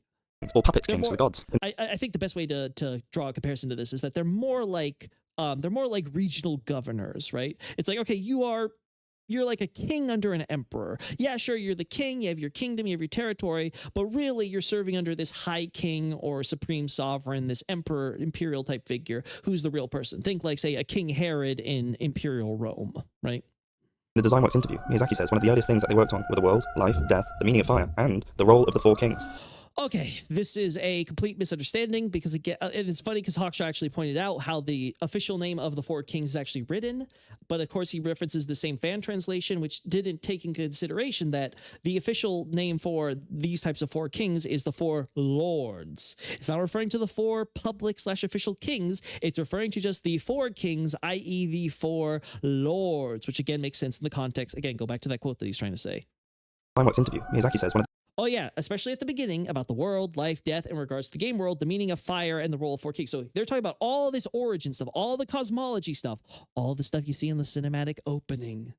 It's all about this idea that, oh yeah, there's the world with the dragons and all that stuff, the idea of life and death emerging, the whole significance of the fire in all this is, and of course the role of the four lords in the course of all of these foundational events.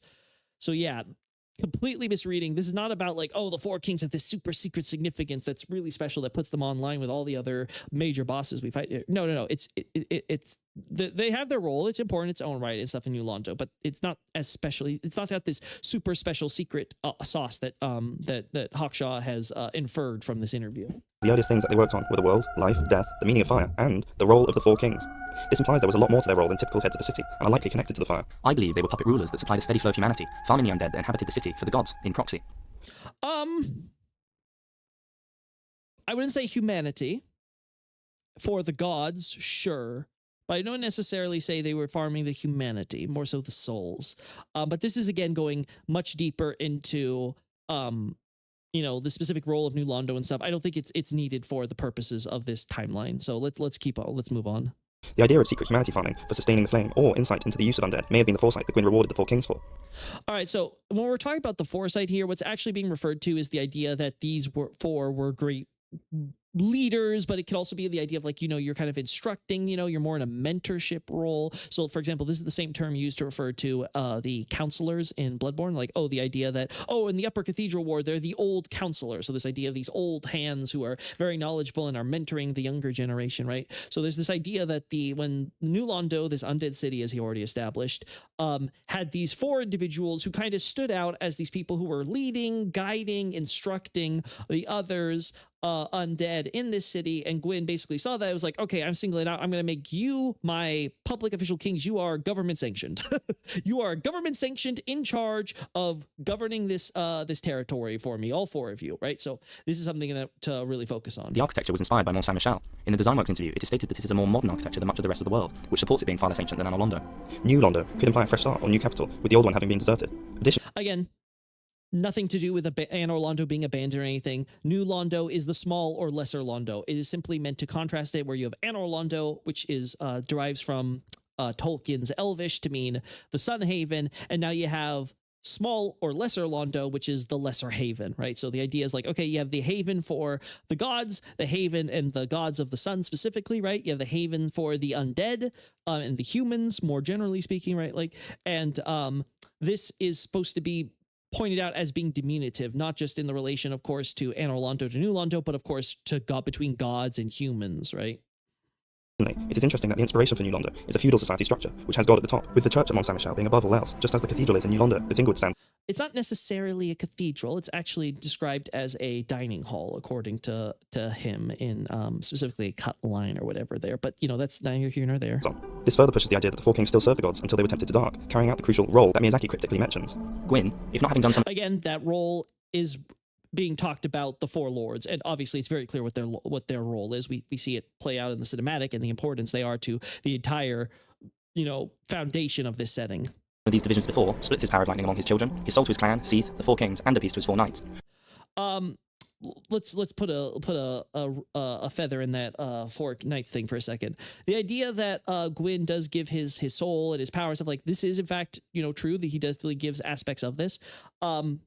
The localization adds children in one of these lines. I forget which one, but the idea is that Gwyn gives his power, the power that he possesses, the various powers, obviously, not just, say his magic or his soul or something like that, but as we talked about earlier, the idea of his authority as king and stuff like that, to his god/clan. Both are being used. They're used synonymously, and this is literally the only difference between some of these descriptions, is which exact object of the sentence is being used. In this case, it makes it very clear that the idea that Gwyn, and the idea that, of course, his clan, his tribe were so many, there's so many gods and stuff like that. So there's a lot of people who need, a piece of his inheritance before he goes off and does so. Again, all of this pretty much requires that all the gods didn't just abandon it. If he's doing all this, giving out shares to all these many people before he's leaving, doesn't really make much sense if there's this idea that there's nobody here except maybe the firstborn, Gwyndolin, and maybe a few other, and a few knights. This is not a workable timeline. Ornstein's soul states that this piece, singular, was granted to all 4. It may therefore be that he granted a single soul for the 4 of them, as opposed to a shard each. This means all 4 knights must be alive and in service to have anything bestowed explicitly to all 4.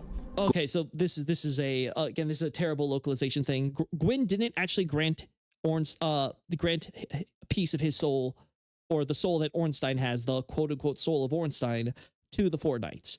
It actually just says, and this is a terrible localization mistake, it just says that it is the soul of he who is counted among among Gwyn's 4 knights. So it's just saying this seal belongs to Ornstein, and Ornstein happens to be a member of the Gwyn's quote-unquote 4 knights. That's all it's saying. It has nothing to do with the idea that Gwyn granted this soul to Ornstein. The localization completely was way off in understanding. That was such a horrible bit. It's one of these things where you can see, you see they read it, but they didn't quite get it, unfortunately. And this is one of those cases where we really are unfortunate that it ended up causing this misunderstanding. But no, the soul that Ornstein has belongs to him. It's his and his alone. He's had it his whole life. The Gwyn didn't necessarily give him a soul that's meant to be representative of all the 4 of the knights. It's like, Ornstein, you are entrusted with this soul that's meant for all 4. No. Why not just give each of them a smaller piece? Gwyn goes to kindle the flame, alone, with only his garb, crown, and greatsword as his companions. This solitude is stressed in multiple items, and yet the Black Knight Hound states that the knights followed Lord Gwyn when he departed to lick the flame. I think followed is exactly what they did. Gwyn left alone and travelled alone, but the Black Knights followed of their own accord. The Silver Night Hound states that when Gwyn departed to lick the fire, his knights split into two groups. This is careful wording and is often misread to mean Gwyn split his knights. Rather, they split themselves. Yes, Black Knights, having fought with Gwyn against the Chaos Demons, and loyal to the end, follow Gwyn in secret. Why would Gwyn, in an act of self-sacrifice, needlessly burn up the knights who have served him so well? Instead, they were burnt by accident, having followed him to the kiln. Or perhaps they will. Yeah, again, this idea that, you know, after the conflict with the chaos demons and all that stuff, Gwyn comes in and essentially he's decided he's leave. He gives it all up, but some of these knights are still so loyal to him that they decide they will follow him in what is, of course, ultimately his obvious death. Willfully joined their leader in his sacrifice against Gwyn's wishes. This may be 1,000 years ago. As France states, you have retrieved the Lord Vessel after 1,000 years. The Lord Vessel is also named by Carth as Lord Gwyn's heirloom, which implies it was passed down upon death. All right, so it should be clarified that the term heirloom here is actually relic, which in its kanji literally means like a left thing, so a thing that was left behind. So yeah, the idea is like, you know, it's not like something, oh, it's an heirloom, it's something that he's trying to make you inherit or whatever. It's just, it's a relic. It's something that, you know, just happens, it happens to be around. It's not necessarily supposed to go to anyone or anything particular or whatever, right? It's just sort of this thing that Gwyn clearly made, or at least was is chiefly responsible for making. Like, who knows if he, I doubt he made it personally, right? But it's something that, of course, he's left for others like ourselves to end up to pick up. In this case, it was left in the care of Guinevere. But again, for those wondering if there's any added significance to the idea of heirloom. Unfortunately, Frank can hardly be trusted, as he is the definition of an unreliable account. It is supported by Quelana asking, is not 1,000 years of atonement enough? And I have already discussed why this reference is to the end of the war and the pact. Gwyn therefore returns from his war with Chaos Demons to find the capital deserted, apart from his children, the blacksmith, Seath, and a few others. Unfortunately, Quelana is unreliable also, but we will again, like we said earlier, there's a lot more than that. There's, as the descriptions make clear, his clan were many, the gods were many. There were a lot of people who Gwyn was having to divvy up his properties. So it was just basically the guy we see with his powerful soul. That was all that was left. 1,000 years is a likely timeline point due to these two separate and mutually supporting quotes. France and Quelana are likely not in league. Gwyn rekindles the flame and burns his Black Knights, who wander as spirits as shown in the entrance to the kiln. The non-ghost-like spirits may be left to carry out his orders. I doubt they have any semblance of consciousness to the extent that they would be able to carry out any orders from him. I would also argue I think these spirits are very similar to the type of spirits we see of other players when they're like you know, little ghostly kind of phantoms in other quote unquote worlds. I think this is more so just reflecting how, oh, you know, looking across time and space, there was this time where these knights were marching off in order to join Gwyn in his sacrifice, and that's what these spirits are meant to capture. Not that these are just like spirits of the dead walking after the fact. I think this is more so kind of being like an in-universe version of those player spirits we'll see throughout our journey if we're playing online. Gwyndolin is a child when Gwyn leaves. I return to the statue at Firelink, to the woman with the child, without a crown. Again, Gwyndolin is already the full adult self we see inside the Miracle menu graphics, so again, this is blatantly false. Again, complete misunderstanding. Gwyndolin is very much alive. He's an adult. He's been around for a while by this point that all this stuff involving the fading flame and the fire linking is happening. And there's actually another point that I think I'll be making soon, but let's listen. Perhaps the woman, not being the queen, fell pregnant just before Gwyn went to challenge the Chaos Demons. This ensures that Gwyn did not know the child's existence. Gwyndolin is stressed as being a legitimate god, as he is the son of Gwyn. Why would his legitimacy need to be stressed? Perhaps because it might be questioned by some? Perhaps. Again, this is a point that needs to be made. Yes, he's referred to as a legitimate, respectable, full-fledged god, right? Effectively, right? As Gwyn's youngest child, as his lastborn. So the fact that Gwyn's relation is here is very important. Again, if Gwyn is already gone, why the need to try to include him among, like, there's a lot of questions that this kind of unintentionally raises about Gwyndolin and the circumstances of why they're trying to keep him and count him among the gods. And again, this is putting aside this is blatantly ridiculous. Because he was an illegitimate child, born of another woman and not by the queen, Gwyn's wife. I agree with this idea, though, that Gwyn is an illegitimate child and stuff. It's just the timeline and the nature of the parentage is not being accounted for properly. It is difficult to place who else could be the child and mother at Firelink, but even if it is another character, there is further support for Gwyndolin being a child when Gwyn kindles the flame. Okay. First is his ring, the Dark Moon Seance ring. Seance is a meeting where people attempt to contact the dead, something likely to be attempted by a son who never knew his father. Okay, here's a very unfortunate reality. The localization screwed this up. I know, shocker. It's not a seance ring, it's a priest ring. The person buried in the catacombs in front of that statue of baby Guinevere and stuff like that, the most feminine figure that Gwyndolin and his covenant can probably respect and stuff, as that ring belongs to a priest. It's not just any adherent or worshiper of Gwyndolin. It's specifically one of his priests who are buried there. Similar to the white seance ring, that is a way of white or white faith priest ring. It belongs to the high priest of the Way of White. This is a point that is, I imagine the choice of seance was the unfortunate result of the Dark Moon Seance Ring probably got translated first. It was done because they understood, or they had some understanding of the context that it would be used in order to go to access Gwyn's mausoleum. And so as a result of that, they decided to translate that as like a seance, because, you know, like a seance, you're trying to contact spirits of the dead and all that stuff, right? And then they ended up having that carry over to the other priest ring, even though it has not used in any context related to a seance or anything. So again, this is just terrible translating. They also screwed up priests in general. A lot of time, priests in this game are just translated as bishops. I think even when I mentioned the high priest of the Way of White earlier, or high priest of Thorland, I think I should clarify. This high priest of Thorland, I think, is referred to as like the high bishop or something. And in general, you'll see priests being translated as like Bishop of Velka or something, which is the same because in Dark Souls 3, we get actual bishops. And because these actual bishops would now be stepping on the toes of the bishops, quote unquote, the priests from the first game, they end up translating as deacons, so it's all a mess. In addition, the ring and the name of Gwyndolin himself are named as Dark Moon. Gwyndolin is the Dark Moon deity. Demon Souls has an item called Dark Moon Grass. The item description states that it is named after the lunar phase. Okay, it should be clarified that the Dark Moon in Dark Souls and the Dark Moon in Demon Souls are actually two separate things. In Dark Souls, as I recall, sorry, in Demon Souls, as I recall, the term actually used more so means moon shadow. This is actually a term that in kanji, it's written in kanji as moon shadow, but at least colloquially in modern times, it basically means moonlight. I don't know the history to the term, so I don't know why it becomes a synonym for moonlight, but that's just how it is. I'm sure someone else more knowledgeable on that linguistic can say, but the point being is that, you know, we're talking about terms that, yes, they overlap, but this seems to be more like a, you know, a coincidental, oh, hey, that funny how that works out type of thing. It's not actually using the same for Dark Moon, just FYI. The Dark Moon lunar phase is when there is no reflection from the sun. Gwyn is the Lord of Sunlight. Gwyndolin represents the moon and its power is strong in him, but Gwyndolin grows up in a metaphorical darkness. He is a dark moon without this father of sunlight and reflecting no light. Okay, The sure. Japanese translates as son of the shadows. Yep. To be in the shadows not only adds to the concept of being without a lord of sunlight, but is often used to mean something is little known or resides in secret, just as Gwyndolin likely did from his father when Gwyn returned from war. This theory is again supported by the crown of the dark sun. The item states that it shows Gwyndolin's deep adoration of the sun and demands immeasurable faith of the wearer. However, the item requires no faith to wear, so this actually implied that it demanded great faith of Gwyndolin, the only other wearer in the item's history. I believe the faith that is required of Gwyndolin is to trust and love in his father as he does. This could always be a mistake in that they intended for it to have a faith requirement, but later they removed it for one reason or another, and then they forgot about the description. Though, again, I agree. I think it's workable, and I'm willing to, I myself am willing to adopt this idea that it's focusing on the idea of Gwyndolin's own faith and the idea that he has to have faith in the will of his father and all that stuff. I'm willing to sure buy all that. Though, again, he's already wearing this as an adult, standing next to his father during events in Anor Londo as a generic miracle, stories of the gods, which would take place well before the fading of the flame and all that stuff. So none of this is relevant here. As the crown represents, without ever having known him. Another piece of evidence that shows that Gwyndolin was not known by his father is that Gwyn splits the power of lightning amongst his children when he leaves, and yet Gwyndolin never uses such magic. Children is a deliberately ambiguous term. 2 out of 3 children would cause it to be plural. Therefore, if Okay, so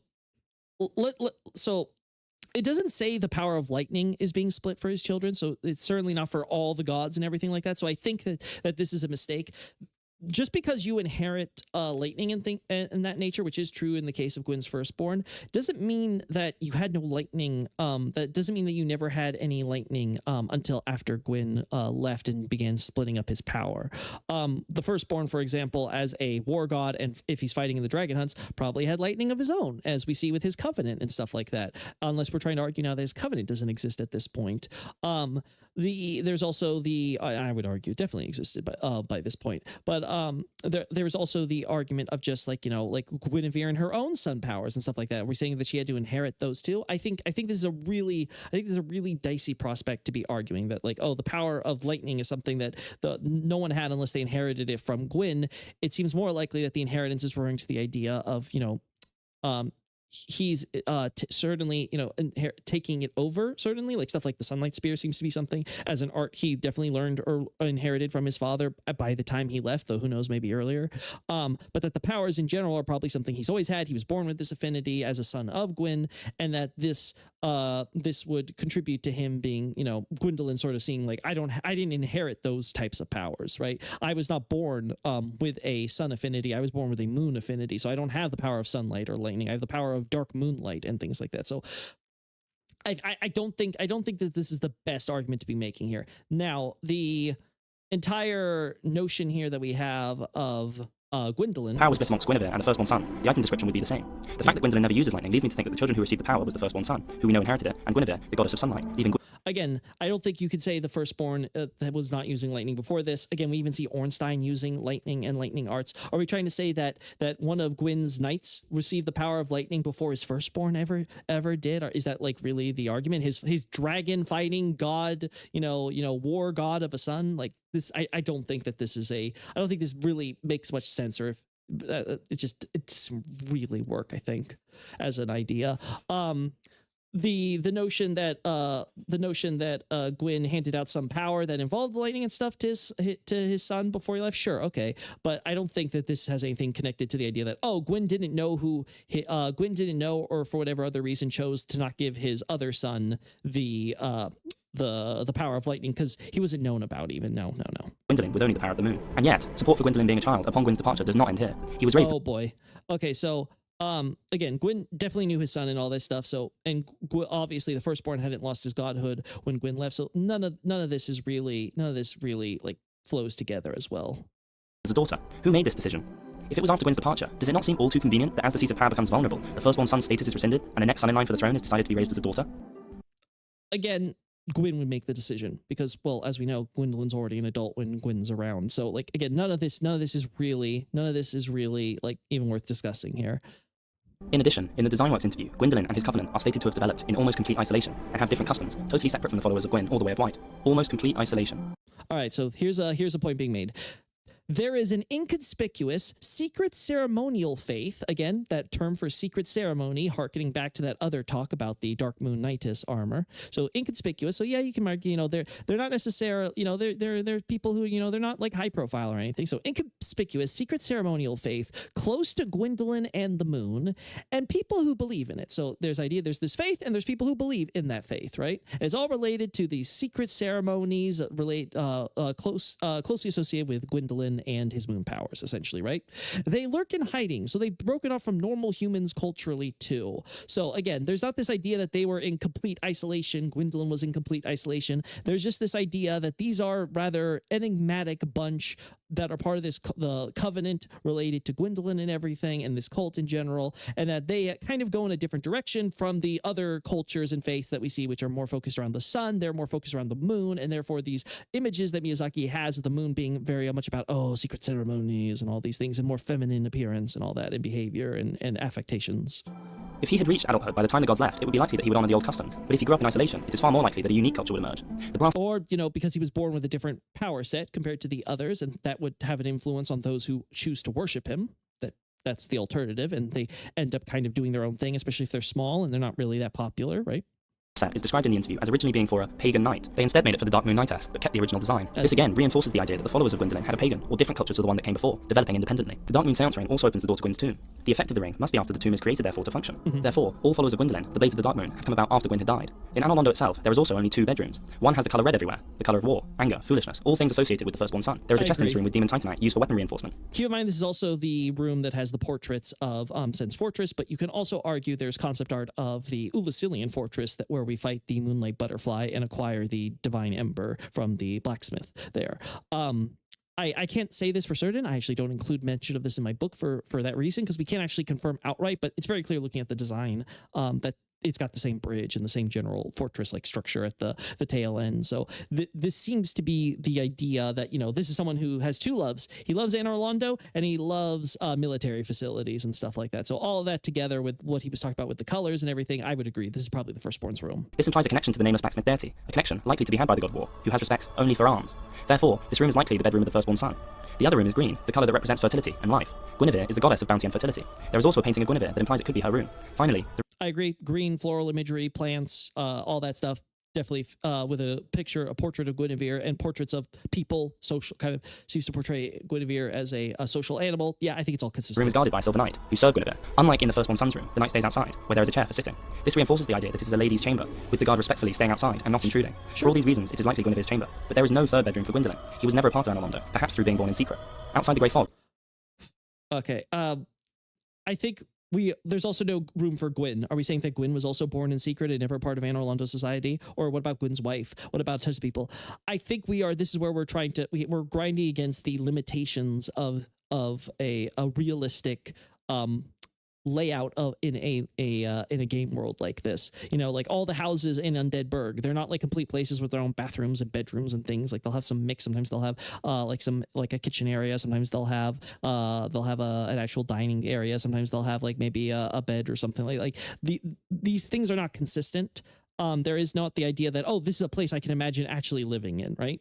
The same thing with even Gwyn's Royal Manor. There are a bunch of rooms that give you some ideas and give you a sense of the culture and the history of the place, but they're not all encompassive. Like there's tons of wiggle room to imagine that these places should be bigger and have more facilities, but that's not the focus that the story is trying to present right now. The focus is on conveying the characters of the Firstborn and Guinevere in this space. So, and obviously Gwyndolin has his own space in the current stay, so whether or not Gwyndolin has a room in Londo at any point, I think it would be irrelevant. Where you can join the Dark Moon Covenant, there is a carpet with similar patterns to those in Gwyndolin's siblings' bedrooms, but with a new colour scheme. Unlike his brother, who has red and gold, and his sister, who has green and gold, Gwyndolin has purple and gold. Yet, Again, this colour scheme is absent fair. in the rest of Londo. In addition, Gwyndolin has merely a unique soul, nothing more. He has no shard of Gwyn, despite Gwyn having split his soul amongst all of his clan, which even by the most conservative definition includes one's children.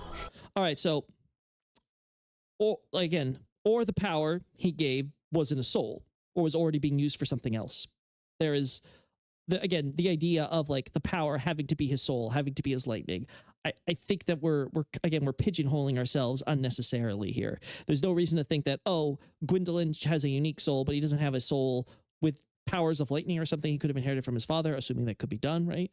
Again, Guinevere and the Firstborn are born with Gwyn's lightning power. If Gwyndolin is an illegitimate child, you can easily make the argument that therefore he did not inherit powers from his father, but powers, say, from his mother, whoever that would be. In that context, why would we have to think that, you know, we could just magically zap him and give him lightning? Especially as we see, he clearly had a history with his father as an adult, right there in public with Silver Knights there watching, at least at the palace, right? So at the very least, he's a known quantity there. Like none of this really is conducive to the idea that, you know, at no point, at the very end, Gwyn could have given him these lightning powers that he otherwise has never bothered to give him, but he just didn't, and that's because he happened to not know it. None of that is true. Even Ornstein has a piece, yet Gwyndolin's soul is no more remarkable. Again, Ornstein doesn't have a piece. This is again another one of those things where the localization mishap is coming back to bite me. Or bite Hawkshaw, I guess, too, as well. Than any other low-grade boss. An unlikely consequence if Gwyn knew of his son's existence. Finally, and the biggest support for Gwyndolin being a child when Gwyn leaves, is an interesting back and forth in the Design Works interview. Mr. Nakamura says that he made a mistake while designing Gwyndolin, and made his head a little bigger than usual. Nakamura says that when Miyazaki saw this, he was delighted, saying that it made Gwyndolin look like a little girl and that I had to keep it. Nakamura then says that, to be honest, I just made a mistake when I copied and pasted it. Miyazaki continues to say that when he first saw that Nakamura had made Gwyndolin's head that size, he thought Nakamura was a genius, but the fact that it was an accident, I was hoping you'd take to your grave. Okay, so this is a bit of a kind of cultural aspect flowing over their head. So for those that don't know, women in Japan are often called technically a child, right? Now it has the same meaning as when we say like a girl, and it has this idea of kind of, you know, youthful, and, you know, it's usually treated as kind of complimentary to, you know, in the same way that you're like, oh my God, you know, when you call someone like, say, you know, when you call someone, say a lady or an old woman or something, it might be seen as more insulting versus, say, if you just called her as, like, I don't know, like, say a young lady or like a maiden or something like that, you know, something that would be like, oh my God, you behave as if I look in and appear and just give off as being like more youthful than I actually am, right? So this is something where it's like, okay, whenever they talk about like a little girl, what they're really saying is, you know, she looks like more, Gwyndolin looks more feminine, more womanly, more youthful and childlike. All of this is kind of wrapped together in the idea you make his head slightly bigger, the eyes slightly bigger, the other features that you would kind of exaggerate around the face and stuff like that to make the character look more childlike, and as a byproduct also make them appear more feminine. You see this, of course, a ton in Moe culture, where this idea that cutesiness is sort of inherent to being more childlike, right? And especially among women, there can be a subset where there's really this obsession with appearing more Moe. So the idea of, like, you know, having these more overly cutesy, childlike affectations in how they speak and how they appear and how they act, right? And you see this, of course, in anime, right? Where oftentimes anime women are portrayed with bigger, rounder faces with larger eyes than the men, because the idea is that makes them look cuter, that makes them more feminine, more womanly compared to the boys, which may have, you know, like narrower faces, rounder. There's obviously Bishonen are their own story in terms of beauty standards, but you know, that's kind of what is being discussed here, is the idea that, oh, when you made Gwyndolin have these more childlike features, you were making him look more like a girl, not necessarily trying to feature that exactly a little girl, but just in general the idea that you're making him look more womanly, more feminine. This is not being get across in this translation, and is something that admittedly will go over the head if you're not really familiar with the culture here. But this is not as big of a deal as Hawkshaw is making it out to be. This leaves us with several questions. Why was it such a stroke of genius? And why would one want to... Again, it was stroke of genius because it's like, oh, you're essentially you're doing these slight little nuances that, again, Miyazaki always, as we've talked about in this interview, he's mentioned again and again, he thinks in the terms of images, and he wants to convey certain subconscious associations that he and others would make with these images. Again, with the idea that, oh, secret ceremonies, the moon, I think of the feminine aura. You know, childlike features that involve like bigger head, like slightly bigger head than usual. Oh, I think feminine aura. That is what he's going across. And again, this is something that may not necessarily come across for us here in the West, but in Japan, this is definitely sort of like, this is kind of just like a common understanding that's just part of the culture, especially, like I said, especially if you're anyone that's familiar with anime culture, like Miyazaki and the developers clearly are. Just see the number of Berserk references they make. Take the fact that it was an accident to the grave. To hope to take it to the grave, I believe, is because one would prefer to own such fantastic piece of design rather than have it attributed to accident. It is genius because Gwyndolin looking like a child or little girl with a slightly large head for his body subtly hints at how he was left at Londo as a child. No, it subtly conveys him as a woman, which is what they are trying to get across. Again, keep in mind that earlier in this same interview, they make the idea that, the skirt that Gwyndolin has is supposed to kind of represent menstruation. The idea that, you know, the way that it's shaped and flows is meant to kind of show, like, you know, this womanly event, which is supposed to come across, even if not consciously, you're like, oh yeah, menstruation. When you look at that, it's supposed to subconsciously give you the idea of, oh, this is a feminine figure. And again, this is an important detail to keep in mind. Gwyndolin is never clarified to be a man in the Japanese script until after you kill him and receive his soul. In all other instances, because the way Japanese doesn't have to clarify his or her or use any type of pronouns in that regard to the same strictness that we do in the English, where it's like we had to say he as soon as you get the seance ring. You are supposed to go up to Gwyndolin and with his androgynous voice, and during the boss fight, the way that he is dressed and appears as an overall design, and of course the name Gwyndolin, which is a derivative of the name Gwyndolin, you are meant to assume that you're dealing with a lady, and then the reveal hits you when you get the soul and you read the description. Oh my, she's a he. That's the point being made here. This is the genius, that everything is supposed to lead you to assume that Gwyndolin is a girl, only to realize, oh, he's actually a man. He was deserted by his father and family, left alone, and raised by who knows who. His legs could symbolize that serpents raised him, as he is physically raised by them now. The Moonlight Butterfly music plays while we fight him, which could imply Seath raised him. What is almost certain after all this is that he was a child when he was left in Londo by his kin. I believe he was not disowned by Gwyn, but Gwyn never knew of him. I encourage you to look at the Black and Silver Knight items, Gwyndolин's items, and Gwyn's items. This theory is the only one I can form to reconcile the items, which at first seem to contradict each other. It also fits with a great deal of other evidence that I have just given. With the key of Gwyndolin creating an illusionary sister for Gwyn's return, it's all... Again, and I understand all of this. All of this is to basically summarize and say that this is a very difficult task to try to make sense of all this timeline with all the localization errors and mistakes that kind of force you into a more strict interpretation of how events must have gone down. Like I said, there's a lot more room for interpretation, and I would definitely make the case that the events concerning Gwyn and the gods leaving take place far apart. Like the Gwyn's abandoning Anor Londo take place much later in the timeline compared to when Gwyn leaves to link the fire, and that in the interim you have him abdicating the throne to his firstborn.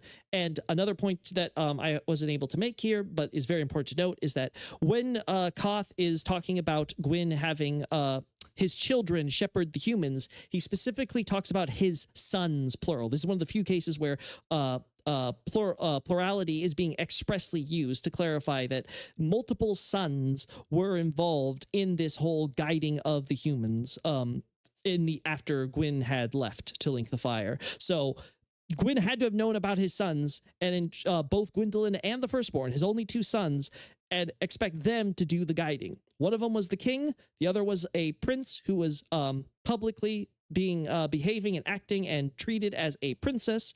And you could even argue was publicly known only as a princess, a woman. And for whatever reasons those were, because of that, both of them were working together in the era where Gwyn is gone, along with, of course, Guinevere, who had her own duties related to the Lord Vessel and stuff. And only later on do we have these events involving, as Hawkshaw mentioned, the idea that the firstborn, of course, the firstborn ended up having to leave and leaves the miracle on his father's tomb. Of the gods, of course, abandoning the city outright. Of course, Gwyndolin having to create an illusion of his sister and do so. All of this together, I think, is going to point you to a different conclusion if you're looking at it from the Japanese text perspective and not here from the more rigid English perspective. And this is, again, it's a shame because I think Hawkshaw gave an honest effort, and he, for what he did, I think he did as best as he could. Though again, I think some of the stuff with Gwyndolin, he definitely kind of made a few missteps. I feel that really kind of I think could have been avoided, Japanese text aside. In place, Guinevere leaves, and child Gwyndolin, aware of his repulsive appearance, makes an illusion of her before Gwyn returns from Isleth. The Silver Knights stay in service to what they believe is their goddess, and Gwyn leaves, having never met his last-born son. After the flame is kindled, the firstborn son's deific status is rescinded. This is after Gwyn kindles the flame as great lightning sphere shows that the son inherited the sunlight, which implies after death. Also, the sunlight again inherited, succeeded, took over. It can refer to his affinity as a born son of Gwyn. I think this is looking too deep into the idea that Gwyn gave him lightning and he never had any lightning before. Like I don't think that's quite what they're getting at.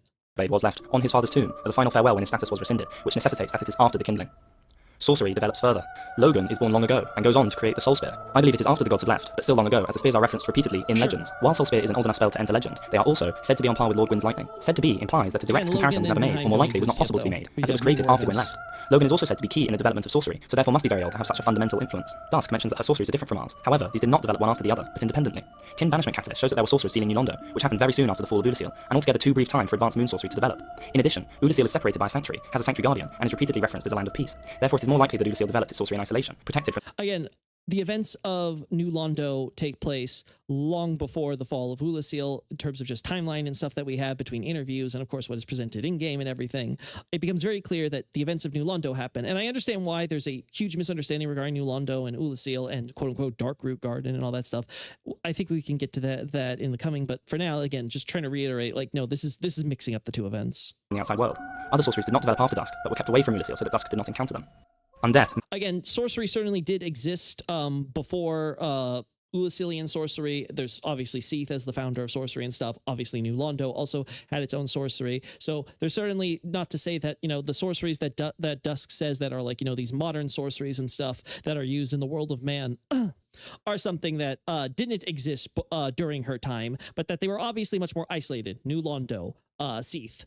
These are areas that are not necessarily widespread, especially in the land of the gods, which, as we established, is more so a kind of a frontier. It's not something that's easily accessible in the same way that Udacil isn't necessarily easily accessible to everyone in the core world of man. May be becoming more of a problem now, and I say the word problem tentatively. Again, it's not becoming more of a problem. Undead has been a problem ever since the flame began to fade. And again, this is part of, I think, a separate argument that Hawkshaw would make about like trying to argue that undeath has actually been around much longer or something like that. I find that entire idea is bogus, but like this is not the focus of the timeline. Let's just say that for sure undead has been a problem only until more recent times in terms of the undead curse involving the dark sign for humans. And it certainly is becoming a big enough problem that the gods have to be concerned about it, right? Like, this is the entire point of the fire fading in Gwyn. Certainly becoming more widespread. This has to be the case here at the latest, because by the time of the DLC in Udacil, there have already been undead hunts. This is shown by Kieran using a Lloyd's talisman against us, used by clerics hunting the undead. Again, to clarify, because of what we're told, if the events of Gwyn take place 1,000 years ago and the events of Udacil take place about 200 to 300 years ago at most, then yeah, the events of these undead hunts, yeah, there's been 700 to 800 years in between. Yeah, imagine there've probably been a lot, especially if Lloyd's been in charge during that entire period. Hunts that are widely praised even then. Pyromancy is taught to Salomon by Quelana and brought to the outside world. The Gold Heaven set shows she is the mother and founder of pyromancy. Quelana's dialogue places this over 200 years ago. I believe we can trust this, as Laurentius states pyromancy. Again, it's not her becoming the founder or mother of pyromancy. This is more related to her mother as another founder / mother of pyromancy. But yeah, she states that she met Salomon over 200 years ago. So clearly, well, he'll make the point. It has a primitive aspect to it, and meshes poorly with advanced culture, which implies that its emergence to the outside world is in quite recent history. This is true. That should be mentioned that when he's talking about it, he said to have a certain kind of primitive aspect to it. And he points out that it's incompatible with civilization-like things. Again, this goes back to the idea that, people versus animals, primitives versus civilized folk and all that stuff. Like all of this is sort of wrapped up in the idea that, if you're living in a swamp, you're not living in stone buildings. You're not living, with the same thing that we consider mainstream medieval at this time, like modern medieval culture. Like you mentioned earlier, New Londo is like supposed to be like, kind of almost like so neo-modern with its Mont Michel design to the architecture and stuff like that. This idea, if you're not living like this, then you are essentially kind of like this like barbaric savage like animal that like I don't want to have anything to do with you or something like that. There's very much this idea with pyromancy, which is why we see them kind of live like a bunch of like lowly hermits in a swamp, right? Type of idea, right? Like they got like twigs and like ratty clothes and things of that nature. Like it's not really painting like a picture of this being like a very advanced people, so to say, right? Pyromancy spreads to the outside world via Quaylana before the DLC in Ulyssil. Black Flame is a pyromancy in the DLC that was found by a wandering pyromancer. This shows it should be understood that what it says is that it was found by a pyromancer who went astray in Ulyssil in reference to the abyss where we find it, right? So the idea that, there's a pyromancer, he happens to be in Ulyssil for one reason or another, and then he goes astray in Ulyssil, and he abandons normal pyromancy for Black Flame pyromancy. So little nuance to clarify. that pyromancy has spread from Salmon to at least his pupils before the DLC. Pyromancy spreads to the Great Swamp, likely from Blighttown where it originally came from. The two places are different, and I will give ample evidence for this in the video about demons. Pyromancers are driven to the Great Swamp, likely because they are... Again, Blighttown didn't spread pyromancy, Salomon did. So the narrative provided is that Salomon, as a human, not even an undead, goes to Blighttown. He probably was intending to go to the city of Izalith where he could learn the original primal pyromancies and stuff, but instead he came across Quaylana, who, seeing his talent, she makes a big point about how she has like an invisibility spell essentially, and those who can still see her clearly have a strength of flame and stuff that she can capitalize upon. So she basically goes there, she teaches him the pyromancy, and then he returns from this Blighttown area, the poison swamp, at least in Blighttown, or it may not have even been a poison swamp at the time, but the point is he goes from the swamp in Blighttown, returns to the world of man, where he can of course spread. I think this is consistent with Miyazaki's own talks in the interview about the important role Salomon plays in the history of pyromancy. And Laurentius' dialogue supports this. From Salomon, pyromancy is passed to Carmina and other students of his. Power within is developed by Carmina and kept secret for a long time, though as mentioned, the eons in the description can only be 200 to 300 years ago. Again, eons is not actually used in the Japanese. It's just, again, Zuto means something like long time, all this time, continuously, it can maybe have the concept like constantly or always, but I wouldn't necessarily translate that way. The point is that it's just saying that, it's been a while, but it's been a vague while. We don't know how long. Again, eons, I think, is making it sound way too large, and I agree with Hawkshaw. It can only be a few hundred years.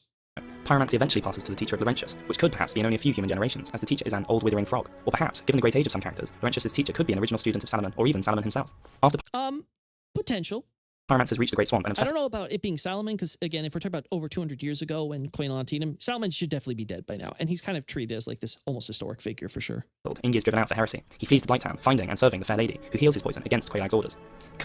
Again, it's not specifically his poison, but let's... Swamp and have settled. Ingi is driven out for heresy. He flees to Blighttown, finding and serving the fair lady, who heals his poison against Quaylag's orders. Yeah, okay, so she didn't... I want to make sure there was nothing else there, but yeah, she didn't cure Engi's poison specifically.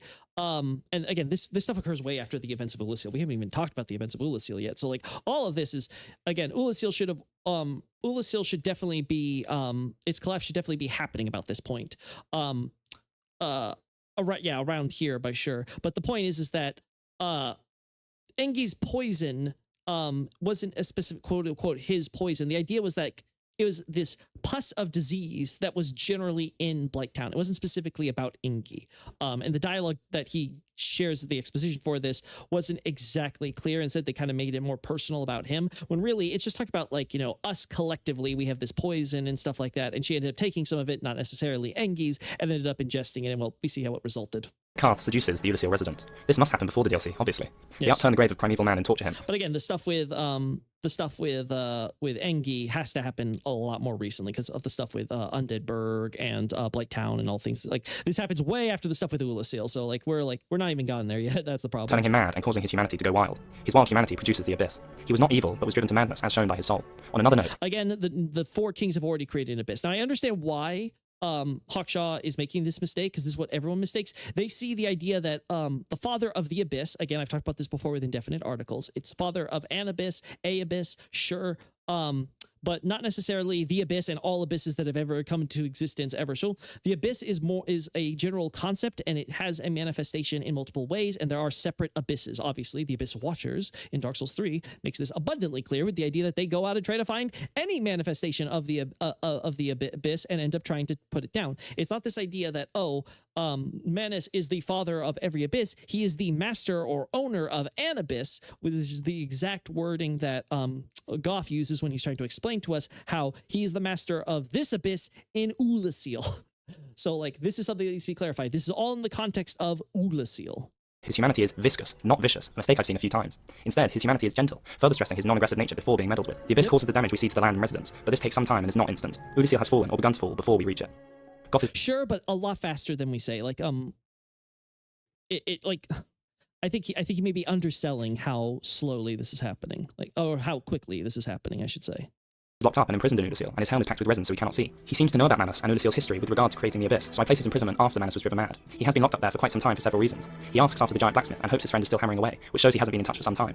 When he stands up to shoot Calamite, there are a huge amount of wood shavings and dust all over him. This implies a great deal of time carving away, but also that he is unconcerned or resigned to his fate, as he hasn't. It should also be noted that he, based on his mention of Artorias, he's probably also recently talked with Artorias before we show up. We see Artorias drop down from the direction of where Goth's cell is, so very likely before Artorias fully snaps and tries to kill us as just a mad beast, that he he actually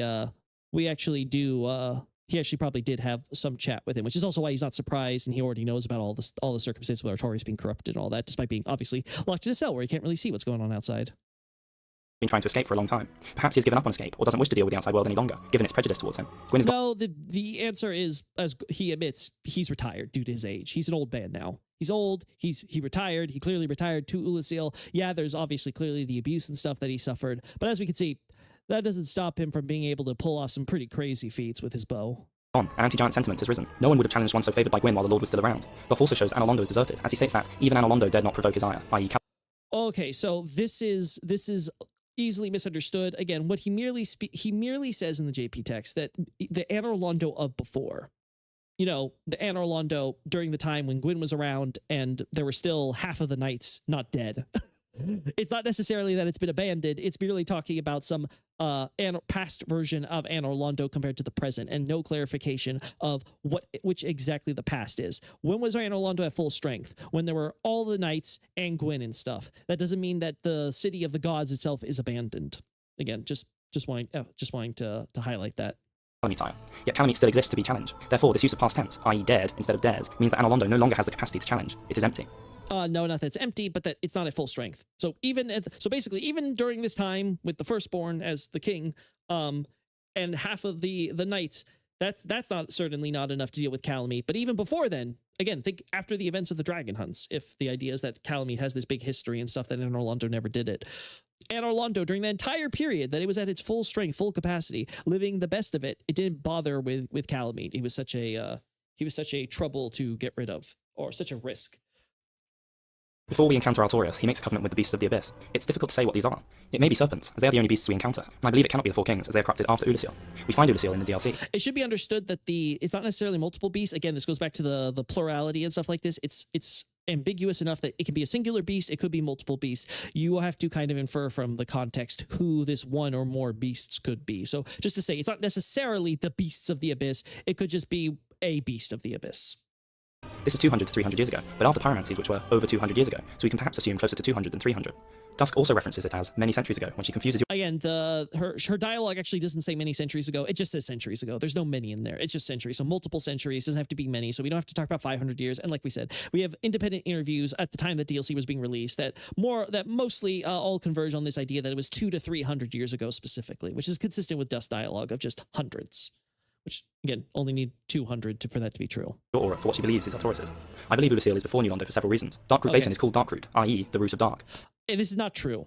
What Darkroot Garden is called is the Black Forest. Now, you've probably heard this in many JRPGs because it's a very common term, the Black Forest, the Black Woods, stuff of that nature. But the general idea is that, yeah, it's a forest that has some there's some forest that usually, you know, it's at night, it's got some you know, like dark mysterious magic or something like this, all that nature. That's all considered what we see. Darkroot Garden is just the guardian of the Black Forest, and then obviously when we go to the past, this garden is now known as the Royal Wood, or the royal family's forest garden. So again, sort of giving the idea that, you know, these are the same forest, but one is during daytime, one's at night. One, of course, is more ominous, one is, of course, more colorful, you know, more exuberant, as it were, more alive. So again, this is not an indication that, oh, this is where the root of the dark had began. This is where the abyss originated. Or no, again, much like the father of the abyss point, it's talking about the idea that you know, Manus is the owner and master of an abyss, and the Darkroot Garden, that as we go through it, is of course a quote-unquote black forest where we explore it at night. But it's not anything to do with the idea that this is the source of the abyss as a general concept or overall. And later games kind of build upon this idea that, yeah, the abyss has existed in several forms throughout the entire history of man before and after Oolacile.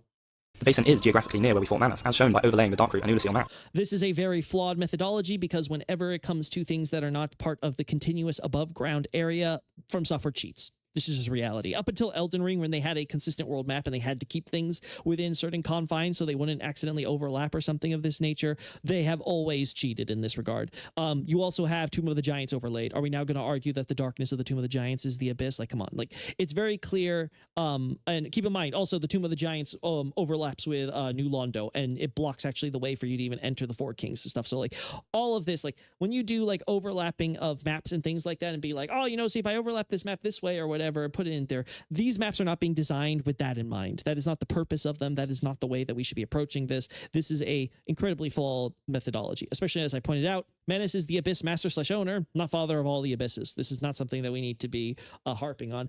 It's very clear that, you know, the events of New Londo happen first. The Artorias, in the aftermath of New Londo's collapse, becomes the hunter of the Dark Wraiths, as there are many Dark Wraiths, which are presumably, as the nature of what the Dark Wraiths do, involves them going outside of their city and being stragglers effectively there, as we see reaffirmed in Dark Souls 3, if we want to factor in that. But even ignoring that, this is already the impression that Artorias is tasked with going out and hunting down these surviving Dark Wraiths with his holy sword, and it receives a silver medal which has his crest engraved in it, which is used to help counteract the power of the dark, and was specifically given for him in the future for traversing abysses and stuff like that. You don't do that if the events of New Londo and Oolacile are taking place in the reverse, and especially if you're trying to say that the events of Artorias coming in to save Oolacile was this sudden last minute thing where, you know, oh, he suddenly had this task to do it, he goes in, he fails, and then like he's not there for the New Londo stuff. Like, obviously Artorias had a career of hunting the Dark Wraiths and a career of with that medal that he took the time to put his crest, the crest of Artorias, inside engraved into it. He had to have the time to do that. He can't do that if there's this emergency in Ulis. Oh, you know, just waste your time. It's okay. Just put in your crest and then waste it by never using it for the events of Manus. Manus in Goth's dialogue is referenced as Father of the Abyss, and this title is used in both the Soul of Manus and Pursuers too. In addition, when you kill Manus, Elizabeth thanks you for stopping the spread of the Abyss. This implies not only that Oolacile is the spread of his abyss, the spread of the abyss in Oolacile. This is another problem. We're always taking these dialogues in isolation. We're not looking in the context. We're talking about the spread of the abyss. Yes, in the context of Oolacile, its disaster, its calamity, the spreading abyss that was happening here. Yes, it stopped the spread of the abyss in Oolacile.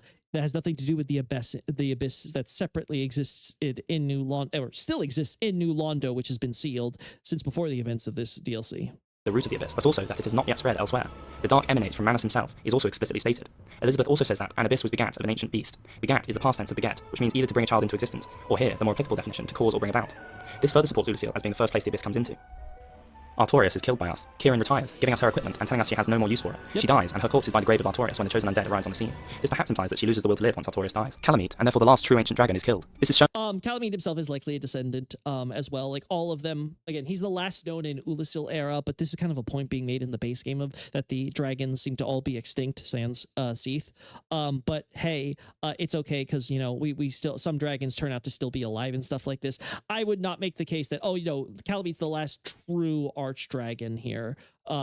Yeah, no. And Goff's dialogue doesn't help here because Goff's retired, but he already knows who Seath is, and he knows that Seath is an archdragon or an archdragon descendant, so this doesn't really make sense from him. as Goff says there are no dragons left to hunt. This further supports... They're Seath. And if we're making the case that Seath's already a madman during this point in the timeline, then yeah, there's definitely still Seath. Like, Goff could go out and hunt Seath if he really wanted to relive his glory days.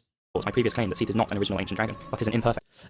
Again, I agree with this. It's very clear that Seath is born and all that stuff, and I would say the same for Calamite. I think when you see all this disparity and the unique powers that are exhibited by these dragons, it's a dead ringer side that they are affected by disparity, that these are all descendants and things. These are not some of the OG dragons. Offspring. While Goff may not know about the stone dragon in Ash Lake, he must know Seath and does not treat him as an ancient dragon.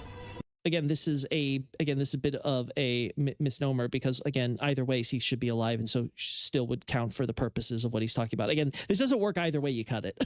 Manus is killed, and the spread of the Abyss is temporarily stopped. Unfortunately, the proximity of the Abyss to below New Londo ensures that Karth can tempt the Four Kings. No, again, the Abyss in New Londo has nothing to do with Ulasil or the Four Kings. Again, that's created completely separately by the Four Kings, which is why it operates independently. Like, this doesn't work. After the DLC, we can assume that Goff dies due to his ring being found behind the giant blacksmith. He has at least left Lordran for good. Ornstein, by virtue... He's already retired by this point, so, like, again, the idea that he left the ring with the blacksmith before then, who he mentions in his dialogue to further connect these two incidents, I think is pretty clear. Like, yeah, he left his ring behind because he's no longer doing his duty as one of the four knights of Gwyn with his special ring and all that. Like, it's just not... Being the only one left, has public opinion believe he's the captain of the Four Knights. Again, not necessarily any... the idea that, you know, Ornstein is considered the leader doesn't necessarily imply or is regarded as the leader or believed to be the leader, however you want to translate this. It's not implying anything nefarious. Again, this more so is probably speaking to the fact that he has seniority. So it's just like, you know, it's not like they have a formal rigid command structure where, you know, okay, like, you know, this guy's now on the top and this guy's the lieutenant and this guy's like, it's kind of just like, you know, yeah, probably he should be considered the leader. He's probably the oldest one among them, at least as far as receiving accolades from Gwyn. States that he is believed to be the captain, which implies that this is a mistaken belief. When this description is read with the Dragonslayer Greatbow, which mentions Goff as the captain of the Dragonslayers, leads me to believe that Goff was the actual leader. This is supported by Goff's masterful shot that grounds a true ancient dragon, and his strong connection to Gwyn, which may even be a blood relation as previously mentioned. The Earl of Kareem begins making his bite rings and develops the Purging Stone, his secret treasure. He must make the rings before the flooding of New Londo, as a ring is guarded by a ghost in New Londo, likely implying the ghost wore it originally. This is a fundamental misunderstanding of ghosts inherent to this observation, but the bigger thing here is that Earl Arster sent a party of Kareem folks to investigate New Londo, because all of these items related to Kareem are found above the seal. In other words, places that we can explore. We also know that Ingward is visited by others over time, and that there is even stories regarded about Ingward and his ability as a remediation to help cure or lift curses and things of that nature. So, like, this is not that unusual that there are other people who have explored New Londo before us. Ingward, even as we see with his special sorcery fire for torchlight, helps lead people into the city ruins across these wooden platforms. So clearly Ingward and his buddies, before they left probably, had gone to the trouble to set this up so they can have contact and help out others when they're not doing their job, you know, guarding the seal. So, like, all of this is sort of like, again, this I think is a mistaken observation. It's far more likely that Kareem has nothing to do with New Londo. This is all taking place far after, as Arstor is considered a current figure in the modern time compared to, say, in Dark Souls 3, where he's later treated as a historic figure with his own special title, reminiscent of how we refer to Vlad Tepes, or as today, Vlad the Impaler, right? May seem like an odd point to include on the timeline, but the Earl's development of these devices, and when they were made public, are vital for reasons I will get to in future videos. Karth seduces the Four Kings, and after some time of the Dark Raid sapping humanity from the citizens, New Londo is flooded. They don't sap humanity from the citizens. Again, everything is told about us, the fact that the Dark Race are even so well regarded and hated, and their image earns them this notoriety that they do with their skull like helmet faces and all that. All this tells us that the Four Kings were wreaking havoc in the world of man. They were sapping humanity and souls from saintly men of the church living outside in the world of man.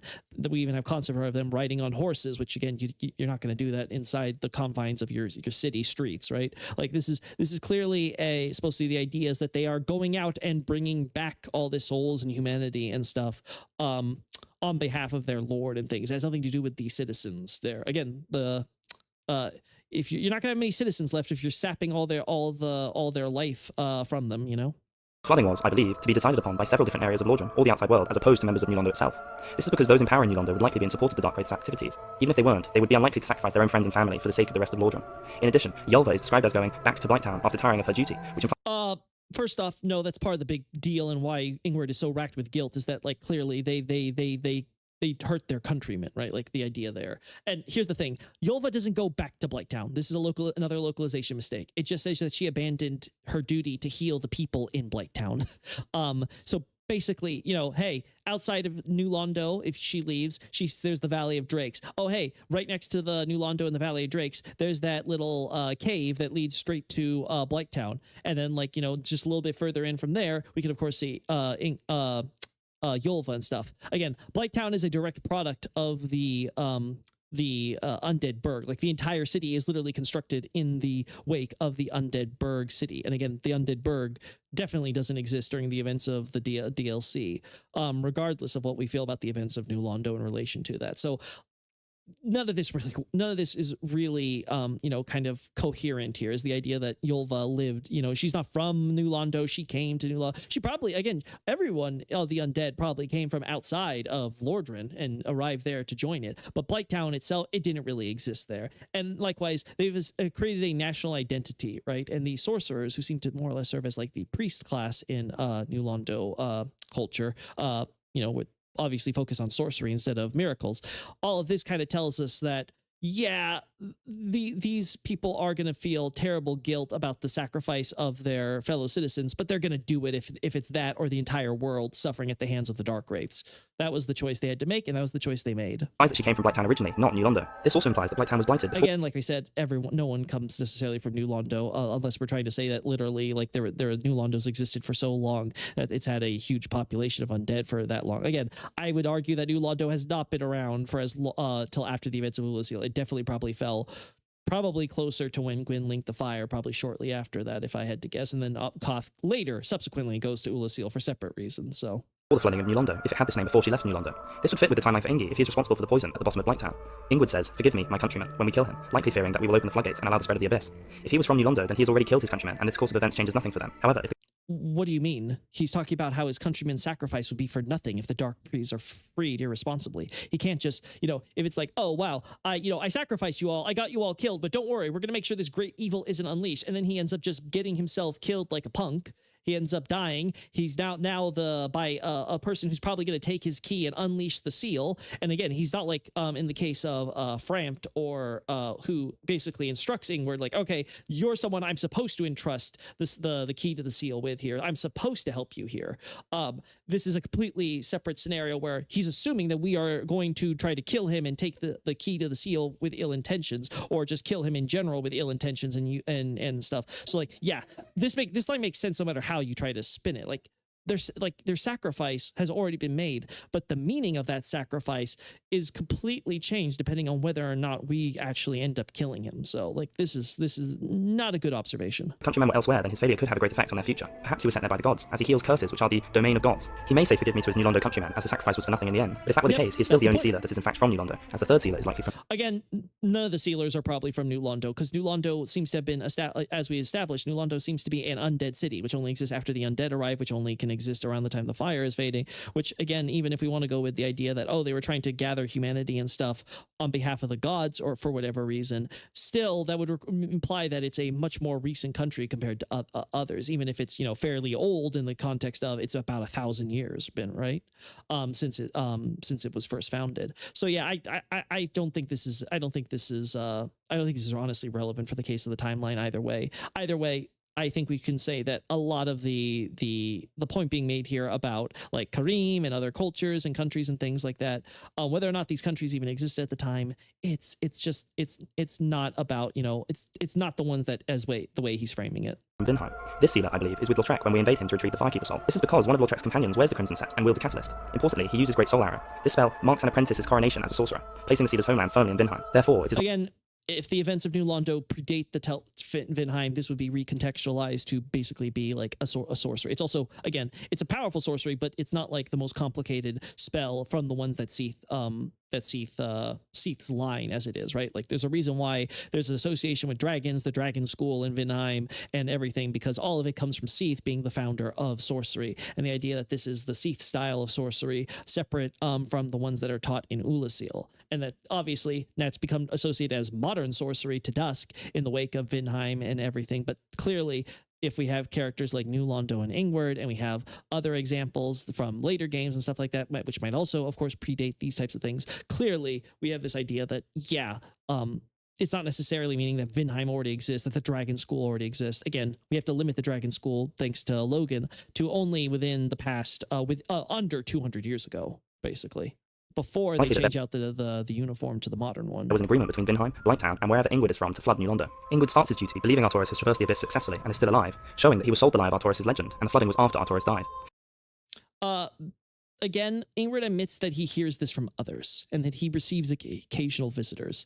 So again, all of this is rather consistent with the idea that the events of New Londo happen, and then Ingrid hears later on about Artorias and his abyss walking legend and all these things, and therefore he, at least as he understands it from last he understands, Artorias is the one who has all the abilities and knowledge on how to deal with the abyss. So if you can find him and maybe learn that from him, then maybe you can traverse the abyss of the Four Kings yourself. Obviously, he's not heard yet. Oh yeah, Artorias is dead, by the way. This is from the fact again, if the events of, considering that the events of Ulasil are within the last 200, 300 years, and that not everyone's going to be mentioning all this stuff to Ingward more than secondhand, that's pretty reasonable. It's more relevant for Ingward to know, oh yeah, Artorias is out there hunting the surviving Darkways that remain outside of the city, by the way, versus, oh yeah, that there's the great hero Artorias who recently died. If Artorias had traversed the abyss in New Londo after Ingward flooded it, and either Artorias died, in which case Ingward would not be mistaken on this point, or the Four Kings would have been slain, in which case Ingward could relieve himself of duty.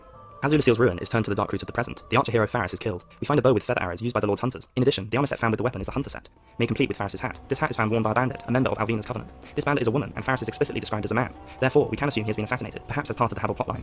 Again, Faris's hat actually doesn't specify gender. Again, much like what I was making the point earlier with Gwyndolin and how it's not clarified that he's a he until after we acquire his soul from after his boss fight. Same thing here. Faris is never clarified as a he. It was a terrible mistake on the localization part to assume that Faris was a he without the full context of what the way the hat and everything was going to be used for. And as a result, in subsequent games, they have rectified this by making sure that they never mention Faris's gender beyond what is clarified for, say, Evlana in Dark Souls 2. I think that's explicitly mentioned as she or a goddess at some point. But point is, they made sure in the subsequent games that they would be more careful about this. This is just a mistake. There's no deeper conspiracy here. And the corpse overlooks the exit from the watchtower. A plot against the gods is started. It is not, as has been assumed, carried out while the gods are still in Londo. I would disagree. I would say that we are placing this event way too late at this point. This whole plot against the gods should have already happened right now. Likely takes place when the flame first began to fade, if I were to argue. The plot strikes at Nito for his power, as his power is involved in staving off death for the gods, and stealing it would make them vulnerable. I place the plot here on the timeline for several reasons. The first is that Havel is likely involved with the plot, as he has an occult club in his stash, yet we know from the lack of the watchtower in the DLC that he cannot have been locked up until after the extra content. I'm sorry to say this to everyone and rain on everyone's parade. The warrior in the watchtower isn't Havel.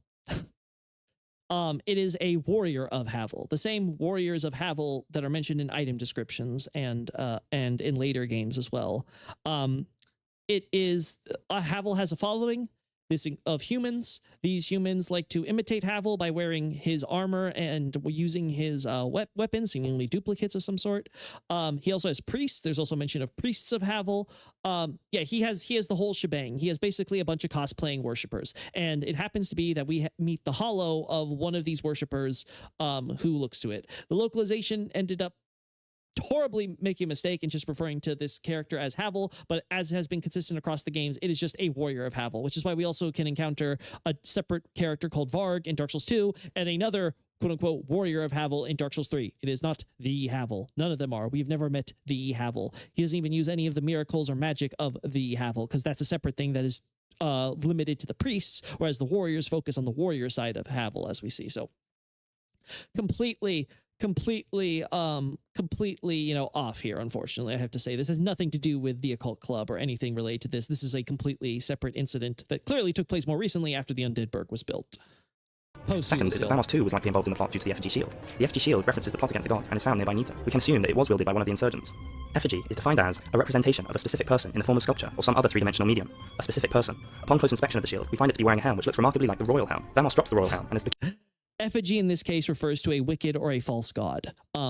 Wicked is the more literal translation. False is kind of the general idea it is, because, you know, my god is a good god, so your god is an evil god, and if your god's an evil god, it's not really a god, it's lesser, so it's a false god or an idol, you know, like this idea of, you know, like this bad god that isn't really, that isn't even real. So there's kind of all this connotation put in. The point being made is that the shield is depicting essentially a false pagan god that doesn't really exist. There's not actually any connection to there. It's simply something that a worshippers of the dark, this dark faith, again, the occult refers to this idea of heresy in the case of being, you know, a not just a different kind of teachings, but something that is much more, you know, antagonistic, as it were, like much more you know, very much, I like to translate it as like heathen type of element, right? Like this thing where it's like, oh, there's more antagonism there versus the way of white, you know, which is considered more as like, oh, the beacon of goodness and all that. So just kind of something that I want to highlight there for us. Peculiarly placed deep in the catacombs, happy to hide away for eternity. I would not tie He claims this he's to just a simple Vamos. blacksmith repeatedly, an odd thing to say, since we were unlikely to think otherwise. We know he was likely part of a royal line. Perhaps this king or prince challenged the gods. He may have fled after the rebellion and has hidden here since. It is true that the shield design was a shield contest winner. However, they did change the name to effigy shield for the game, and so likely designed the royal helm accordingly to give us this clue into Vamos' past. From his dialogue, he shows that he knows New Londo has been flooded. Since he's been hidden away in the catacombs with no exit until he breaks one for us since the plot, the plot had to have happened after the flooding of New Londo, therefore.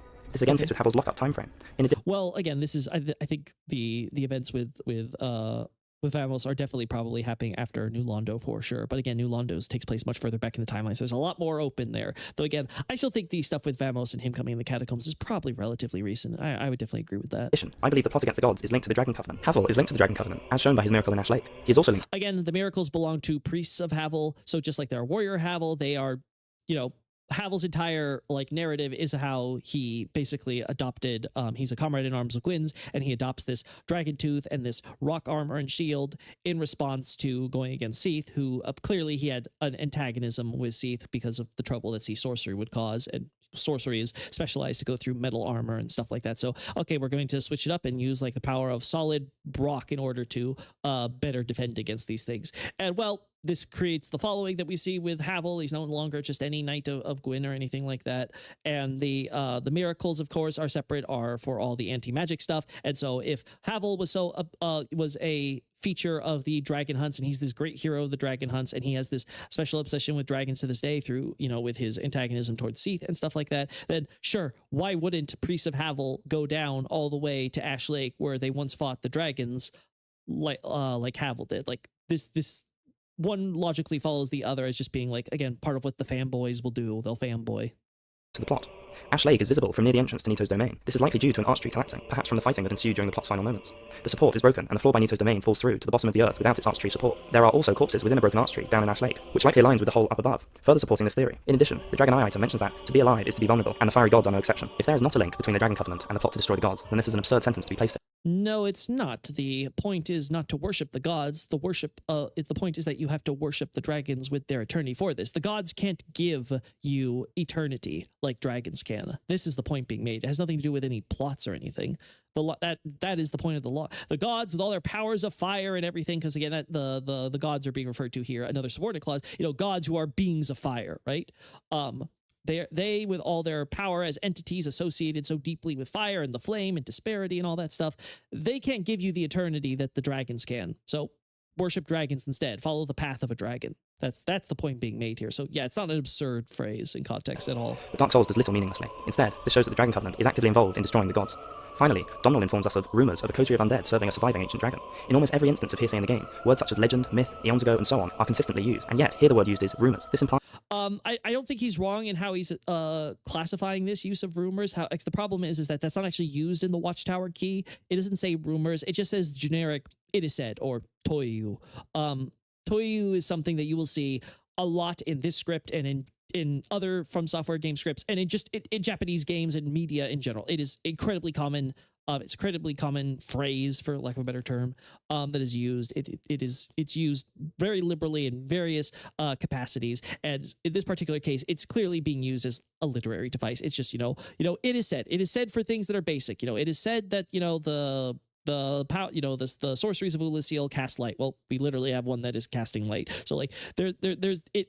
this is not indicative of anything. Most of the time, the localization will not translate this whatsoever. The few times that they do, it's always just confuses people because they don't just realize how pervasive it actually is and how superfluous it is as well. The localization obviously does their own ways where they try to frame or do item descriptions so they're not as wooden per se, right? That they kind of have a little bit of a flair to them that kind of has the same effect as what Toyu does.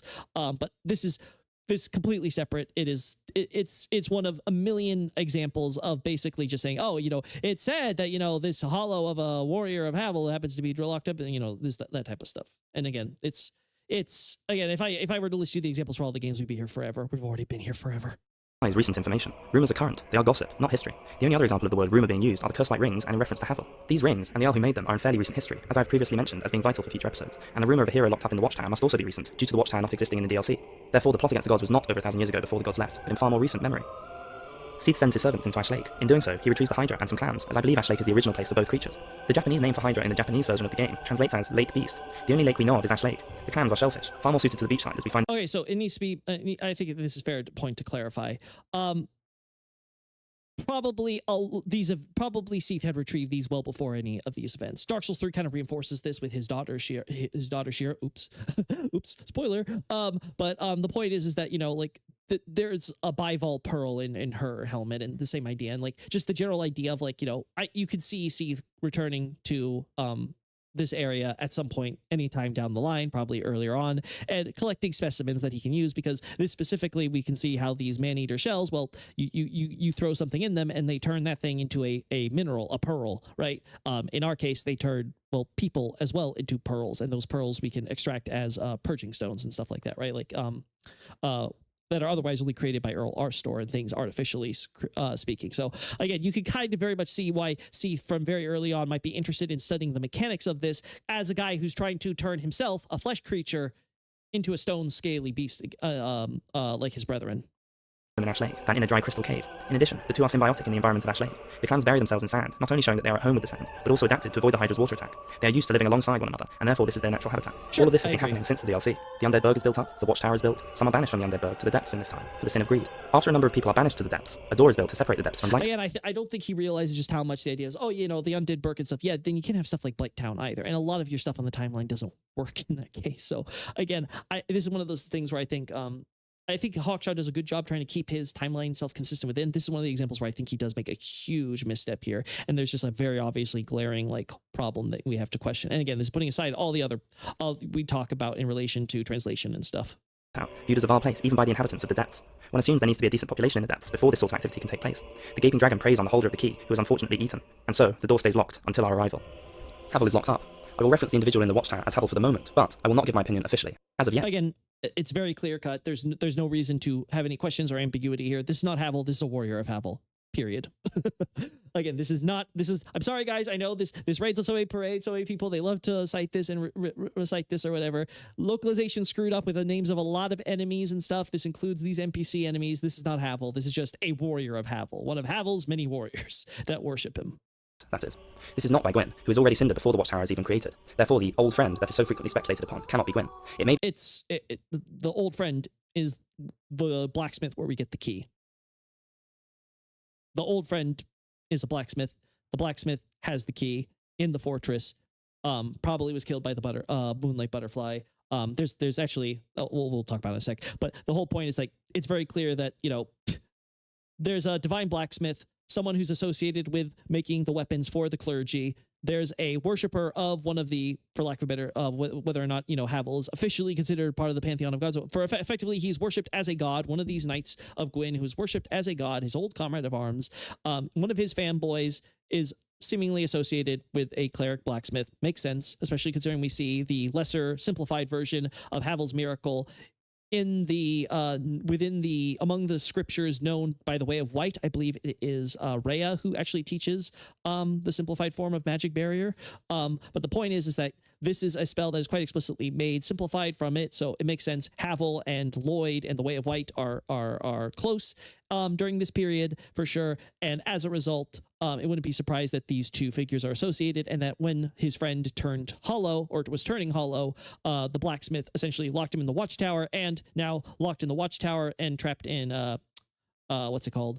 Darkroot Garden, he ends up holding himself up there in the fallen, ruined Ulasil fortress, where he can be killed by the butterfly after supplying more divine cleric weapons for those who visit him over in the fort and stuff like that. So be Seath, which is likely given that they are enemies. Support for this idea is that a moonlight butterfly, a creature created by Seath, guards the key, which is also held by a blacksmith who is cursed and turned to stone, which is another power of Seath's. Another candidate that I would... Again, this is something that Miyazaki himself says, ignore this. He admitted in the, I think it's the Designworks interview, that or I think it might be a separate interview. Yeah, I think, was it the Game No Shokutaku podcast? Either way, the point is that in a separate interview, he has clarified that the blacksmith being a stone statue just isn't important. It's something where it's like, just disregard that. That's not the important part. We find several statues of, it's Andre, like it's Andre's model, and it's just Andre's model in a prayer pose, and they're all like kneeling with a as a petrified statue, and that this fact that they are statues is not the important, that they're stone is not the important part. The important part is just that they are receptacles for you to collect the various embers. So of course the divine ember, the more powerful version of the divine ember you find in the Tomb of Giants, the occult ember that you find in the Peti Bariamis. So all of this seems to be trying to just convey that, like Andre, these are big, strong, tough blacksmith who have been killed under some context, depending on the individual area, not necessarily petrification or anything like that, and that they are that they are devout people of some nature. That seems to be all we can really derive from it. Do not focus on the idea like, oh, this is petrified and the moonlight butterfly is there, so maybe he was petrified by Seath, under some conspiracy. Again, not that whatsoever. Put forward is All-Father Lloyd. Havel was likely an apostle of Lloyd, and perhaps, in becoming a transcendent apostle of the Dragon Covenant, saw enlightenment and wished to turn against Lloyd and Lloyd's kin. Havel is a whole other topic for another time, however. Once again, in the Watchtower basement key, we have the use of the word rumours, which, as mentioned before, is a careful choice of wording to imply recent events in the context of history. The dialogue of Andre of Astora also supports Havel's imprisonment being recent, as he mentions that he knows of a divine blacksmith in Darkroot. However, this divine blacksmith is dead, holding the key to the Watchtower. If the locking up of Havel was a very long time ago, it seems unlikely that Andre wouldn't have got wind of his friend's death. Again, I agree with this whole rumor thing. I think it's consistent. Again, putting even aside the whole Toyu issue, it's very clear that the undead burg has not existed for it's existed for less than 200 years for sure, and so and the events of Undead Burg's fall seems to be relatively recent. So all the whole stuff with the warrior of Havel and this blacksmith, like even like I'm not sure if I would even put it in the span of years. It could be just months that since these events occurred. Especially as he has connections enough to hold the Crest of Artorias. Rhea also owns Havel's miracles, which implies that I don't know if this is necessarily a lot of connections. The Crest of Artorias could have just been laying around, and Andre just keeps it and is selling it. So I would not be looking into this that deeply. Also, again, they have not passed out of memory, or perhaps more. As I said, Havel is for another time. Oh, let's. Rhea also owns Havel's miracles, which implies that they have not passed out of memory, or perhaps more. Again, because they're working closely together, Havel and Lloyd, or at least the gods. Again, the gods. Of course, by this point in the timeline with the Havel stuff, the gods have definitely left in the more modern era. And so the idea that the gods working together and helping Lloyd out, especially those who are like Havel, who may want to assist them in certain events regarding sorcerers and stuff, it would be useful if he, that might be, let's say, affiliated with Seath, it may be useful for magic barrier to be taught in a simplified form to them. Again, this is something that's not really clarified, but there's this idea that much like how Great Heal is simplified into the basic heal, magic barrier has also simplified from Great Magic Barrier, right? Like these larger, stronger, more faith-dependent miracles are being, scaled down for the purposes of followers with less faith, and Rhea is showing that is one of the spells that is being circulated in the faith, and she's someone who of course knows even some of the stronger, more powerful spells because of how devout and stuff she is. As I said, Havel is for another time. A further support for how recent Havel's imprisonment comes from the cut content 3D image for Witch Beatrice. The witch helps us with two bosses, the Moonlight Butterfly and the Abyss, the Four Kings. She dies failing at the Abyss. Her cut content image is a child version of her. If she dies facing the Abyss, she must be at the oldest point in her life. Therefore, perhaps her childlike form was intended to face the Moonlight Butterfly. Maybe. This may therefore imply that her fight against the Butterfly was a generation ago, or at least the difference between her childhood and her adulthood. Granted, we don't know what exactly the context with Beatrice is when that was her original design. It could be that they had a completely different idea for her, and then they ended up reducing her role to just being a summon for two areas. Again, it's hard to say, but even assuming this, I think it's fair to say if we would summon child Beatrice originally, and then we would summon adult Beatrice for a later fight, sure. Maybe. Her catalyst shows that she would live an ordinary lifetime, as it has passed the hands of many generations to get here. She is not a line like Quaylana, those who can live seemingly indefinitely if they aren't killed. Therefore, it hints at the Moonlight Butterfly guarding the key as long ago as at least the period from a young child to adult, let us say at least 15 years. After the plot against the gods, Pinwheel steals the power of Nito. This action is after the failed plot against the gods, or part of it, as it cannot be before. It cannot be before the plot against the gods, as the effigy shield states that they attempted to steal the power of Nito. If Pinwheel had stolen it already, then the insurgents wouldn't have had to have challenged Nito himself, which they did, as shown by the gap in the archery support near Nito's domain, and the proximity of the effigy shield to Nito himself. Pinwheel stole it not too long after the plot against the gods, as there must be enough time for him to establish himself with this power as ruler over the catacombs, and have statues built in his honour and so on. The legend of the undead is likely created around 100 years previous to the game beginning. Sure. 100 years is from Ricketts' dialogue, who states that Logan turned undead 100 years ago, and the crestfallen merchant, who says that for 100 years the undead have tried and failed. Again, Londo. However, Logan does not seem to be pursuing the undead legend, so it is unfortunately not two independent supporting pieces of dialogue. The crestfallen merchant, I believe, is not undead, but attempted Sense Fortress before it was used This I have to disagree. for the undead. Therefore, his 100 years is quite likely to be true, as he would have seen when the undead first started coming. I believe he is not undead, as he never uses an Estus. Well, before we have him go through his reasoning here, the merchant is certainly undead. He makes references and allusions to his own undeath, and we know that there is as I think he will even point out, there's a cut hollowing event, or at least going mad from hollowing type of event. He dresses like a Berenike knight, who we know we're pursuing the legend. You could make the argument, oh, he just took the armor or something like that, but the game doesn't really try to frame it as that. He also associates himself with the other knights and warriors that we see here who have become hollows. So, and he also makes a point of how he also challenges the fort, and he's, of course, he's selling the equipment he's collected for souls. Why are you going to do that unless you're an undead who needs to keep sane? Like, what are you collecting soul money for when you're trapped inside this fortress and have no way of finding your way out and stuff like that? That's clear. Like, that's the point of the whole undead using souls as currency, like the gods once did, because this is just how souls are the only way that you're able to keep sane. You have to feed the curse in a way that will stave it off from you, right? That's the general concept. But again, this is getting a little deep and a little off the point, but just let's hear more of what he has to say here. Flask. In addition, the dialogue of him going hollow, a classic moment for almost every NPC, was cut from the game. Furthermore, he states that he has his head about him, implying that he isn't going to go hollow as he is fully human. No, this is not the point. Is that, you know, he thinks himself as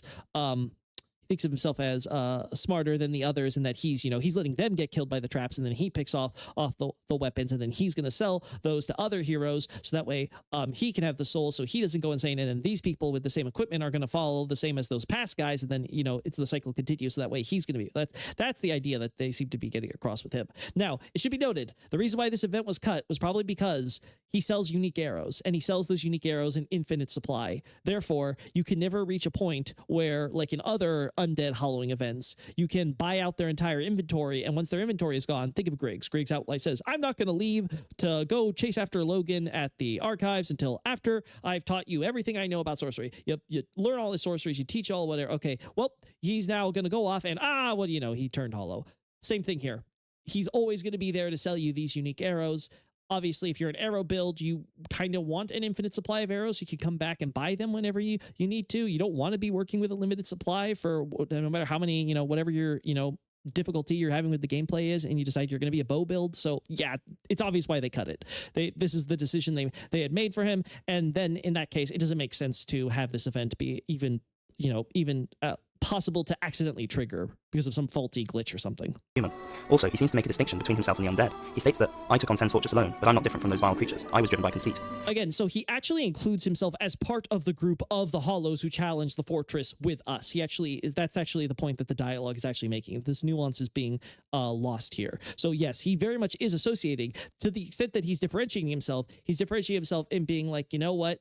I was the same as them or whatever, but you know what? I'm a bit smarter in that I'm going to actually be able to keep my head. I'm not going to go insane like the rest of the rest of these undead who ended up turning hollows. And he actually, of course, makes a point about the idea that, before they wake up as hollows, he makes sure to pick the bodies clean after they've been killed. This shows that he does not include himself in the vile category of the undead. However, like the undead falling for the undead legend through conceit, he was perhaps conceited in attempting Sense Fortress with the aim of becoming a Silver Knight. For the reasons mentioned previously about again, the Silver Knight thing, he's still, again, clearly not it at this point, especially when we're talking about Berenike Knight, like others, who are on a mission to complete this undead prophecy type thing. Anyway, to the point. Sense Fortress being recycled, the likely role of New Londo and the Four Kings, and the general messiness of the undead legend, I believe the undead legend is only a recent solution. First there is one Bell of Awakening, then there are two. The demons fight again. This is again, this goes back to the whole point about singular and plural with Japanese. Again, in the original, it just says a bell. It could also be referring to bells of awakening. It is not being clarified. It exists in a state where it could potentially be either or. I think most in the Japanese version, from a Japanese perspective, might default to just assuming one. But again, there's nothing it's not weird or out of place if you're like, oh, it's clarified by the crestfallen warrior that there's actually two bells. It's like, oh, okay. that wasn't clarified earlier, but that is not unusual in the context of the Japanese language. Again, this is something where it's not this big, like, oh, this is a red flag. Again, no, it's just not. The fulfillment of the legend, yet have a bell in their domain. Gwyn supported the four kings when he left, giving them a soul shard, yet you need to kill them to succeed Gwyn. No, it is all too messy. This was not the original plan. Thus, this legend is a I agree with this, and I agree with the idea that the undead mission is probably the modern undead mission we know about is probably only 100 years old. I would only try to clarify that everything else about this history has been so screwed up, it's hard to then clarify what was the original plan then. recent, artificial product that is fed to us in our character. Further support for it being recent is the form of dialogue that both Oscar, Gwyndolin, and Guinevere give us when discussing the legend. As Guinevere is an illusion, it's only really Oscar and Gwyndolin. Oscar talks like an ordinary character until he relates the undead legend, at which point he launches into archaic, caricature medieval language. This moment always struck me as poor writing in a game with an otherwise excellent script. Gwyndolin similarly talks in a manner which seems overly dated, yet he is the youngest deity we meet. He is younger than Quelana, Goth, and quite possibly Artorias and Kieran, yet none of these characters talk so ridiculously. Goth talks in clear, modern language, as do all the other characters we encounter. Just listen to the language of the legend. Thou who art undead art chosen, in thine exodus, and so on and so on. It sounds ridiculous. The marvelous script. I'm sorry to say, this is you're directing, whether or not I agree or disagree, it doesn't really matter, right? I like I said earlier, I'm somewhat more I somewhat more lean toward type of flowery purple prose and stuff like that. But the point is, all of your criticisms, direct them at the localization. They're the ones who decided that Oscar had to speak with this flowery prose, with this old antiquated dialogue. This is not in the original Japanese. It is Oscar speaks and recites it with the same normal, admittedly somewhat polite language that he's used up until now. It's only Gwyndolin in the entire game who ever speaks with this antiquated dialogue, and it's specifically not for the purpose of trying to show that he's antiquated. It's more so in the case to show that he's godly, because gods speak with this antiquated age-old dialogue, right? So you have to speak like you're this big holier than thou. It's about Gwyndolin having this inferiority complex and trying to show that he's he's much more big, tough, powerful, big godman than he actually is, right? He's the only one that speaks this way. Not even Guinevere does. She just speaks in normal polite Japanese. So this is something that very important to clarify. Of Dark Souls is not flawed, however, because Dark Souls is trying to tell us something. The legend. But localizers are flawed, and that is something that Hawkshaw did not take into consideration for this entire video. And this is something that many content creators do not take into consideration for all the content that they come out with. And this is why I made this video. Let's wrap this up. Has been manufactured and sounds old in a jarring, artificial way because it is not old at all. It's a trick. We're being fooled, as Oscar has been, to believe that this legend has been around for eons, that it has been followed and failed at, and that the true hero will come soon. Instead, we're a new solution to the old problems. To fix the problem of the undead and feed the flame, perhaps now the four kings are not carrying out their role. I'm aware we all know that we are now being shepherded as fodder, but I want to show that the legend that we follow is a recent creation. Ingrid is deserted by the two other sealers long ago. This is from the cut content, Ring of Blind Ghosts, and the Crestfallen Warrior dialogue. At some stage before the chosen undead arrives, a dark beast assaults Astora. This is long ago enough to pass into legend, but it can only be placed before the chosen undead, with certain. I would actually argue that based on all circumstantial evidence that we can actually say the evil eye attack probably happens before even the flame phase, like very early on. There's a lot more that goes into that, but that's a completely separate discussion, not needed. I think it's fair the way he places this for this timeline. Since the ring is found in the depths, we can maybe assume that the beast assaulted Astora before the undead burg began. Not necessarily, because anyone could have picked up that ring in the period leading before the depths even existed. So, I think it would be too broad for you to determine based on that criteria. And exiling people, and maybe the wearer of the ring was one of those with insatiable greed. A great many undead spawn at Boulder. This is a non-specific point on the timeline. However, it must be before the chosen undead arrives, and within the last century that Night King Rendell seeks.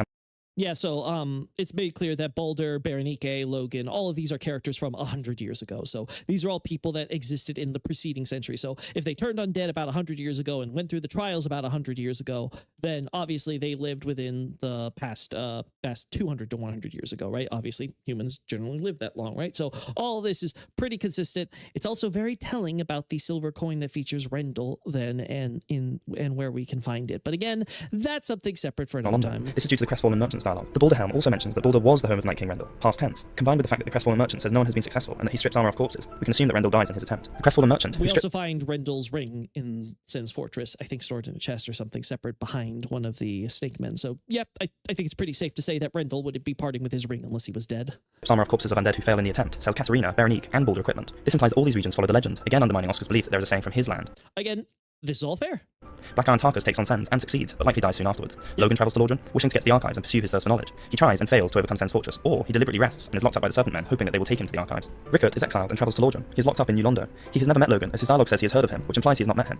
Therefore, I place this after Logan's departure if Rickert is not born until after Logan leaves. Demons move into the undead burg for their own motivations. The undead merchant states that things are getting more dangerous and that a goat demon has moved in below. This implies a recent development. Finally, we welcome on the scene the chosen undead. Velka is still alive, as she oversees, present tense, the Book of the Guilty. Also, her talisman belongs to her, and she is versed in arts old and new. The firstborn son is still alive as well, as he still watches carefully over his warriors. We enter this complex world with no idea of all the webbed intentions and the history that we are about to become a major part of.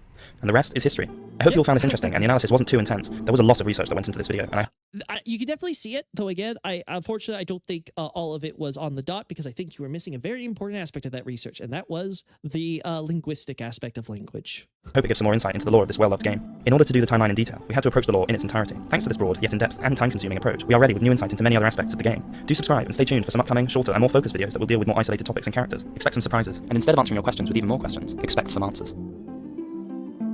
Awesome. So, I will say this about this this video and everything that we have seen here. I think, again, it was a well-produced video. I think Hawkshaw definitely put a lot of effort to it. It's impressive in his own right that he was able to make an hour-and-a-half long video of something, obviously this dense and rigorous. This is not the most, entertaining thing to have to do. Obviously, a lot more hours had to go into making this before we even got to the recording. I think this is something that should be praised for the effort that went into it. And considering that this is a 10-year-old video, I think that it's not even nearly as popular as it arguably should be, considering what what it has been contributing to the fandom. That said, I think I've made my case here. There's a lot of problems with this timeline. There's so many problems with this timeline. There are so many issues that would be solved with a proper understanding of the Japanese script. My methodology involves text, environment, and character, or as I like to call it, the lithology, the archaeology, and the psychology. These are my three core pillars to my analysis. I think that you can see this being held the same in Hawkshaw's view, probably. If you were to ask him about this, he probably feels similarly. But it's very clear that when it comes to the text aspect, he did not consider the language element and the gap in language and localization and all of that, which is very unfortunate. I do feel that this has I think I've properly showcased actually how this is caused so many problems that either make it more difficult for Hawkshaw to be able to nail it down and has to really struggle in areas where you don't really need to struggle. In other cases, make connections and things that really shouldn't be made, period. Like you're too easily making connections to things that would be much more difficult to argue, if not impossible. Considering that we were able to go through all of this in such a long time, I think this does give you a kind of a sense of just how much work that definitely Hawkshaw put into this, and also the amount of work that I had put into responding to this and kind of dissecting it everywhere. So I want to thank everybody for that. Before we go, I will check over the chat one last time to make sure that, answer any questions for those of you who are still sticking around for this. So let us get started. Giants always get shat on in the Souls games. It makes me sad. Yeah. Giants never have a good hand dealt to them, don't they? Medials are just different genetically. Yeah, just a little bit. Can you slow Hawkshaw down? Like I mentioned earlier, I had done ×2 speed just for my case. And considering how long this took, imagine if we had to wait by me waiting on the normal time. Like I said, I'll have the link in the description for those who want to watch the full video. It's still baffling to me that despite his fear of humans, Gwyn was so convinced he had the 4 kings under his thumb, he gave them part of his Lord Soul, practically made them divine. Practically made him divine. I mean, I guess you can make the argument. Again, one point that has to be highlighted about the 4 kings, he didn't just give them a piece of his Lord Soul, he gave them a small piece of his Lord Soul. You compare the menu graphics of the Lord Souls and the shard that Seath has with the shard that the 4 kings has, it's thinner than the others. So yeah, like Gwyn gave them the power, he gave them the respect, he showed them the authority, and he put his trust in them, but not that much trust in them. So you got to keep that in mind. This was that was a very purposeful decision to show, like, yeah, even when Gwyn is being so magnanimous as to give these humans that he is trusting in this city under the god's close and watchful purview a share of his power, he still can't make it on equal eds to his favorite son-in-law. Oops, that's a separate discussion. Yeah, don't worry. This will be publicly listed on the channel. Though again, I will hopefully we will be able to have a a proper formally edited video in the future, so that you don't have to listen to this live stream, which I'm sure a lot of problems. I could probably do a lot of cleanup and maybe shorten some points and things if I had if I were to re-record this in private setting. As we know from real life, bones last a good long while. Oh well, this is very true.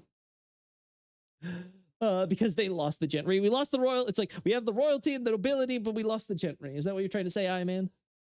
I wish we had a world map for DS1. I agree. A world map for DS1. Honestly, yeah, the fact that we only have a world map really for DS2 just sucks. I would love one for DS1 setting. And then give me in like Dark Souls 3, make it where you have a map of everything. I get why they don't do it though. Sanctuary Guardian's the worst boss in the game. I'll die on that hill. I don't think he's that bad. It's the bed of chaos followed by Seath. Yeah, I think they would probably rank higher on the stupid bosses I don't want to encounter again. Amount of details that you study and analyze, it's mind-blowing. Well, thank you. I mean, I did publish a book, so like I have quite a bit of experience. SpongeBob narrator 4 hours later, for sure. Look, you're talking for 5 hours straight without pauses at the same pace. Are you even human? Last I checked, I was. Lokey, was there supposed to be a video on screen? Yeah, there should be. I hope you guys were able to see it, right? Like, at least on my side, it was showing up, so... Has no shard of Gwyn, despite Gwyn. Yeah, it was showing up the whole time when I was looking, so I hope that was just like a brief time it was black. Lokey, this video is 10 years old. Of course it contains many mistakes. Again, like I said, I had approached Hawkshaw to help, actually, I think it was after the timeline video was published, if I recall. I think it was after the timeline, and maybe after the time the demon video was published. I don't remember. I'd have to go back and look at the dates and all that.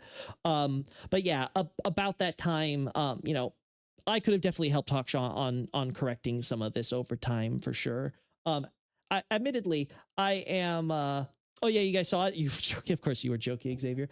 I will again, like I said, Hawkshaw has been was a wonderful partner for the brief time that we had been collaborating together. So no hate at all. Please, guys, be kind and respectful. Don't go on and cause problems to him and everyone else and everything, or any of his fans or something like that. I have a huge respect for Hawkshaw and what he's done and what he's been doing. I'm sure even if he wanted to, he would probably say that he would want to go back maybe and maybe at least tweak a few things in this video for sure. But I think still, at all the same, it doesn't matter how old I think a video is. There's of course always the content. I can respect the fact that it was about 10 years ago, but I was also around about 10 years ago, and I definitely would have made some different arguments for a lot of this. Though to be fair, I was also working on the stuff that would become Abyssal Archive around this time after the video had already come out. So there were definitely a lot of stuff I would not have stepped on until I had come to my own firm, solid, as well researched conclusions as Hawkshaw had us on his own right. Like, it's only fair, right?